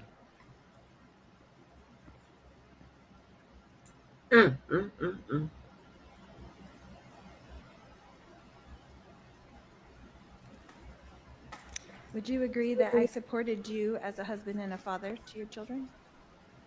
I'm going to object to relevance. Sustained. So in your testimony yesterday, you talked about this long argument that you had with Melanie. Was that on the same day on June 25th, 2019? It was. Okay. And you said it was a long argument. How long did that go on? It started in the afternoon and it went through past midnight. So several hours? Yes.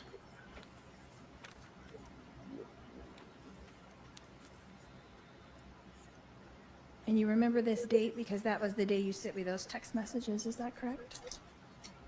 I wouldn't say that's the only reason I remember that date. It's a painful date. Okay. So you remember that date specifically?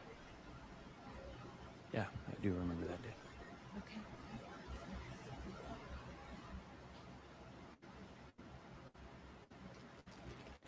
And you had mentioned that this argument started as a result of Melanie not wanting to attend your grandfather's funeral, is that correct? Correct. Okay. And you were aware that Melanie had trauma with all funerals because her mother passed away when she was 9, is that correct? Object to relevance. I'll overrule the objection. He can answer if he knows the answer. I can't say why Melanie was feeling the way she was feeling. I'm not Melanie. She should object You know she speculation. had an issue with funerals before your grandfather passed away. As I said, I'm not Melanie. I can't say what she had an issue with or not. So you're aware that her mother passed away when she was 9, right? Yes, I'm aware her mother passed away. And that she had to go to the funeral. I'm going to object to relevance. I'll sustain it at this point. Go ahead. Next question. But she's your wife of 10 years, so you knew that about her, is that correct? And again, I'm going to object to relevance, the same Sustain. question.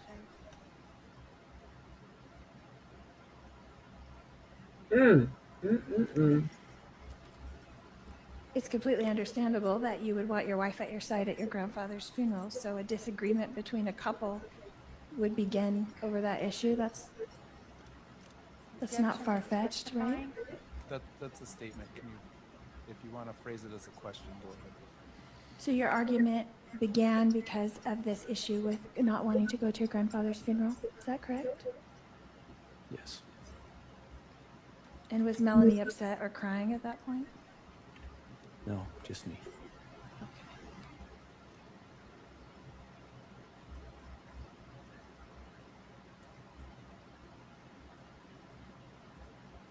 So during this long, several-hour disagreement, you would have covered a myriad of topics, is that correct? Can you define a myriad of topics? Just several different things probably came up during this very long argument. We talked about several different things, yes. Okay. And one of those things I had come up in the conversation, is that correct? One of the things that came up was you getting your temple recommended and me hacking your computer. So I'm saying I was brought up in that long conversation just the one time? I don't know if I could say just the one time. It was quite a long time we spent on that particular topic, which was bothersome. Okay. So as you were trying to change the subject, Melanie was going back to that?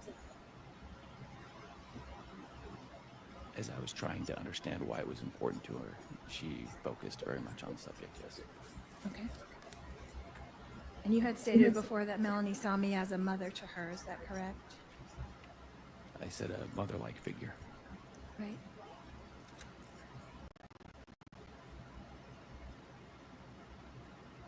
And it's not out of the realm of possibility that your mother-in-law would be brought into a very long argument, is that correct? Objection, speculation, relevance. Or someone close to your wife? Sustain. But I was not the focus of that entire argument, is that correct? My focus was my family, my wife and my children. I love them and I didn't want them to go through pain. Is that what you spent all those hours arguing?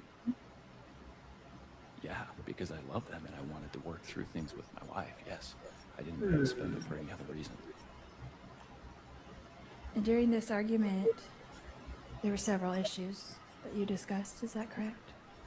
Correct. Okay. And one of those issues was Melanie informing you of text messages that she had viewed? I don't know what you're talking about. Okay. Is one of those issues a video of you on Facebook dancing at the pink pony that Melanie showed you? Object to relevance, to 404B evidence, and 403. Sustain.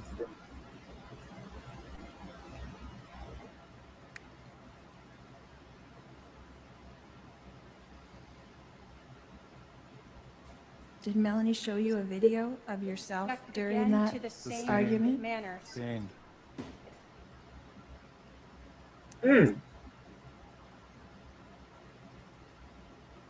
What else was discussed in this argument? Objection, relevance, foundation, Something specific? I'll sustain the objection.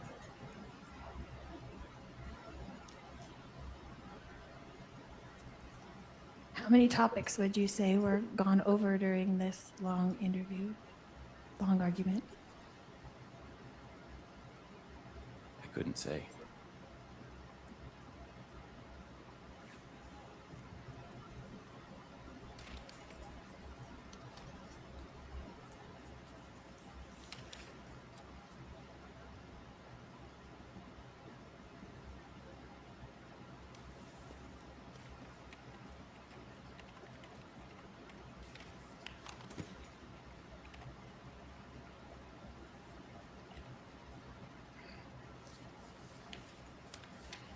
So until, did I ever answer the text messages that you sent to me? I never received a reply.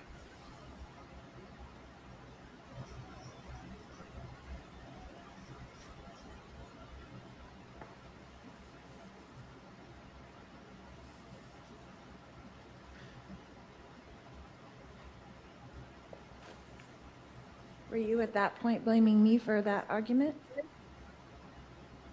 In your mind? I think that the only people who can be responsible for ourselves is ourselves, so I was focused on myself and my wife. Okay.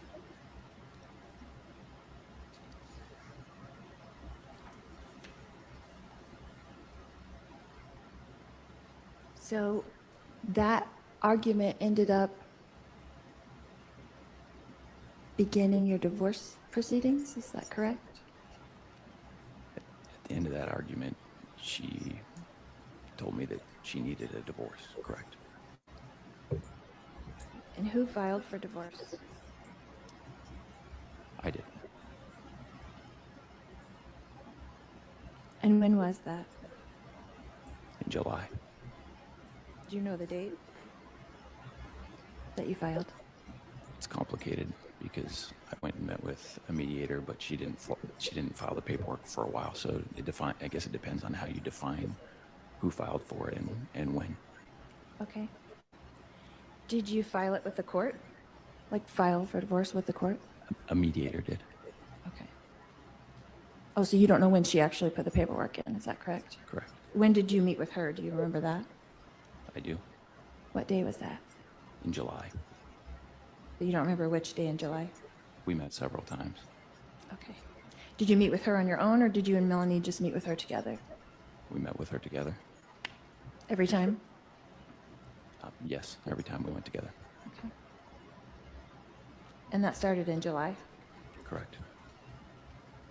And do you know when that was final? Mid-October.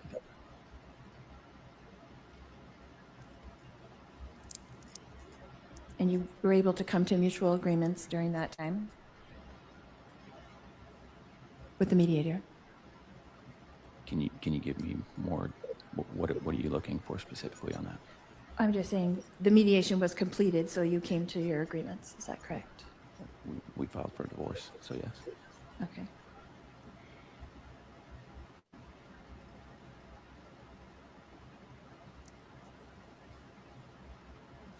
So when was it that Melanie moved into the rental house from the house that you were living together in?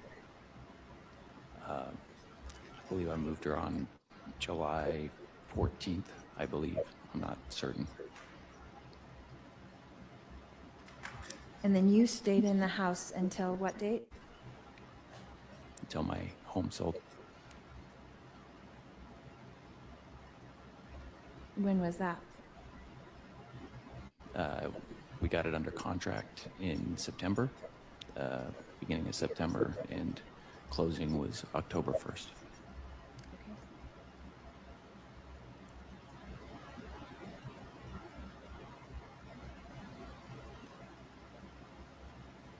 And when did you move into your rental house? What day was that?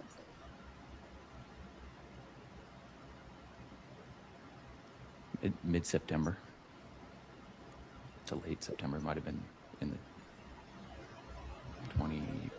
the 25th, 24th, 26th, somewhere in there.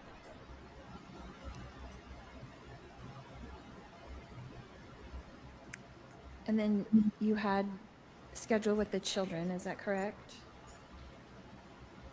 Can you ask that question? I'm just saying you had agreed to a schedule with the children, is that correct? Part of our divorce, we had a schedule, yes. And so on October 2nd, all 4 children were with you, is that correct? It depends on what time you're speaking about. Well, they spent the night with you, so they would have woke up with you on October 2nd, is that correct? On October 2nd night, they slept with their mom. On October 1st night, they slept with me. Okay. That night turned into October 2nd, is that correct? If you're saying October 2nd in the morning, then yes. Yes, that would be, my kids would have still been at my house in the morning. Yes, okay. And then you had taken them to school, is that correct, in the morning? Correct. You said that you guys got up, you had food, you were getting ready. Yes. Normal, typical morning, right? Correct. Okay. And then you dropped off your 2 oldest at their elementary school, is that correct? Correct. And then you took Breeze to her mom and dropped her off at the park, is that correct? Correct. And then you took Blake to his preschool and dropped him off, is that correct? Correct. Okay. And then where did you go from there? I went to the gym. What was the name of your gym? I'm sorry. EOS. And you worked out for, you said, an hour to an hour and a half? Yeah, I wasn't watching super close, so I can't tell you exactly how long it was. Okay. And then you drove straight home, is that correct? From the gym, yes.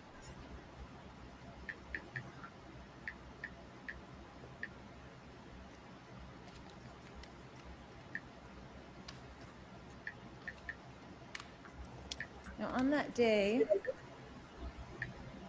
you had an interview with Detective Pillar, is that correct? Correct. Is that the first time that you met Detective Pillar? Yes. It was on that day on October 2nd, 2018? Correct.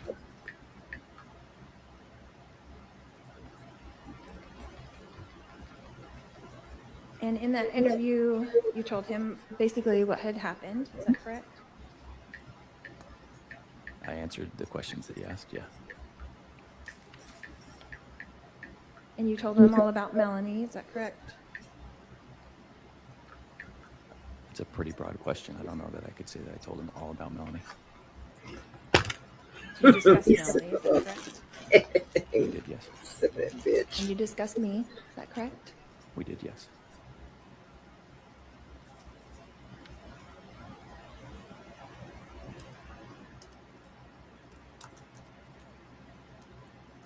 And he had asked you kind of what happened, is that correct? He asked me what happened? Mhm. Yes, he asked me what happened. And you talked about your divorce, is that correct? We did discuss parts of my divorce, yes.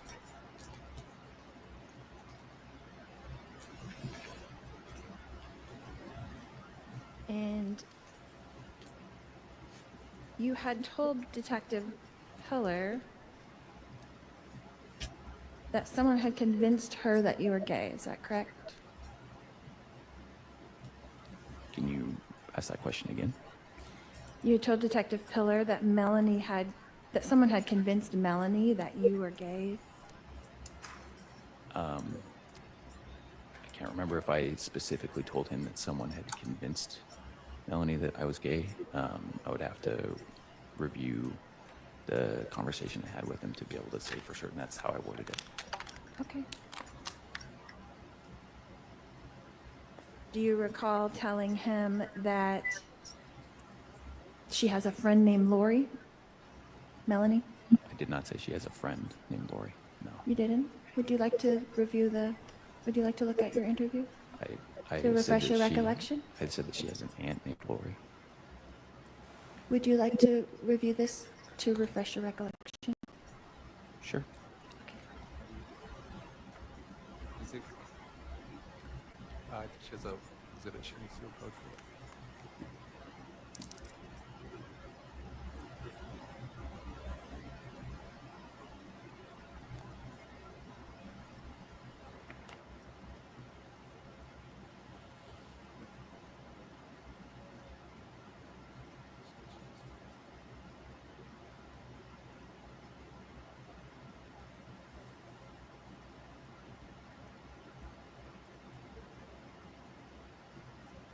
She just wants to show him to refresh his memory. I apologize.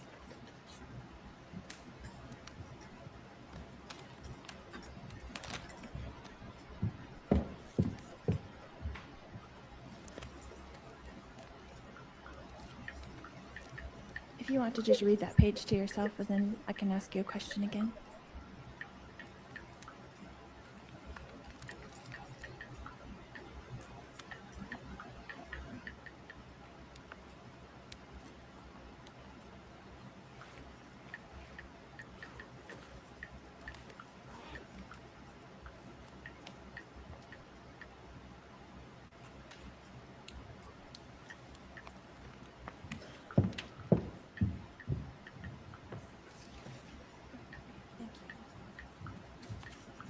Did that refresh your memory, Brandon? I read that. I think that maybe a transcriptionist miswrote that, because I wouldn't have referred to you as a friend named Lori. I would have referred to you as an aunt named Lori. Okay. And it was me that you were talking about that convinced her that you were gay? Is that what you were referring to? In that context, I never said that Lori is the one who convinced Melanie that I was gay. Okay.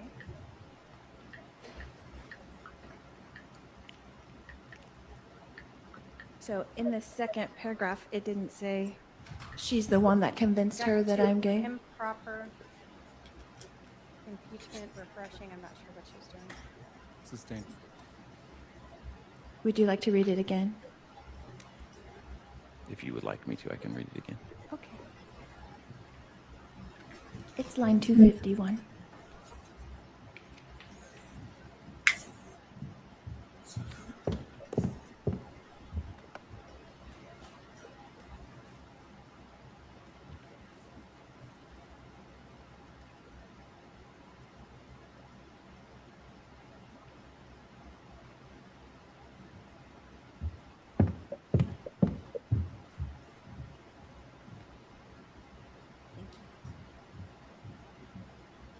Did that refresh your recollection? Yes, I read a different line. That is that in 251, I did specifically say that I thought you. That I had convinced her. Can you ask that That I question? had convinced Melanie that you were gay? I said that I specifically thought that you had been involved in convincing her that I'm gay. Yes, correct. Okay. And so she did not show you herself a video of you dancing at the Pink Pony. Is that Again, Your correct? Honor, to relevance to 404B. Sustained. It's all sustained. And what was your understanding of how I convinced Melanie of this accusation? There's speculation. Can we sidebar?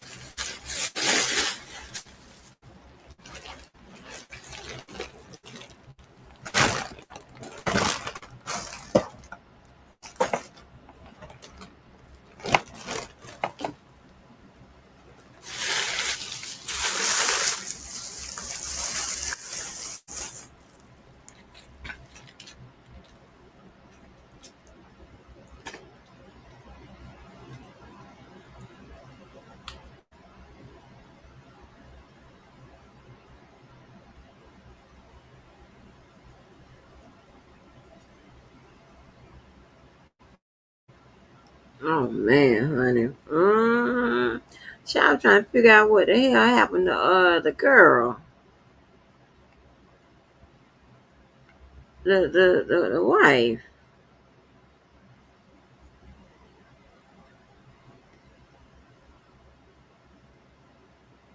Anyway, y'all. Hey, that's it for today, baby. Make sure you do something good for yourself and someone else. Make the day a good day and tomorrow even better day, baby. And I'm out of here. Bye. Bye. Bye.